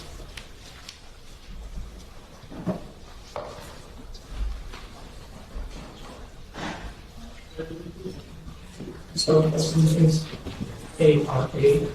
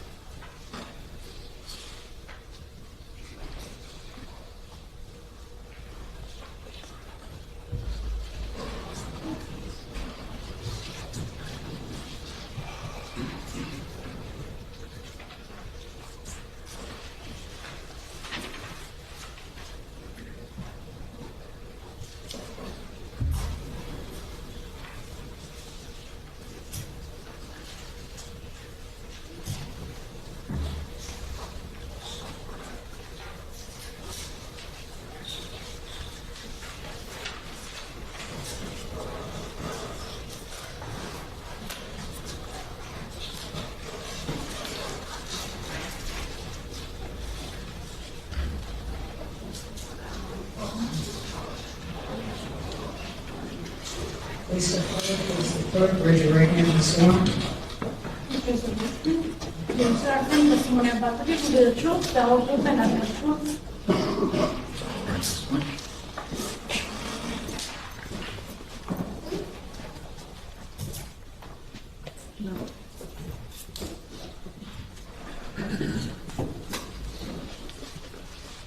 Please keep your voice up. Microphone is in one direction, the jury is in another, so it's a little bit louder. Okay. Thank you.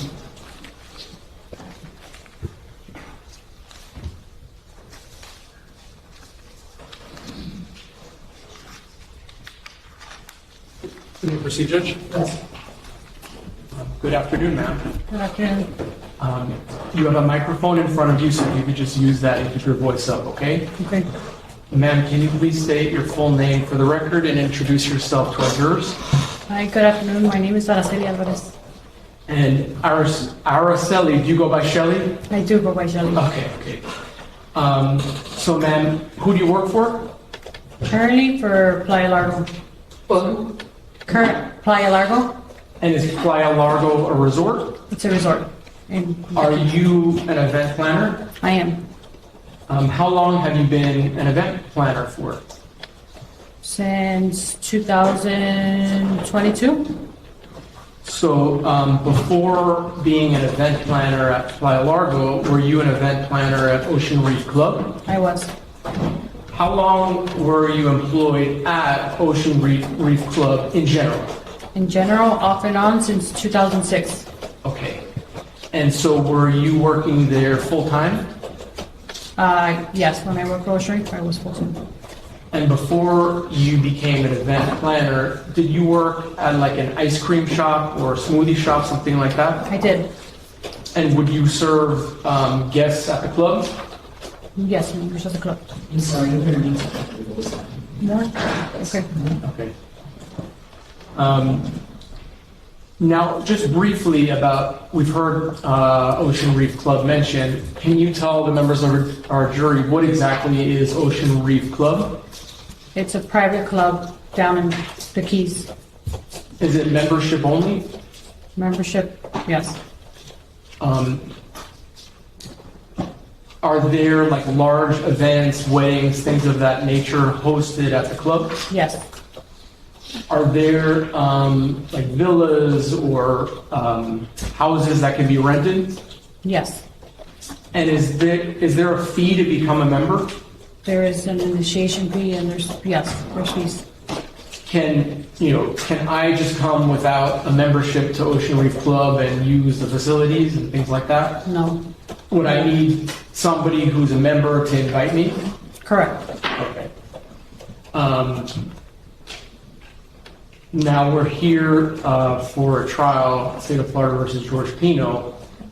As someone that worked at Ocean Reef Club prior to the date of the crash, had you ever met or known George Pino?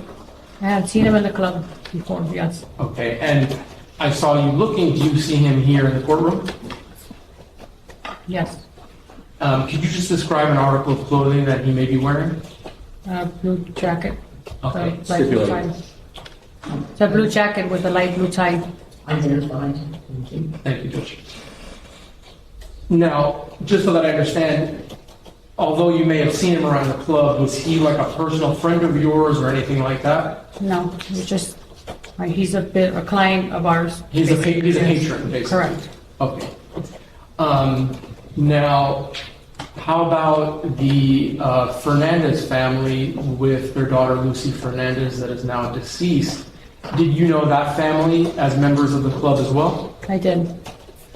Would it be accurate to say that just like George Pino and his family, they were just people you recognized, but no close connection or personal connection to them? Correct. Okay. So I want to draw your attention to a banquet event order that was filled out for the date that we're all here to talk about, September 4th, 2022. Were you the person that created this event order? Yes. Okay. And was it George Pino's wife, Ceci Pino, that requested this event to be planned? From what I recall, yes. Now, I think that you recall communicating either by phone or email, but you're not quite sure which. I'm not sure exactly how we communicated. But either way, are you sure that you didn't speak to her face to face? I don't. I've never seen her in person to coordinate this event. Okay. So when a member of the club wants to make an event, how do they go about doing that, generally speaking? They would just reach out to our department and we would coordinate those those details together, and we would create an event order that you see in front of you, and we would just make the event happen, basically. And so once a member wants an event to be created, does that get input into your department system? Correct. And does that include all of the details of what the member wants the event to look like? Yes. So, for example, does the member tell you what type of food they want there? Yes. Does the member tell you the venue that they want? Yes. And I think, is one of the venues that Ocean Reef have called The Point? Yes. All right, and if I could just show you. I'm showing the defense was marked 2A for identification.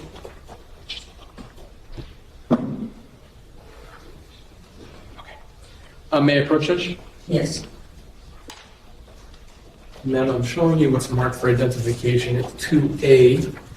Do you recognize this as a photo of the point? Yes.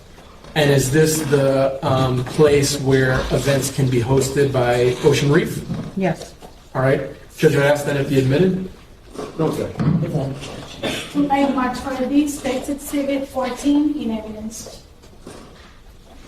Now, before I ask the court to publish, ma'am, so looking out on this photo in the direction of that boat, is that looking eastward? Yes. The borders is east. And then on the left side of the page, is that north? No.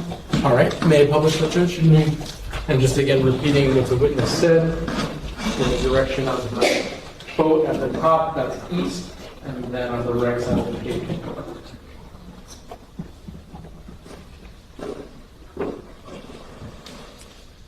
And so the jurors will have a chance to look at that in evidence, but what type of events happen at the point?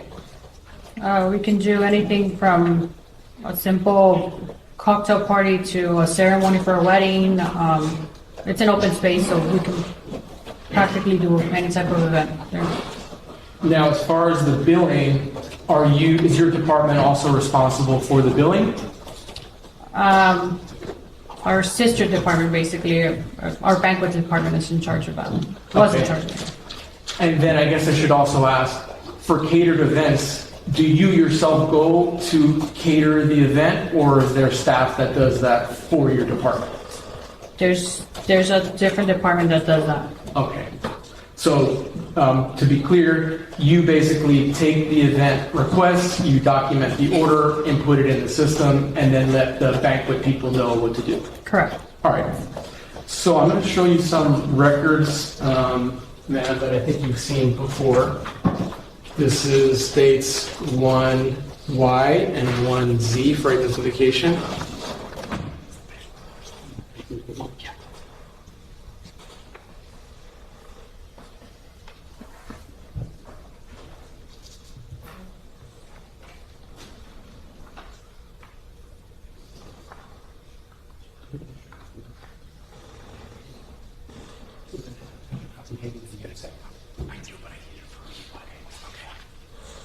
May I approach it? Yes.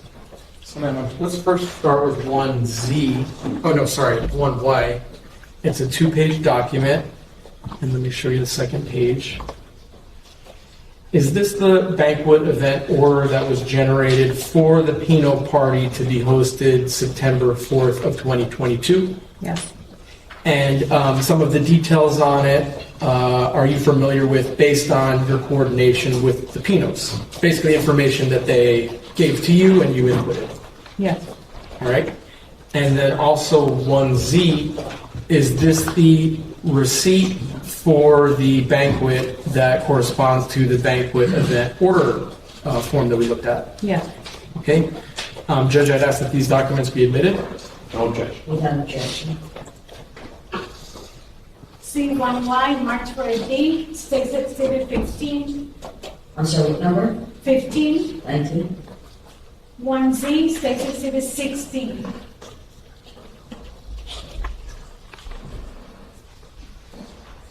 May I publish these documents, Judge? You may. And so, ma'am, before I ask you some specific questions, let me just show the documents. So this is the state 16, as you see.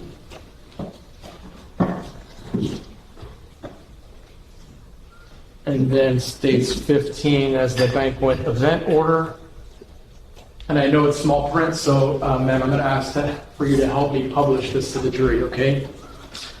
So why don't I hand you the event order forms?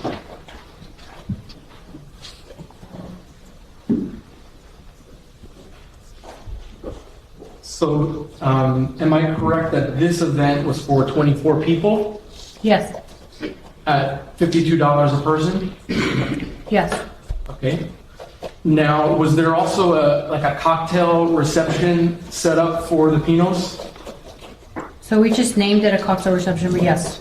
This is basically it. And by cocktail reception, all I mean is, was there the ability to order alcoholic drinks? Yes. All right.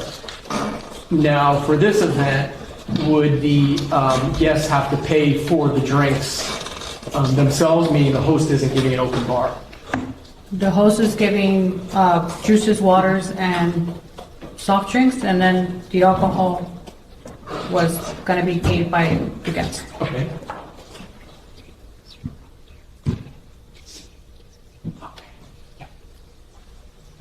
And Judge, Ms. Adams just reminded me, we do have a bigger copy, so I'm going to show the defense 1G. It's a bigger copy of what I just put in. Yeah, please. I don't believe the defense has an objection to admitting this, Judge, just as it's bigger. No problem. Thank you. 1G marked for a D, State's Exhibit 17. Okay, and since it's bigger, I'll just republish this, please.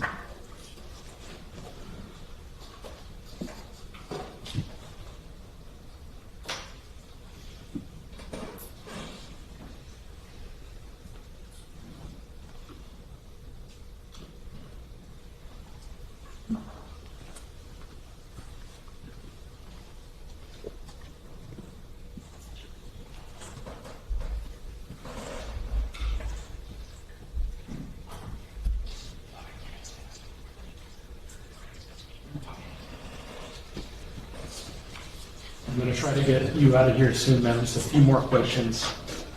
The start date for this event was at 9 p.m. Yes. And the time that the event was supposed to end was 11 p.m. Yes. All right.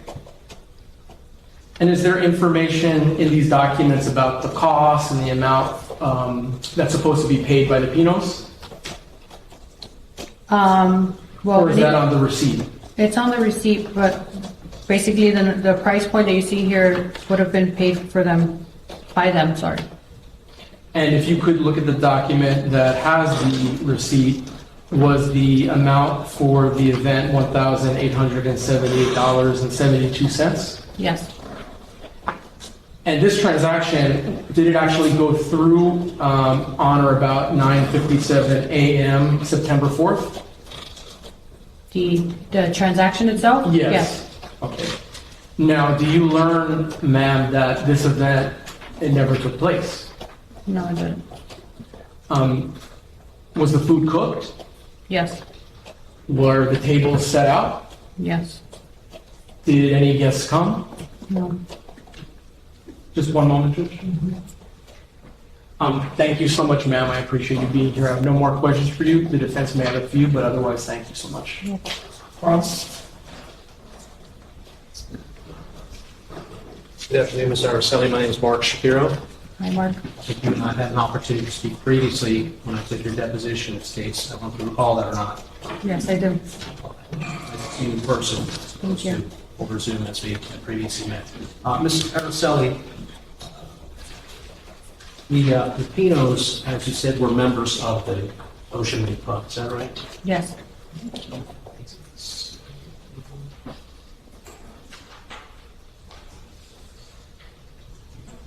Yeah.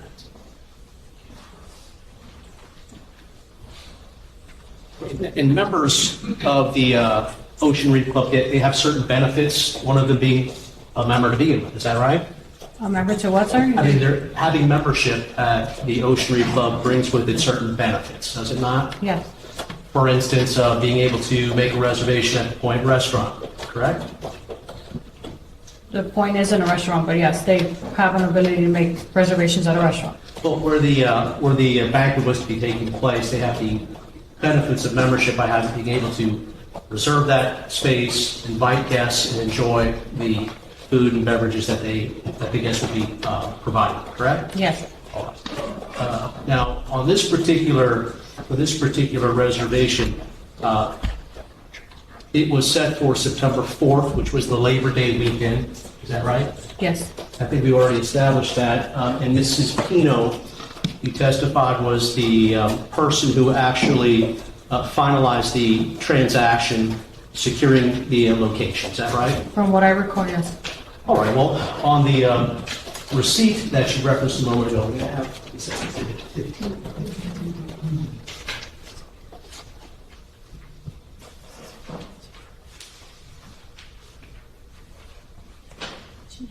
Oh, all right. Did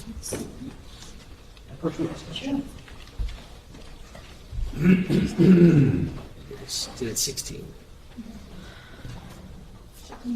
Oh, this is 15.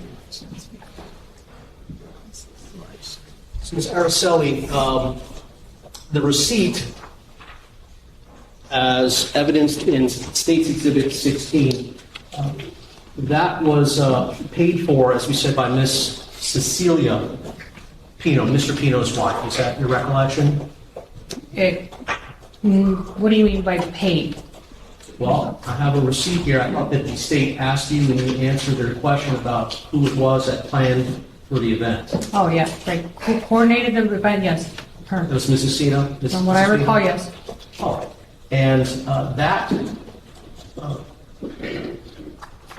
receipt for payment in State's Exhibit number 16 has a date stamp of September 4th, 2022, right? Yes. Is that correct? Yes. And I think I recall you saying that the time that the receipt was paid for was at 9:57 a.m. Yes. And this is a holiday weekend, isn't it? Yes. So in order to reserve a space for a banquet or a holiday weekend, I would imagine typically it's not such an easy thing to do on such short notice. Do you agree with that? Yes. And that's the case at Ocean Reef Club as well, right? It could be, yeah. Nevertheless, the reservation was made and paid for in advance of the actual event, which was going to take place later that night. Yes. So, Ms. Aracely, being members, well, let me ask you this, right? Had the host of this scheduled banquet, Mr. and Mrs. Pino, arrived for the banquet later than 9 o'clock, they were late getting to their own banquet, would they have forfeited any part of the payment that they made for the space? I'm not understanding the question, mate. Sure. There wasn't any risk to the Pinos that their banquet or party would be spoiled had they been late to the banquet that night, right? No. In other words, the room was paid, space was paid for, Yes. correct? They had between 9 and 11 o'clock to enjoy the space, right? Yes. And if they were a few minutes late, even, there was no risk of loss of anything. Is that right? Yeah. And it's also true, if you recall, that the time slot that the Pinos set and reserved that night between 9 and 11, they were going to be that was the final time slot for September 4th, 2022, wasn't it? So that even if they got there a little late, they could have stayed a little past 11 because there wasn't another party pushing them out. Isn't that true? Yeah. Likely. So there wouldn't have been any stress for anyone if they thought for a moment that they might be 10 or 15 or 20 minutes late to their own event. Is that right? Yes.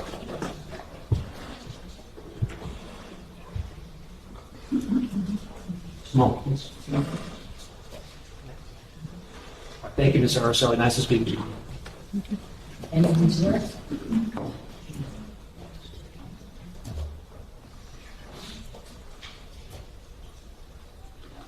Just very briefly, Judge. Okay.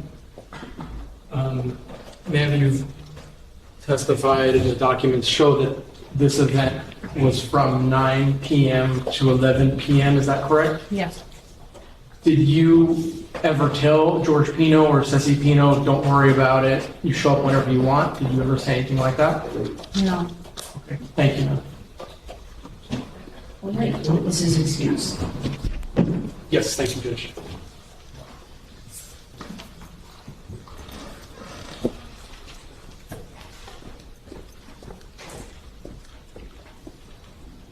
All right. Ladies and gentlemen, we're going to take our mid-afternoon, good afternoon, little comfort break. We have some coffee for you and some snacks. We believe you have pads, these inside your envelopes on your chairs. Renee's going to take you out in about 15 minutes. Please remember not to discuss this case with each other, anyone else, and no research or efforts to gain information outside of the courtroom. None of that is evidence. And Renee will be back in here at 4:15. Okay? Very well. What's up the jury read first? No, I was making sure everyone's safe and you all had water if you need water.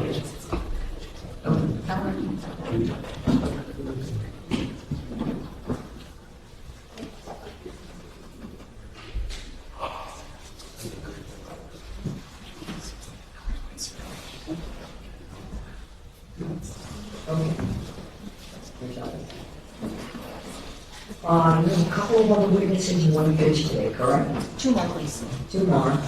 Should be able to hopefully be complete maybe before 6 o'clock. I think so. Okay. Try our best. We'll do our best. Don't rush, but we had a few folks. And they will come.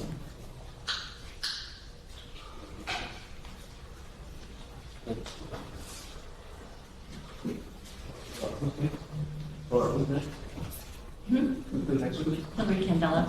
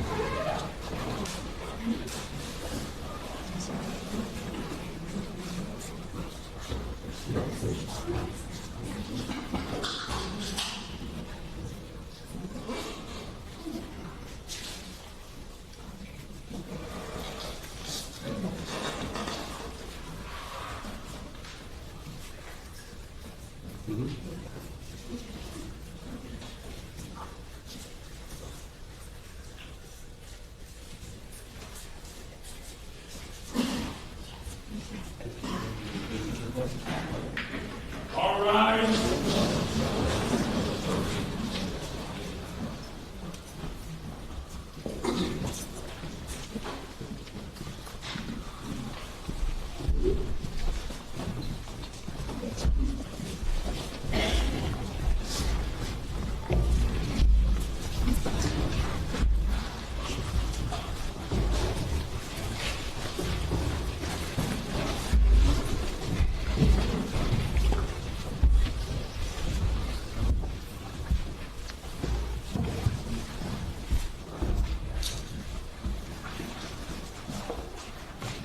All right, please be seated. That's all right, ladies and gentlemen, we're going to resume statements with They will call Mr. Hilary Candela, please. Could you spell his name? Hilary, Hilary. He's a gentleman. And last name? Candela, Candela. Thank you.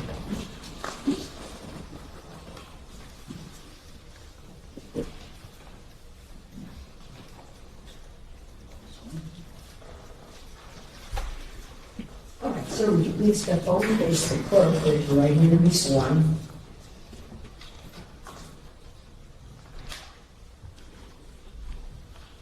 Do you solemnly swear affirm the testimony about to give will be the truth, the whole truth, and nothing but the truth? Yes. You can have a seat, sir.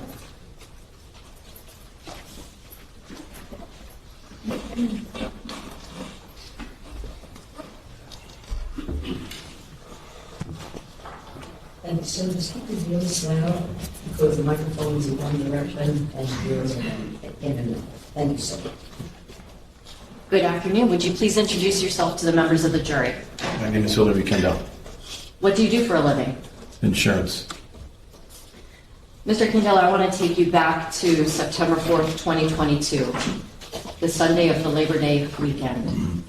Do you recall if you were on a boat that afternoon? I was. Who were you on a boat with? James Gassenheimer. Who's he? He's a friend of mine. What does he do for a living? He's a lawyer. Were you all, what brought you two together that day?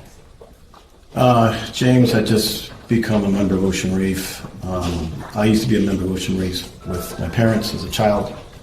And I was Hold on thinking... one moment. Judge, do you know if I close that door?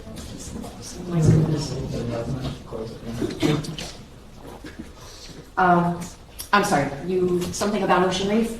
And if you can try to keep your voice up. I know it's not easy, but... Sure. Talk louder than you think you need to. Right. Okay, thank you. So James had become a member of Ocean Reef. And I was thinking about becoming a member of Ocean Reef again. I used to be a member as a child with my parents growing up. And so that's why we were there. Okay. Did there come a time when you and Mr. Gassenheimer go out on his boat into and past a part of the waterway called Angelfish Creek? Yes.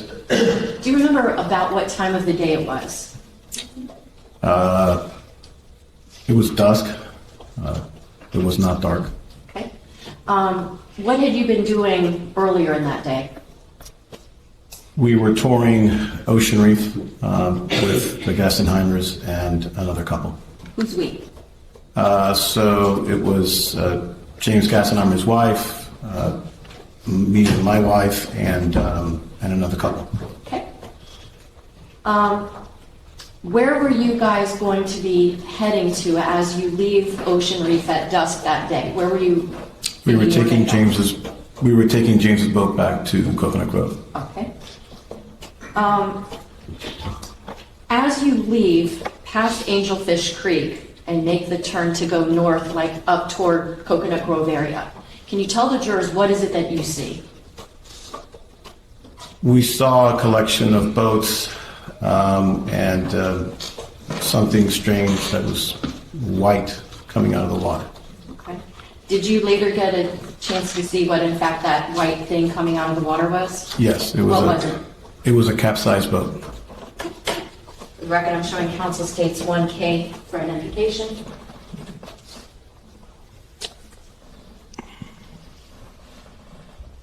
Showing you 1K for identification. Does this appear to be photographs of that same capsized boat that you saw only in the daylight?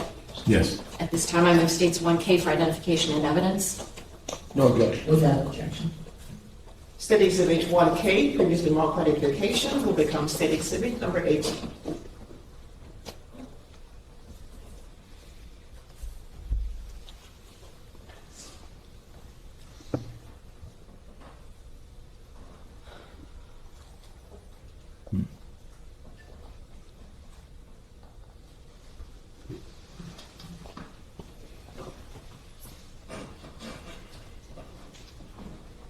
Can you tell us what happened as you and Mr. Gassenheimer approached this capsized boat?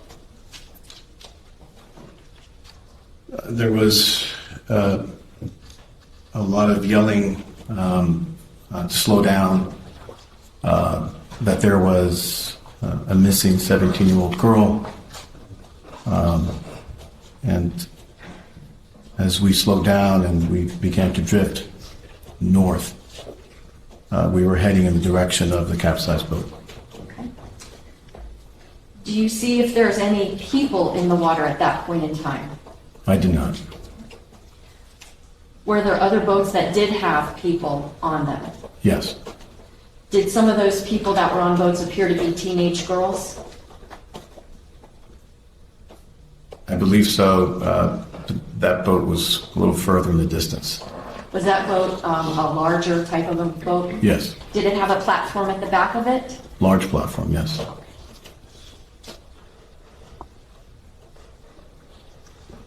As you get closer and closer to this capsized boat, do you see if there's anybody near it? Yes. Who? The defendant, What is his name? George Pino. I want to ask you, did you know George Pino from before that day? Yes, How did you know him? we were friends. Tell us about what happens as you approach that boat. As we approached the boat,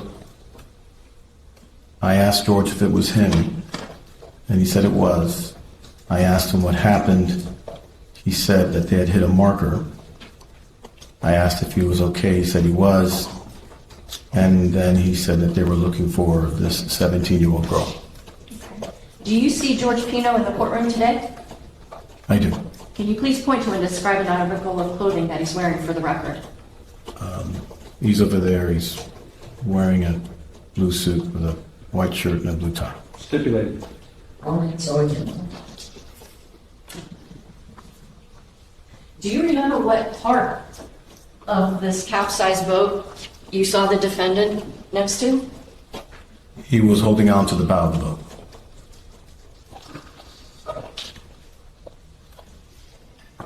Do you see where the bow of that boat would be in either of these photographs, which is in State's Exhibit number 18? Yes, Where? here and here. Okay. Using this pen, would you be able to circle the location on these two photographs of where you saw George Pino in relation to his capsized vessel? Here.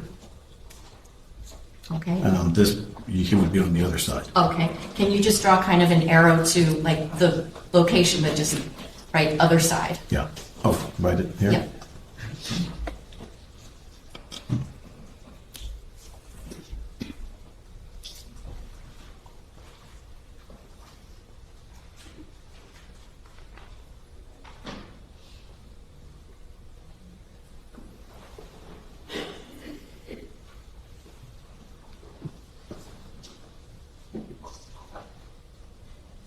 In the lower photograph where we see all the damage, is that the port side of the boat or the starboard side? That would be, I know it's tricky because it's upside down. yeah, that would be the starboard side. Okay. And so you saw him on the port side front of the boat? Is that yes? Yes. Okay. Sorry. That's okay.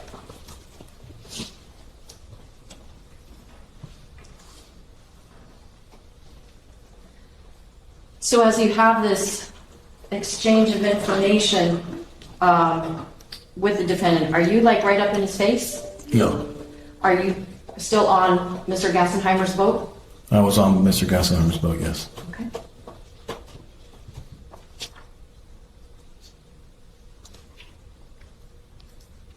Now, when you see the defendant holding on to the front left side or the port bow of that vessel, let me ask you something. How long had you known George Pino when you come upon him at that time? Prior to that incident, I would say approximately 15 years. Did you consider yourself good friends with George Pino? I consider ourselves friends, yes. Okay. When you see him and he's holding on to that boat, can you describe how he looked? He looked dazed, in a state of shock. Now, as people are calling out saying that there's a 17-year-old missing, do you say anything to the defendant? I told him to look under the boat. How did you say that to him?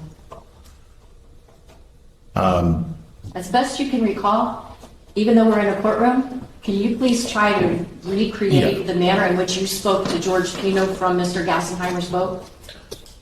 So I was standing towards the bow of Mr. Gassenheimer's boat, and as I looked around, the water looked fairly clear, might have been 6 feet deep. At that moment, it dawned on me she probably was not in the area because she would have been found by that point. So she must be under the boat.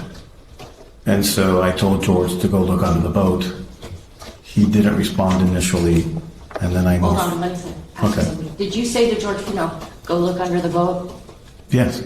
No. Did you say it this way? Go look under the boat. Oh, no, no. How did you say, go look under the boat? I yelled at him to go look under the boat. You can turn away from the microphone. Can you yell for us the way you yelled to George Pino that day? Yes, I said, George, go look under the boat. What was his response? He froze. Okay. What did you do at that point? And then I yelled a second time. Can you yell for us now, in this courtroom, the way you yelled at the defendant to look under the boat? And then I yelled more loudly, George, go look under the boat. If not, I will. What happened at that point in time? At that point, he said, okay, and then he took a breath and went underwater.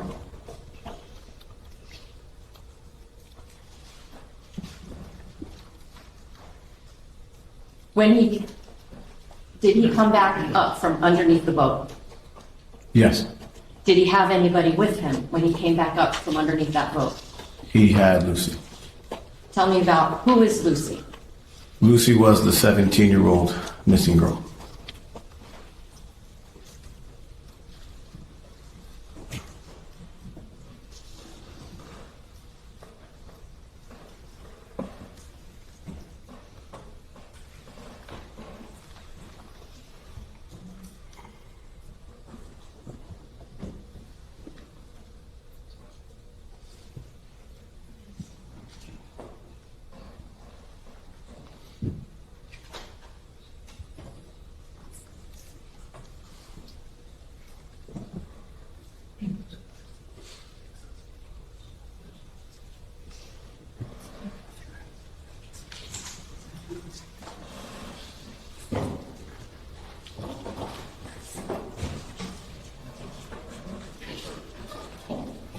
I'm showing you State's Exhibit 1.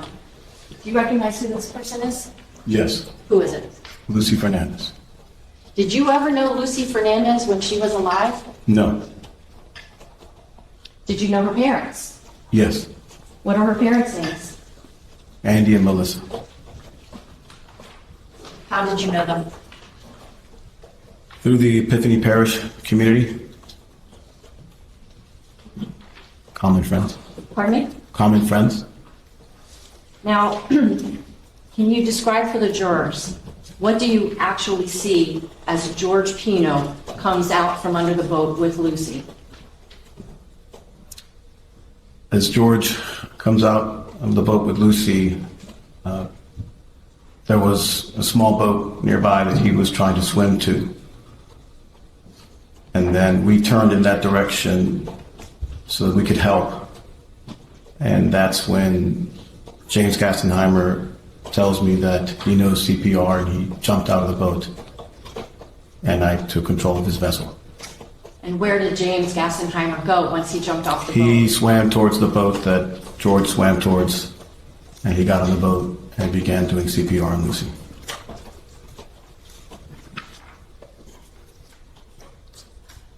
Did you see any helicopters over this area during this time? Yes. What did you see with the helicopter? They had a rescuer from the Coast Guard on a cable. He was dropped into the water. He swam over to the boat. He got onto the boat, and then he took over for the CPR.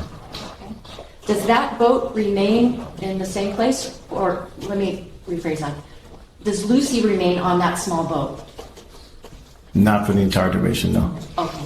At some point, is she transferred to another boat? Yes. Okay. And did you see that boat leave? Yes. Did you follow that boat? No. What did you and Mr. Gassenheimer do once Lucy had been transferred and was escorted away from that location? We heard a cry for help that there were two girls that needed attention. Did Mr. Gassenheimer come back onto the boat? Yes. Who actually piloted that vessel in the direction of where allegedly there was more help that was needed? James Gassenheimer.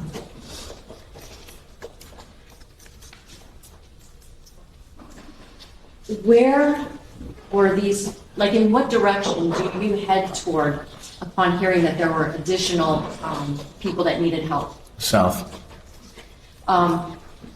Were they further south of Mr. Pino's overturned vessel? Yes. Did you see that boat, or do you remember if you saw that boat when you first were coming up toward where you found George Pino? Yes. At that point, when you saw that boat, did you know that there was anybody in need of medical care? No. Okay. Can you describe what that second vessel was that you wind up going to with Mr. Gassenheimer? It was a large vessel, I would say over 50 feet. It had a blunt bow. I call those style boats Van Dutch boats. Okay. Very wide, had a large bow and a large platform deck. Just in case somebody here doesn't know what a platform deck on a boat would be, can you describe that for the jurors? So on the transom, the rear of the boat, it has a very wide platform deck, 5 feet from the transom to the end of the deck and probably 12 to 14 feet wide. Are you yourself a boater? Yes. What's a transom? The transom is the rear of the boat. Okay. As you approach this large vessel and are getting closer to it, do you recognize anybody that's on that boat? Yes. Who is it that you see on that boat that you recognize? I see Carolina Monterrey and I see Ceci Pino. How did you know who those two people were? Because I know the parents, and whenever we would get together, we knew the daughters. And we knew their daughters. Do you make inquiry about whether anybody else is missing? Yes. And was anybody else missing based on what you were getting told? I asked where the rest of the girls were, if they were all accounted for. They said yes. I asked if anybody was injured. They said yes. There were 2 girls unconscious on the platform. Did you learn who those 2 girls were? I did. Who? One girl was Katy Puig, and one girl was Mia. I didn't know her at the time. Mia, I think the last name is Rodriguez. I'm not sure. Did you know Katy Puig? Yes. Can you tell the jurors, how did you know who she was? Katy is the daughter of Rudy Puig. And who is Rudy Puig to you? He's a friend of mine. At that point, are you able to make a call to Rudy? Yes. What do you tell him? I told him that there was a boating incident and that his daughter was unconscious on the platform.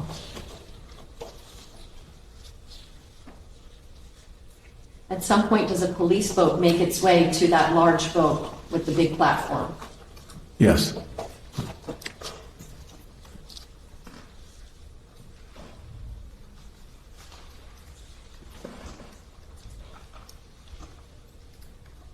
Had you seen Katy Puig earlier that very day?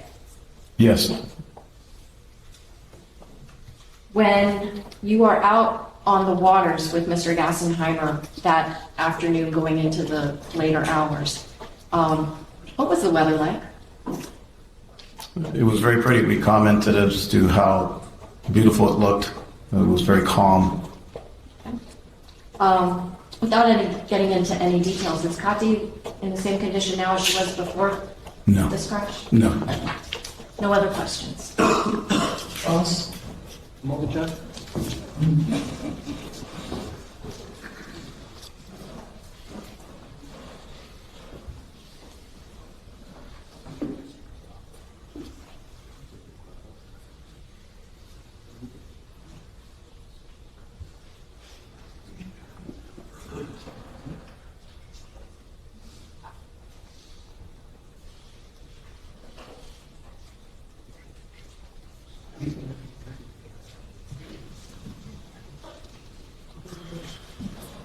No question, Judge.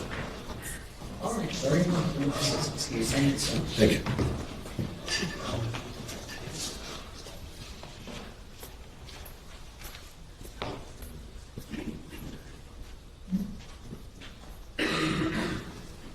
All right, state your next witness.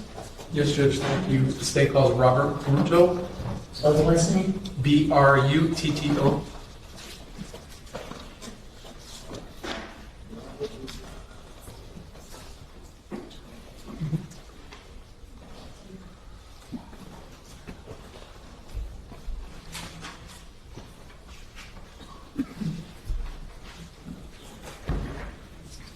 Please step forward, face the clerk, raise your right hand and be sworn. Do you solemnly swear upon the testimony you're about to give will be the truth, the whole truth, and nothing but the truth? Yes. You may have a seat, sir.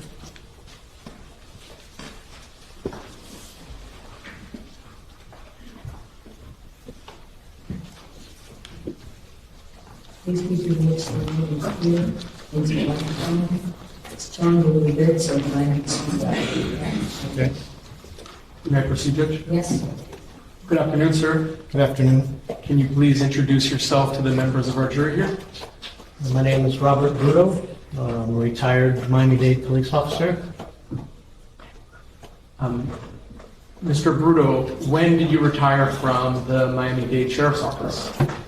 November of 2024. How long did you serve? Approximately a little over 31 years. Congratulations on your retirement. Thank you. What unit were you working for at the time of your retirement? The Marine Patrol unit. How long did you serve as part of the Marine Patrol unit? Approximately 20 years. Before working for the Marine Patrol unit, were you a road patrol officer? I was a road patrol officer for 6 years. I was a auto theft detective for approximately 5 years, and then finished the last 20 as a Marine Patrol officer. As a Marine Patrol officer, did you receive specific training? Yes. Can you sort of describe some of the training that you received to become a Marine Patrol officer? Initial requirements are the Florida boating course put on through FWC. It's required by every boater born after January 1st, 1988. Was one of the first requirements that I had to complete. After that, once I joined the unit, the Miami-Dade Police Department put on a approximately 10-day course of boating school to teach the new boaters or the new hires for that unit the way they wanted you to patrol and operate the vessels. Throughout my career, there were numerous other agencies that put on trainings, Coast Guard, FWC, some outside agencies that I had attended for various different boating courses, as well as BUIs on the water, radiation detection on the water, and numerous trainings. Have you ever been an instructor for trainings?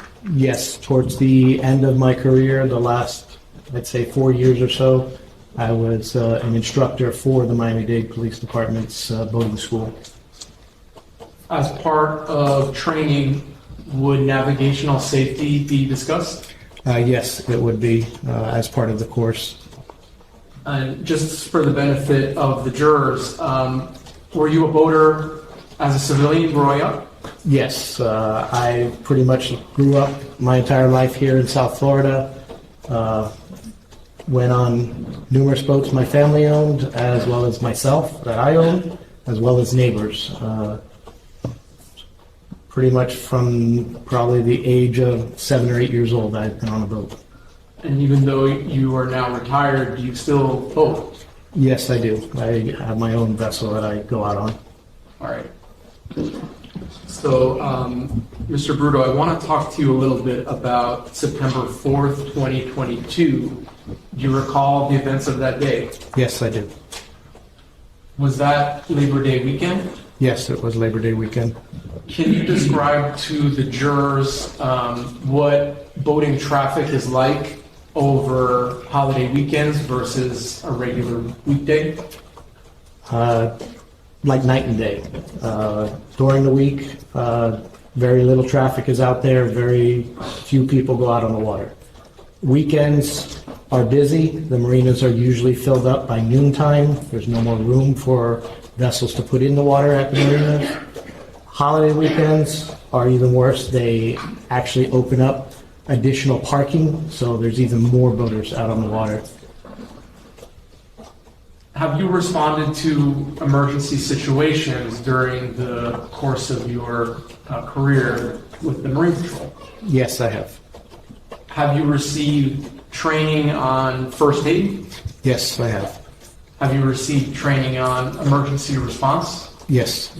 Can you describe some of those trainings to the jurors and what you learned?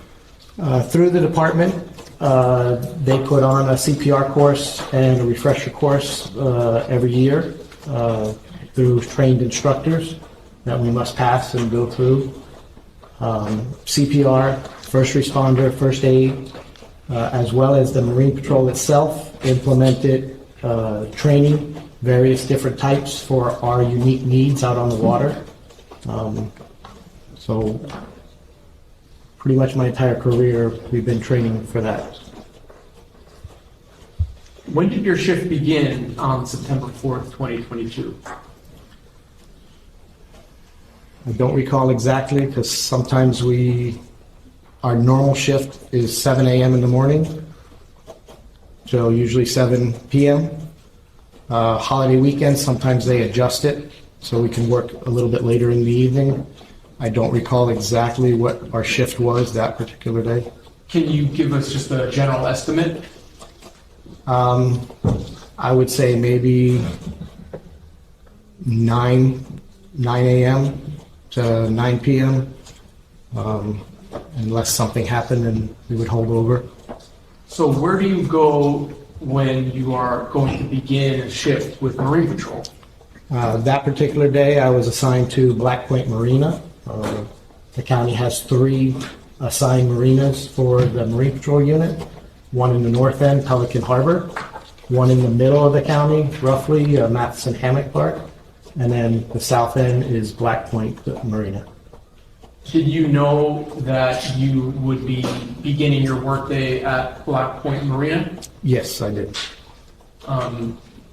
How often had you been assigned to that area, Black Point Marina? At that point, approximately maybe 8 years. And can you give just a general description of what Black Point Marina looks like? When you first get there, it's a large parking area off to the right for vehicles with boat trailers. On the left-hand side is just for vehicles itself. When you travel all the way down into the marina, you'll come to what used to be a little guard booth that collected the money for parking fees. They no longer use that, but you pass through that, and directly in front of you are the boat ramps. Off to your left is a restaurant and the park offices. And off to the right of the actual boat ramps is a large privately owned storage facility for vessels. And is Black Point Marina on the mainland? It's part of the mainland, yes. Okay. So can you tell the jury some of the duties and responsibilities that were assigned to you on specifically this day? Mainly, we were required to patrol the heavily populated areas of the waterways, to control the speeds, the safety of the boating public and swimmers that were in the water. Black Point's responsibility is roughly from, say, 152nd Street south, everything south of there. Then Matheson Hammock would generally be responsible for 152nd all the way up to like the Port of Miami. And then Pelican Harbor would be from there all the way up to the county line. Not to say we can't go across to help each other out or further, or even into either Monroe County jurisdiction to help them out, or possibly up into Fort Lauderdale to help them out if need be. Are you wearing like a normal patrol uniform? We have the standard polo shirt that some of the road units wear as well, but we wear shorts instead of long pants out on the vessels due to the heat. It gets hot out there. It's hot. Did you have a partner on the vessel? Yes, that day was Officer Marvin Friels was Flores. Marvin Flores was my partner that day for Labor Day weekend. Had you worked with Officer Flores before? Yes, he was my regular partner during any other work day. So when you get to Black Point Marina, are you assigned a particular vessel? We were. Generally, it's the senior officer or the supervisor picks the vessel they want to use for the day, and then the next senior on down the line will pick whatever vessel they want to use. Generally, it's only 2 officers working normally on a day, and we'll just pick whatever boat best suits the conditions for that day. But on a holiday weekend, when everybody comes in, it normally goes by seniority to pick the vessels. I was going to say, you were pretty senior as far as time in. Yeah, but the supervisor kind of trumps seniority all the time. Understood. I understand that. So what was the vessel that you wound up taking? We wound up in what they call the 850 Impact. It's a boat built by Brunswick Corporation, which is a subsidiary of Boston Whaler. 850 is the metric equivalent to approximately 25, 26-foot vessel. What is the top speed that that vessel can go? That particular vessel does approximately 52 to 54 miles an hour. And would you go at that speed if you were to respond to an emergency? If the conditions were correct or conducive to that, we would. It just depends on the conditions that we were presented with, whether it be weather, sea conditions, boating traffic conditions. It just depends on the totality of the circumstances that we're in. What was the weather like on September 4th, 2022? It was clear, clear skies, a light chop on the bay, no rain, so it was a nice day out. And just to give a little bit of insight, when you say light chop, how does that affect boating? It's just the amount of wave that the wind produces on the water. Smaller vessels, it's going to affect more than larger vessels. So it just depends on the direction they're going in and which direction the boat is traveling in. Did the weather conditions or the conditions of the water, did it impede you at all in conducting your duties and responsibilities on that day? No, it did not. Was there anything unique or unusual about the weather conditions or the water conditions on the day of the shift? No. So, throughout the day, did you respond first to an unrelated medical emergency? Yes, we responded as a backup unit to one of the other units that had a medical emergency. Around what time of day was that? And you could estimate. Approximately 2 o'clock in the afternoon, maybe, or 1:30 it started. So, how do you communicate with dispatch? We have our radios that are programmed, and they're programmed to a specific frequency to communicate with the dispatch.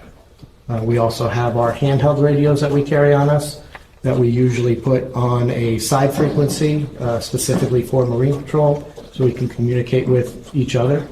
We also have our VHF radios. It's a boating radio. Any boater is able to have that radio as well, so we can communicate with them or Coast Guard or each other, as well as fire rescue. That's a good point. Does the Marine Patrol unit work with other agencies in protecting the safety of people on the water? Yes, we do. Numerous other agencies. Can you just name some agencies that assist with that? Down in the Black Point area, the main one would be Biscayne National Park officers. Also, Florida Fish and Wildlife has vessels in the area. As you get further north, you have Coral Gables Police Department that has some vessels. Key Biscayne has vessels. Coast Guard also patrols the area. just to name a few. And you mentioned earlier that for Miami-Dade on holiday weekends, there's more officers working. Usually they bring in officers on an overtime basis to help out because of the amount of boating traffic there is. Do you know if that's the case for these other agencies as well? I couldn't say for sure, but the majority of them usually do. Okay. So let's talk about the unrelated medical emergency. Do you respond to that? We responded as a backup to secure the landing zone for the air flight from Miami-Dade Fire to airlift the patient out because we're out on the water. Does your vessel have a stock of medical supplies? We do. We carry a first aid kit with basic first aid stuff. We carry a backboard up in the vessel. We also carry AED, an automatic defibrillator, on the vessel as well. What is the purpose of having a backboard? Backboard is usually to stabilize somebody that possibly could have back injuries, spine injuries. We usually put them on that board to stabilize them so they can't move and cause further injury and strap them down to it. Fire rescue commonly uses it even with the gurneys they use. They put people on the backboards when they suspect back injuries, neck injuries, or something where they need to immobilize the patient. Is that especially important when the patient is on a boat that moves? It would be. If we suspect they might have back injuries or neck injuries, we would want to stabilize it the best we can and strap them down because the boat is constantly rocking in the water. And you mentioned a defibrillator, saying it right. What is that? It's a medical device that we use to not necessarily restart the heart, but regain the rhythm of the heart if it's not pumping correctly.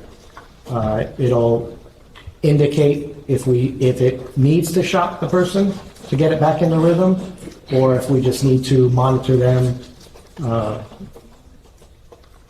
and the rhythm is okay.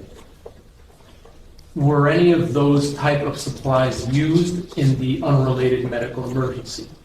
They were used from the other boat that the sergeant had, because the sergeant and the other officers on that vessel were the ones who responded to that call, so they utilized what they had on that boat when they first responded there. Once they called for additional backup and needed us to go to the Boca Chita landing zone, we responded there and just secured the area, but our medical supplies weren't used for that. Okay, so the Boca Chita landing zone, what caused you to go there? We were asked to go there to secure the area so there would be no vessel traffic or pedestrians walking on the island where the helicopter needed to land life flight to pick up the patient. So after you attend to this unrelated medical emergency, what do you next do? We all the vessels that responded there, which was all from Black Point mainly, we all responded back to Black Point Marina. At that point, we were breaking to have a little something to eat and try and restock the vessel that used the medical supplies with medical supplies back in there because it was such a busy holiday weekend. We wanted to make sure we were prepared if anything else occurred. How long were you at Black Point Marina restocking medical supplies before another call comes out? I would say 3 to 5 minutes, if that. We had just walked upstairs and just walked in the office. Did you go into emergency mode? At that point, we jumped back on the boats. The call that came out was a boat overturned with a female in the water that they could not find. So we all jumped back in the boats. We had 3 vessels working at a Black Point Marina that weekend. Our boat, the sergeant's vessel, and then a boat with divers on it. When the emergency went out, Since there was a possibility of someone being in the water, instead of the divers taking their boat, they just split up between our boats and jumped on our boats, and we all responded to where initially the call went out. The vessel accident or overturned vessel was by Boca Chita Island. Did you respond to Boca Chita Island? We responded to Boca Chita Island moments before we were pulling into the harbor they have. We received additional information that the boat was possibly somewhere along Elliott Key, but Elliott Key is a very long island, approximately 10 miles long. So it didn't give a specific location, so we immediately turned southbound and started traveling down along Elliott Key to try and locate it. Is that uncommon for the location of the emergency to be difficult to determine initially? Most boaters aren't aware of the exact location of where they're at, unless you've been boating many years and know the areas. And even at that, there are some boating maps that call one area something, and on a different style map made by a different company, they'll call an area something different. And then there's areas that are designated as a specific location, but people go there and make up a nickname for it, and some of them stick, some of them don't, and they'll call it the nickname. But it just depends on who's calling in the call, whether they know exactly where they're at, or they just give a nickname or some type of coordinates. So it's not uncommon that they'll give out an information or say, we're 3 miles from Turkey Point, but they don't give a direction of 3 miles where, north, south, east, west. They'll just say we're 3 miles away from Turkey Point. So it's happened more often than not. How much time passed between the initial call and when you and your partner pulled up to Boca Chita Island? If you could estimate. Maybe 15 minutes from Black Point Marina to Boca Chita. It's approximately 10 miles. So it's a good distance, even on the water where there's no technically speed limits or streets that you have to follow. There's still wave conditions, other boating traffic, and it's just 10 miles. It's a long ways to travel. You mentioned that you were traveling south down Elliott. Yeah, once we got additional information that it was possibly along Elliott Key somewhere, we turned southbound and started heading along Elliott Key. When do you all come across the crash site? We continue to receive more updates. I believe the next update said it was closer to Caesars Creek, which is the south end of Elliott Key. And then we received another call that it was at Cutter Bank. So we just continued south until we got to the area of Cutter Bank. We were able to see a life flight helicopter from Miami-Dade Fire up in the air, and we kind of just headed towards that way because we didn't notice any other people flagging us down anywhere else. At least initially, did you see the capsized boat? Once we got through the channel markers along Cutter Bank, closer to the south end, we saw the initial overturned vessel, but we were being waved down and saw the helicopter above a smaller white open fishing vessel. There's been some testimony already, but can you just describe Cutter Bank and what it is used for? Cutter Bank is just a shallow shoal that kind of divides where Elliott Key is, southbound towards like the Florida Keys. There is a channel marked that they put up markers on either side of it to travel through where it's dug out deeper so you don't get stuck in the shallow areas on either side of it. It's a long channel and a wide channel. And all of these locations that you're discussing here in court, are they locations that you are familiar with? Yes. With the court's permission, I'd like to use what's already in evidence. It states to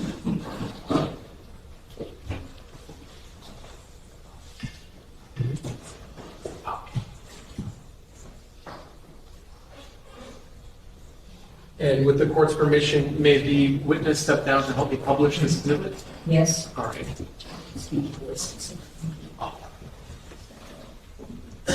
And Mr. Brutto, I have a handy dandy pointer here. So Ms. Adams is also going to assist. Can you sort of show the jury the path that you just described to get to the capsized boat? We started off at Black Point, where we were. We went out the channel and traveled over to Boca Chita, coming this way, through the small cut here. And when we got approximately about here is where the call came in, additional information that was possibly along Elliott Key, which is this. So let me stop you real quick. So the map has Boca Chita Key written on it. Is that accurate? Yes. Okay, you may continue, sir. Once we got the additional information, we changed course and headed southbound through the channel markers and along Elliott Key. Like I said, additional information kept coming in that it was possibly further south, closer to Caesars Creek, which is right here at the south end of Elliott Key. We continued southbound. When we got somewhere along here, additional information again came in that the overturned vessel was down closer to Cutter Bank, which is this area right in here along the channel markers. So we continued. When we were approximately here, we were able to see the helicopter flying in the air somewhere in this area. And we just continued down through the channel markers until we reached where we saw people flagging us down and everybody and helicopter up in the air. In the areas that you're describing, are they all in Miami-Dade County? Yes, they all are in Miami-Dade County. Can you also just, while we have the map up, show the jurors where Ocean Reef Club is on the map? The actual club is going to be over in this area, right here. But pretty much this whole area is Ocean Reef, where they have all the housing. But the club is on the outside. And then there's canalways and waterways going through there for Ocean Reef. Can you show the jurors how someone, if they wanted to go from the area of the channel markers to Ocean Reef Club, how they would get there? From here, you would have actually two different choices. Once you pass through the channel markers, you could either cut through Broad Channel and come around, or you could cut through Angelfish Channel through this way and then come around to get to the outside to where the club is. Have you ever been to that club? I've been to the marina, not necessarily. Are you a member? I'm not a member. Okay.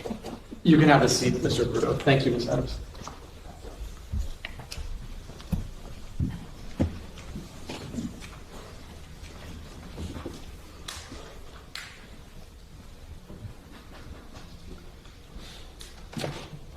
So you mentioned seeing a helicopter?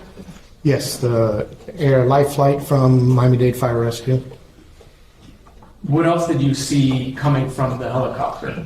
As we approached and came through the channel, they were already beginning to lower one of their paramedics down to the small white open fisherman that was waving us down. How close did you get your vessel to what we've been describing as the Good Samaritan boat? Once we got through that channel and saw him coming down, the prop wash from the helicopter began turning the small boat. So we pretty much went right up against the side on the right side of the Good Samaritan vessel. And I'm just going to interrupt you. Just in case, prop wash, what is that? From the rotor blades of the helicopter, as they're spinning, it's sending down the air to keep it up in the air. It goes straight down below it, and since they were directly above that small boat, the small boat started to turn. very slowly, not fast, but just very slowly. So it was making it difficult for the paramedic to be dropped and lowered down onto the bow of that vessel. How did you use your vessel to help in that situation? I took my vessel, and again, we came up alongside and pinned that vessel's right side to our vessel, and the other vessel with the sergeant on it, pinned it on the left side and stopped it from moving, because now you've got a larger mass. It still would spin, but a whole lot slower. Our vessels were also a lot larger than the Good Samaritan's vessel, so it was easier for him to lower down onto one of our vessels than to the bow of that vessel. Now, when you look on that Good Samaritan vessel, who do you see on there? There were two females sitting up in the front seat. There was, I believe, a male driver, and then there was another female or two females in the back. One laying down, appeared to be unconscious, and the other one appearing to help with CPR. Was the younger female that was unconscious, did she later became known to you as Lucy Fernandez? Yes. Did you get on that boat to render first aid? Myself, no. Since I was the operator of my vessel, I was obligated to stay with it and keep control of the Good Samaritan's vessel once I tied to it. Who did board that boat from Marine Patrol?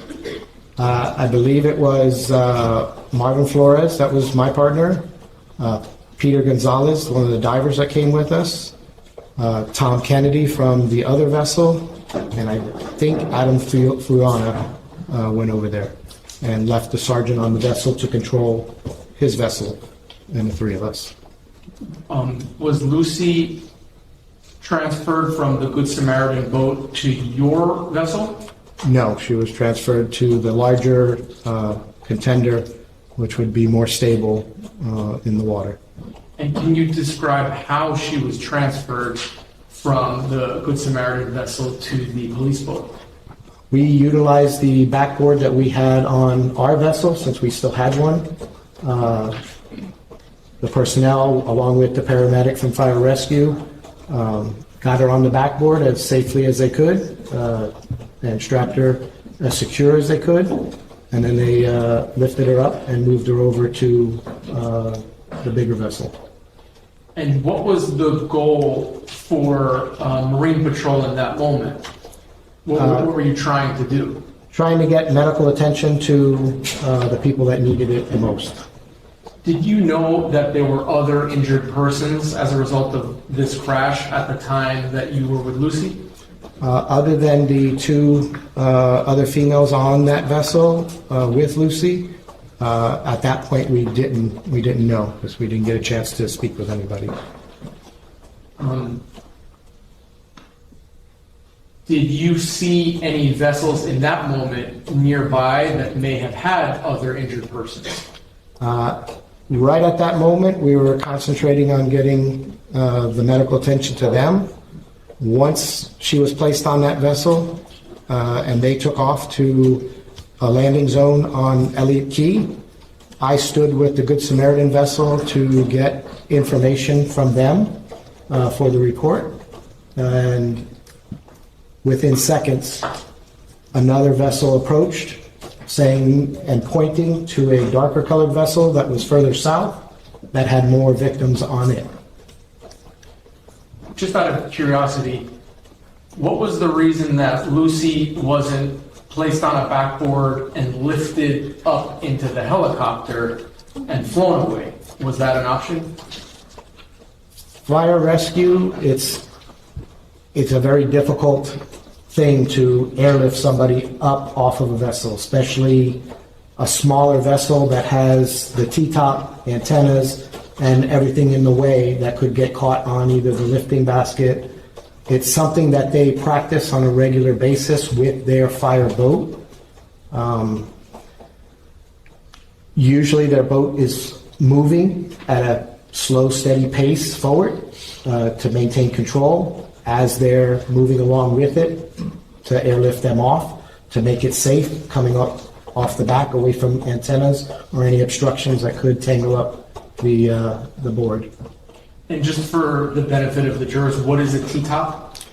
T-top is the shade covering, the aluminum pipe structure on some vessels. Some have what they call a bimini top that's foldable and could be collapsed down. The T-tops are usually rigid and are permanently mounted, so they can't be taken down. And if you need to, sir, you can refer to your police report, but who were the 3 individuals that went on that boat at that time? I got the information after the fact because I didn't have any information at that point, but I do know that... Judge, this is reading this police report. Yeah, just. I could rephrase the question. Rephrase, or gentlemen, can you refresh that? Yeah, that's actually what I was going to say, Judge. If you need to refresh your recollection about the three people that went on that vessel, you can refer your report. All right, but just read it, and then you look up after you read it, and let us know where it is. And I believe it may be on page 8.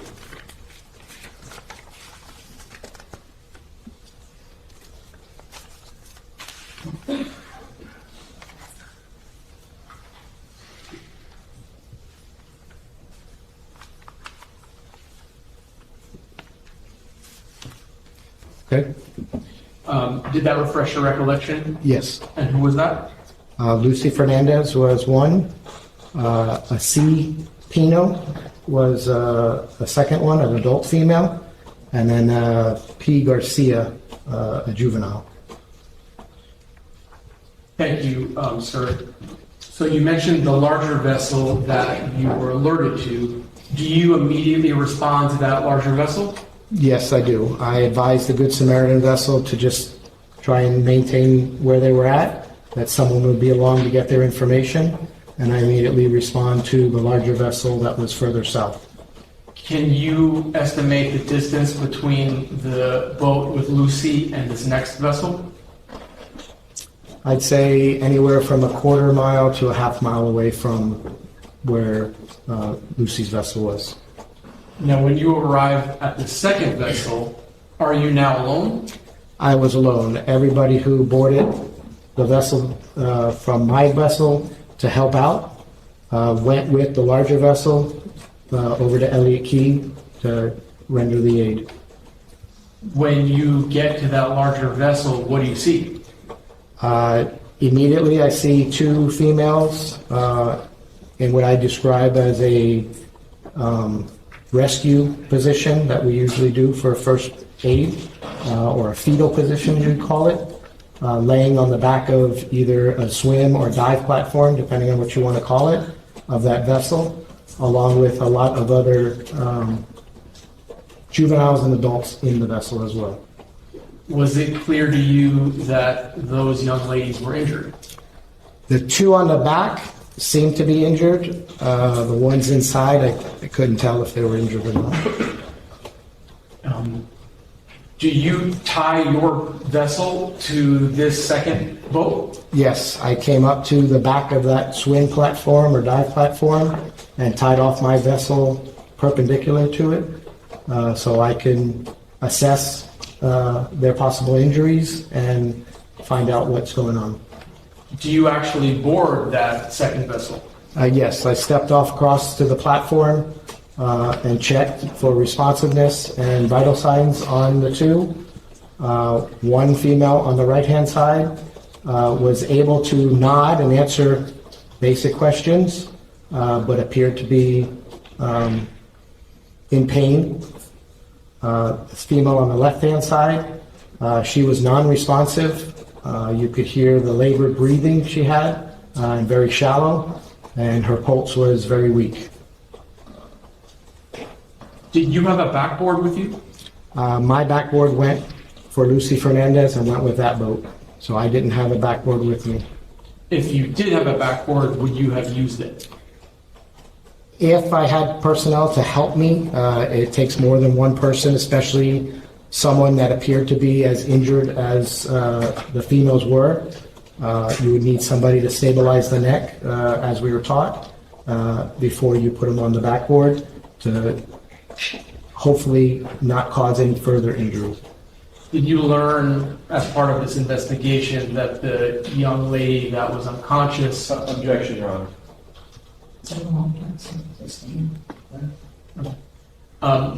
What was the name of the first female that you encountered? The first one was the one that wasn't responsive, which was, I later learned to be Katy Puig.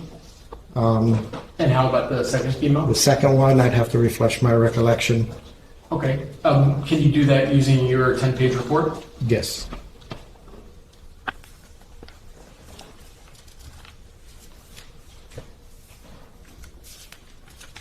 And I think it may be on page 9, if that helps. Page 9, line 4.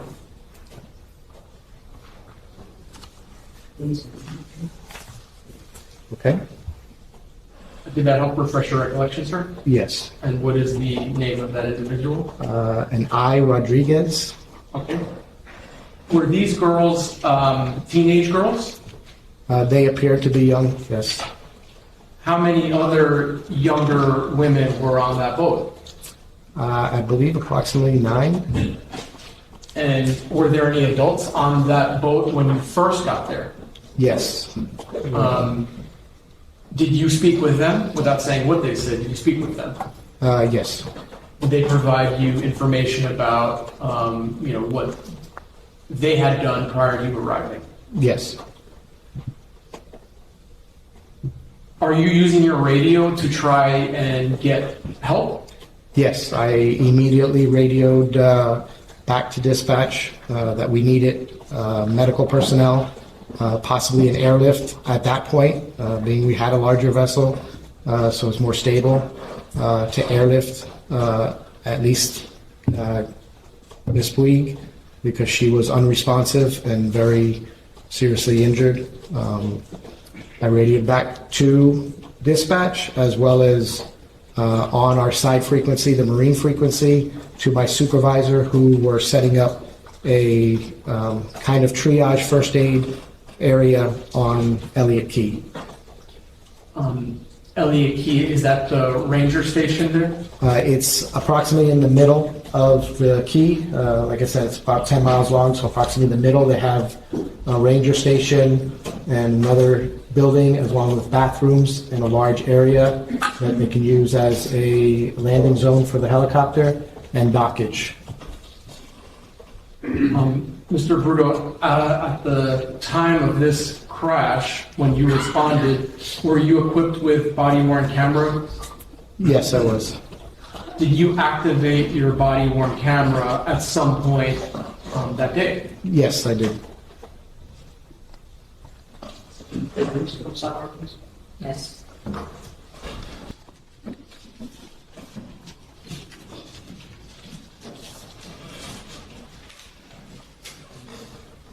Okay. I think what we're going to do is, ladies and gentlemen, we can address a couple of legal issues. This would be actually a good time for us to break because a bit more on the direct with the witness and maybe if they're cross-examination. And I think that the past 6 o'clock and that's going to go from that. Okay, because you all have very full day. So let me give you some instructions, please. Excuse Mr. Bruto. Okay. Sir, I'll instruct you, please, you cannot discuss your testimony with anyone. You are under oath, and we'll have you back tomorrow. Please be back here at 9:30. 9:30. Okay. Thank you.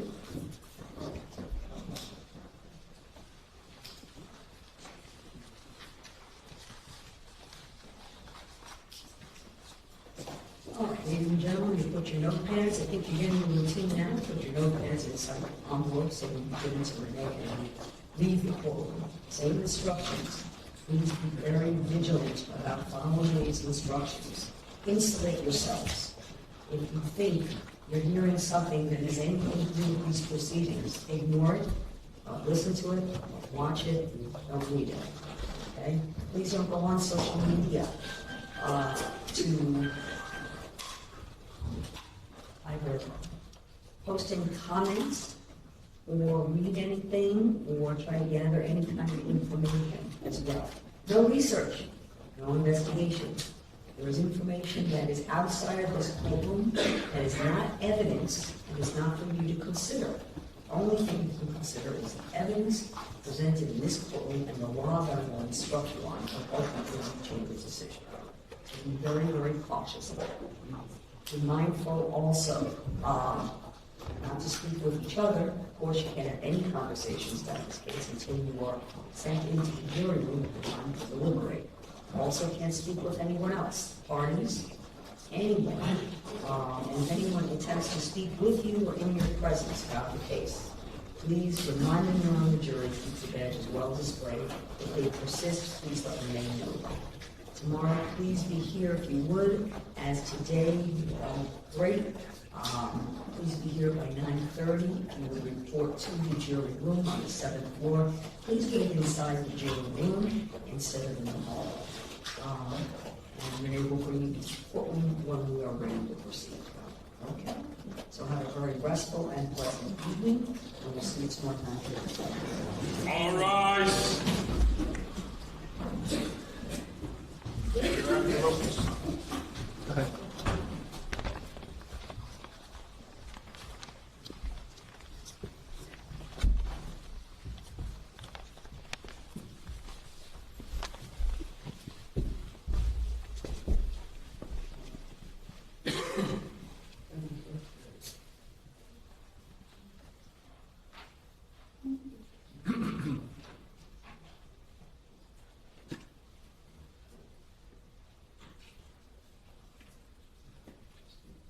Just give me a minute to get that hall. You can all be seated. Thank you. We're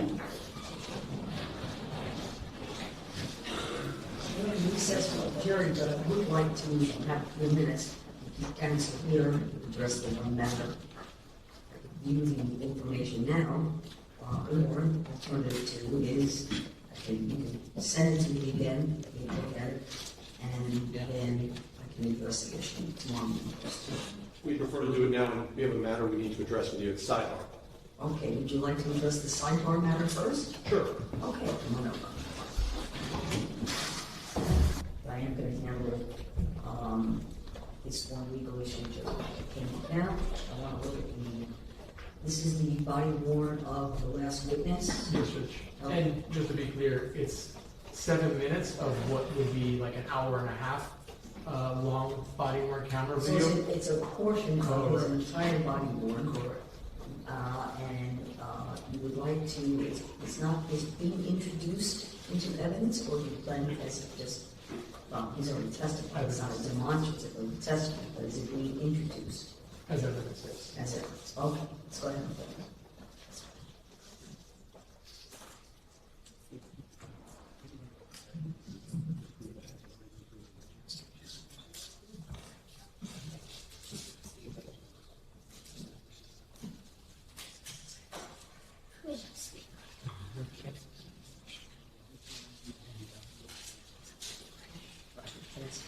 Judge, it is marked 2B for identification. I know we don't have a jury, but just for the record.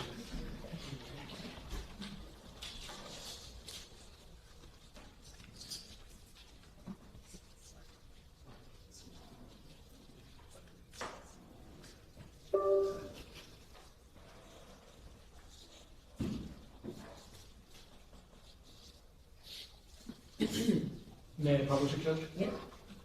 It's 7 minutes, 3 seconds.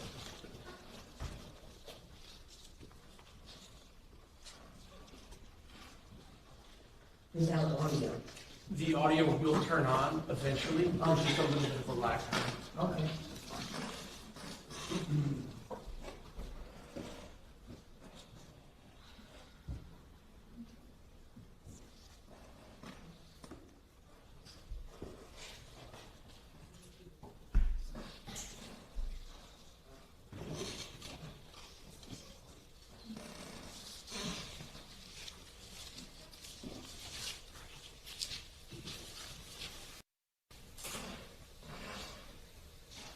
that the arm of the witness? The arm of the Yes, it is. Okay. Yes.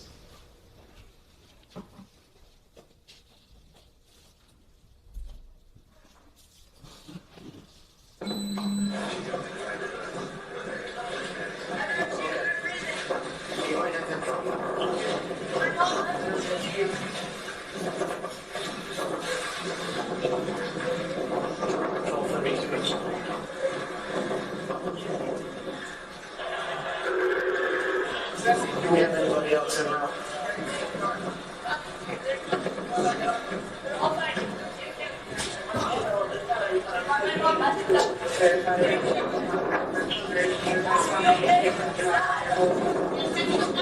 I have two more. I haven't moved them yet because of possible trauma. I don't have another backboard. One. She responsive. She answered. She's responsive, yes. So two victims. One's responsive. The other one's not responsive. Is breathing. Very labored.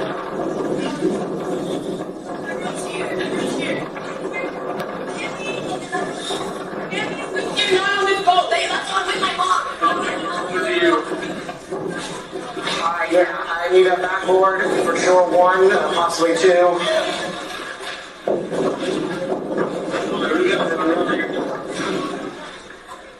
South of the ICW, almost by Pumpkin Key. It's a big black boat. I'm tied off to the back of it right now.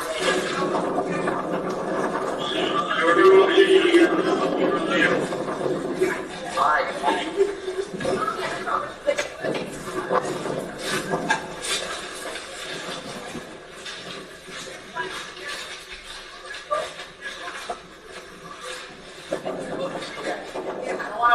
Injure them anymore. I've got someone coming with backboards and all, so just let them stay. As long as they're still breathing, we'll just keep monitoring them for right now. We're getting rescued here. Like I said, here comes another chopper, so hopefully. Did anybody here witness what happened? In the water? Okay. Do we know if we have everybody? Yes. From the other people that... Two parents and a friend. So three. Yeah, this is the guy that was he on that boat? Your mom and Lucy. Right here. No, I can't help and can't. Do we have everybody that we know of? I didn't see them leave. Okay.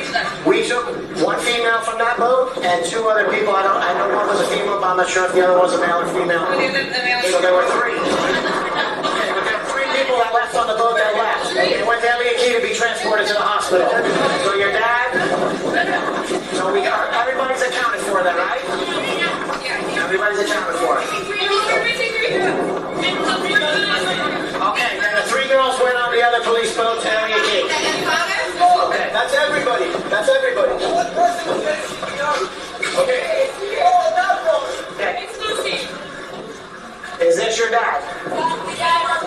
Okay. Do you guys want to pull up over here?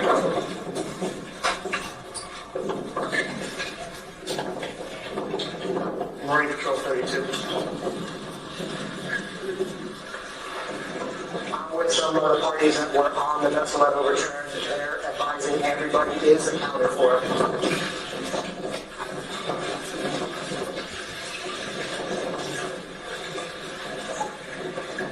Are you hurt in any way, sir? So please do me a favor, just have a seat for right now so you don't fall down and get any further injured. Okay, just have a seat. Okay, we've got three going to the hospital there. I've got more rescue personnel coming. The two on this boat, one is talking to us, or at least responsive. The other one's breathing, but she's very injured, so I'm going to... She's not responding. I know she's not responding, but as long as she's breathing, if we try and move her any further... She hasn't been responsive for 30 minutes, sir. What do you want me to do? If I move her and she has neck injuries, it's going to make it worse. So, they're coming as quick as I can.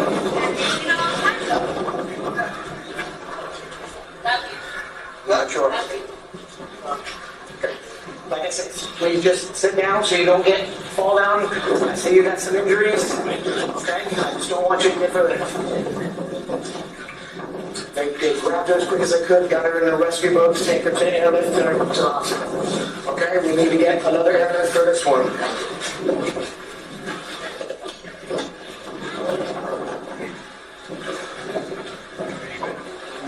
Millennium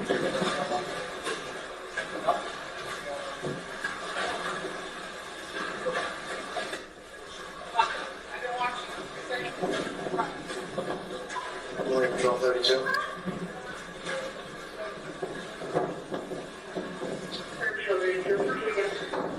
Can you check the fire? See if they have another air rescue. They can maybe respond down this way.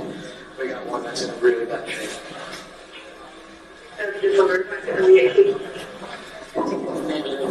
Just south of the ICW, just west of Helm Key, down by Ocean Reef.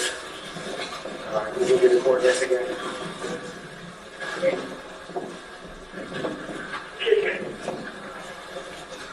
2521-397-080-17394.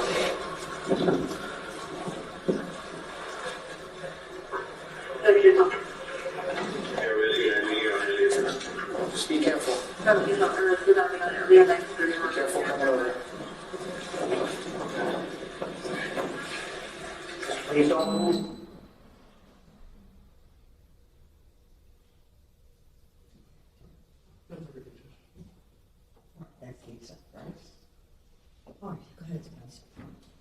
So with regard to the observations of the injured passengers, it doesn't seem to offer anything relevant for the jury that's at issue in the case.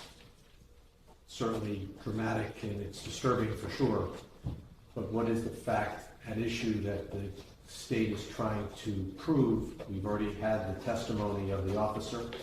This is now cumulative of the testimony of the officer, just more graphic. I doubt the relevance of the testimony in the first place because it has nothing to do with the cause of the crash. This idea that the extent of injuries is somehow relevant to the culpability of the operator seems counterintuitive in many ways. We have catastrophic injuries in civil court every day, and the extent of injuries in a civil case doesn't turn it from civil into criminal. And so that logic that was offered to you at the sidebar doesn't work. Otherwise, every catastrophic injury would be a criminal case. So that doesn't work. And of course, that even assumes that these are the victims of the crime at issue. And this is a homicide case. We've already unfortunately had to hear and see some evidence about the death. And this is cumulative of that evidence and therefore even less relevant as well. Okay, speak to me two things about the audio portion, which frankly, the opinions of, and I understand, I think it's been made clear to the jury that several of the girls were very seriously injured. I think that this witness's audio, how critical or what that should, I think it does get cumulative in some regard, but also the only charge here in the criminal case is the matter involving the death of Lucy Fernandez. So I question the audio part of it. Corroborating this testimony through the video, what he did, what he observed, I think over defense objection, I think there's a good portion of that I think is fine in terms of corroborating his testimony. Okay. But then it does become to the point that there are more witnesses you're going to be presenting to, it becomes a cumulative issue, and then that's where it outweighs any value. Not ever to minimize the significance, but I think the point has been made. So explain to me about what more, because I do think of this, that I think, particularly the audio, that I think the point has been made. I think he's testified to that.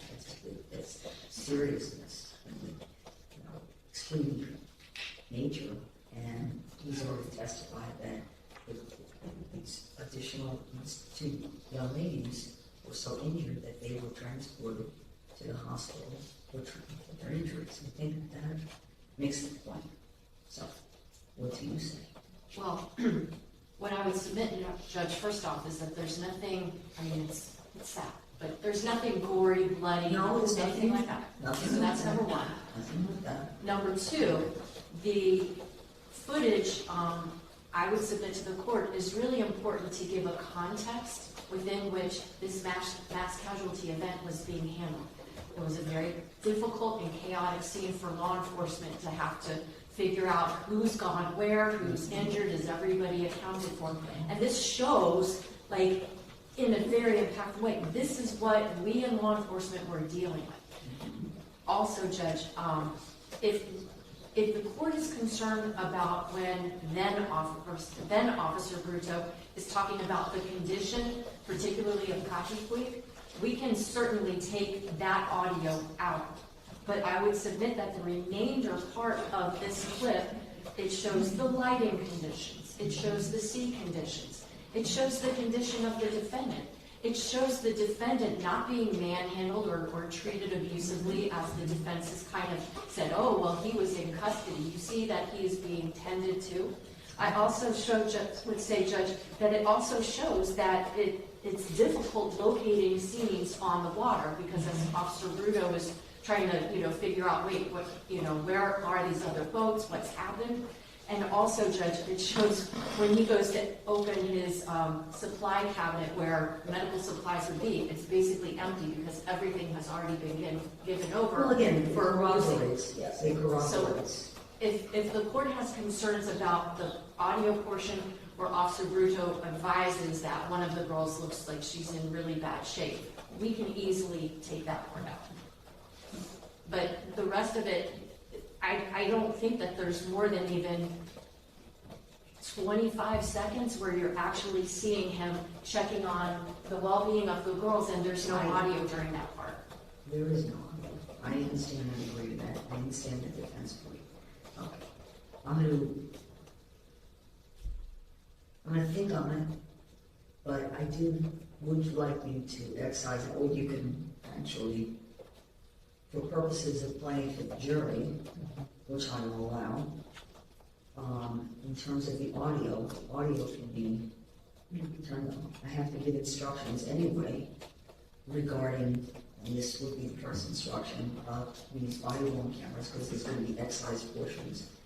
But the question I then would have is how many, the point of what the conditions were at that moment, time of day, all of that, is relevant to the entire picture. I agree with you there.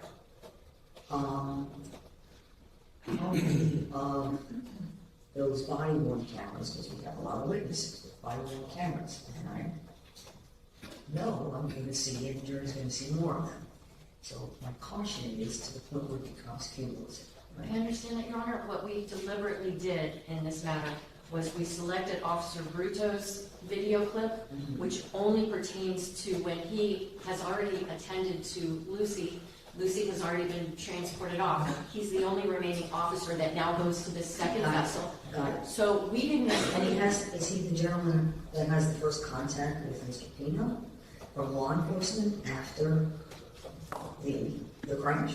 Yes, because what happens is Mr. Pino is picked up by this other vessel, Right. and then is brought. So as Mr. Pino's vessel is being brought to where all the other girls are, then you see Officer Bruto saying, hey, let's get him on here.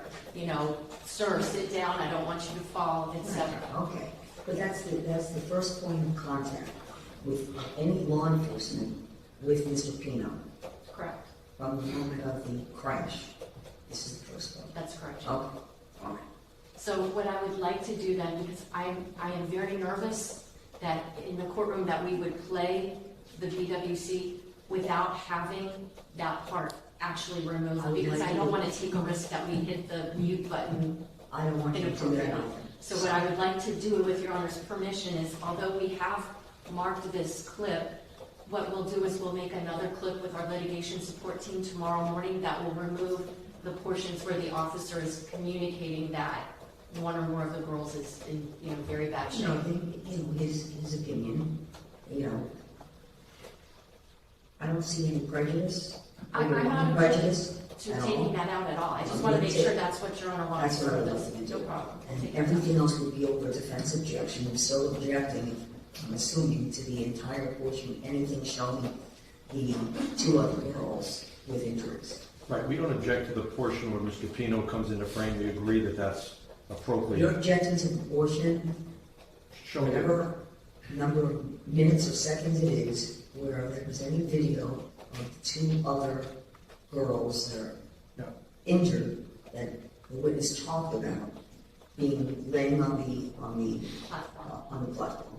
Yes, but beyond that, the concept that the state wants to show the context for a mass casualty, as if what impact this crash has on the law enforcement community and how devastating this is and how complicated what the repercussions are of the elision, so that the jury can start getting angry at Mr. Pino for causing all of this context, to use their Chaos. word. Chaos, I think, is another word they use. Well, And so that is now... in terms of how you ask the questions. Can I explain though? It's not about, oh my goodness, this is so terrible that this has happened. It's about law enforcement, specifically, ultimately, Lieutenant Thompson, who is tasked with the responsibility of managing this. He's getting information piecemeal because the police that get there before he does are getting information piecemeal.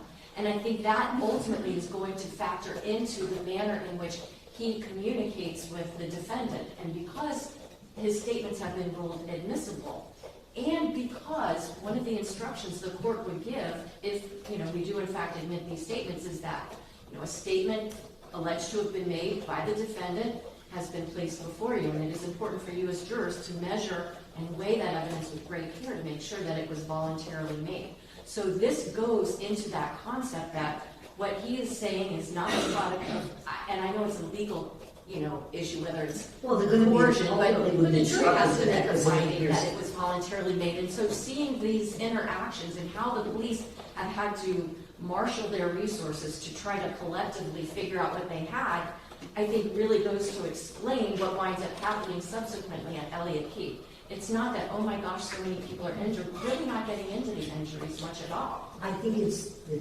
use of the term mass casualty.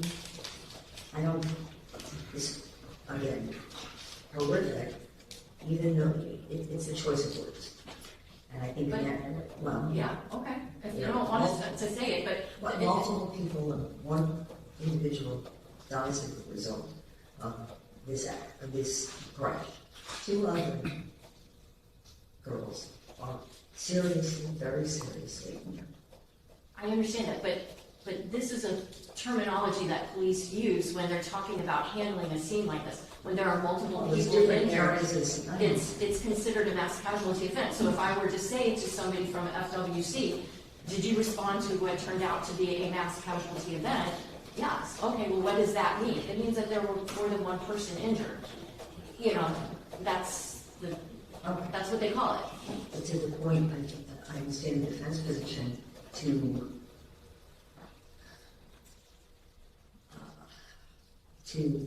hide the situation to the point where it would cause their argument anger towards the defendant. And I understand, Judge, but you do not have prosecutors before you who hide anything. I'm going to let you present your evidence. You will make your objections at the appropriate time. If you think there's a question asked that's improper, or language used in the question that's improper, you'll object to the form of the question.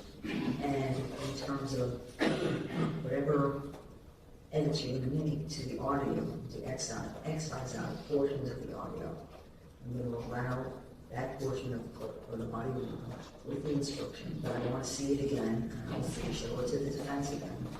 And we'll maintain, for purposes of the record, I'm going to maintain the original. It's going to be marked for identification, and then whatever the evidence is going to be would be the evidence. So both are maintained in the record. The only request I would have of Your Honor, and I know the court asked the jurors to come back, I believe, at 9:30. Our litigation support personnel, they leave at 6. They're usually in at 8 in the morning. So Mr. Borst and I would just need a little time with them because we don't know how to do that. You'll work with them. Okay. And get that done. Would it be okay if we came here at like 10 in the morning instead of 9:30? Because I'm not sure we can get all of that done and disseminated to everybody by 9:30. He was posted because, as I had asked all the parties, if there are any other objections to any other portions of body worn that we know state has provided, and we won't have them. I gotta get that before. Okay, so can you review? Now, it would be helpful in that regard if we have a preview, a little bit of witnesses, right? Because the defense knows witnesses are coming up the next day, then the body worn cameras related to those witnesses, we can get that done. So you want to try to give us a highlight of what you might have tomorrow. You have this witness is coming back. This witness? There'll be other witnesses with body worn. The only other witness that I think body worn camera footage is going to be introduced through is Lieutenant Thompson, and we've already gone through what those clips are. Okay, so this is the only other witness with body worn? Aside from Sergeant Delgado, whose video clips I already submitted to the court and to counsel. Okay. Yesterday. Okay. Actually, I think they were given to counsel sooner than that, but Your Honor asked for them, so we sent them last night. So you believe that Thompson is going to be testifying tomorrow? I'm hopeful, but it's kind of tricky to gauge how far we'll get with him. What I did want to ask, scheduling wise, if Your Honor knows. I know the court had indicated most likely on Thursday would be the day that we're going to go view the vessel. I think Your Honor said it would be probably in the latter part of the morning. It might even be earlier in the morning. Okay. Only because I'm trying to gauge when we are finished with that, does the court anticipate hearing from other witnesses? On Thursday? Yes. Oh, yeah. Okay. That helps. Then I'll be able to I figure out the I time. can talk to you about it right now. I think that I need everyone in the courtroom to start the session on Thursday. Okay. And then everyone's going to have their instructions of how they're going to conduct themselves and what this field trip is going to be. This is not a public field trip. This is a private field trip. And there's only going to be a limited number of people that are going to be actually permitted to go past the lock gates. I discussed it briefly the other day. I'll remind everyone tomorrow how that's going to work. But we would leave here from the courthouse. We're going to be escorting the jurors at all times. And we would be leaving with escort to the Eric location. I think probably as early as 9:30, 9:45. Okay. Then we would come back here, whatever time that would be, probably be close to noon. At that point, I anticipate I'm going to have everyone in the courtroom, and then I'm going to formally recess for lunch. And then I'm going to go after lunch.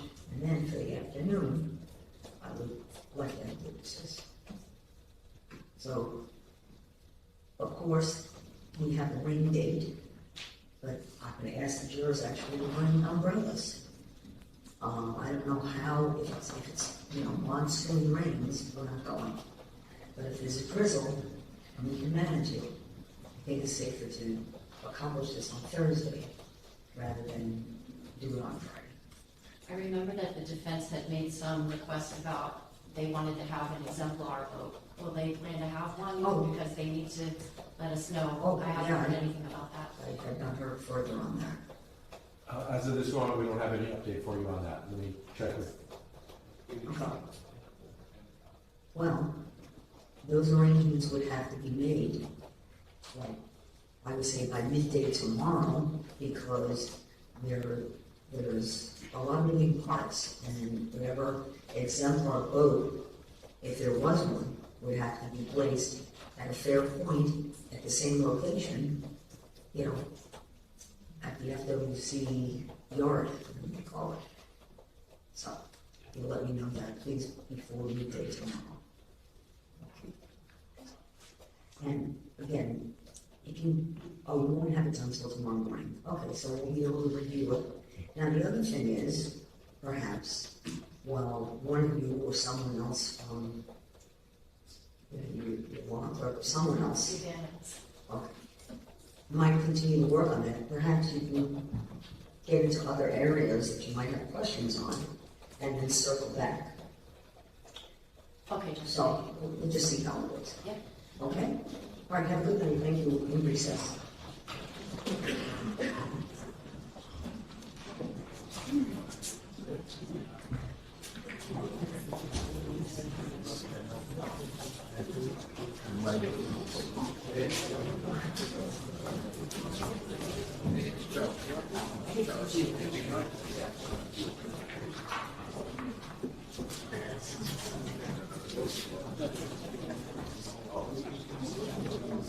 Okay, here it is.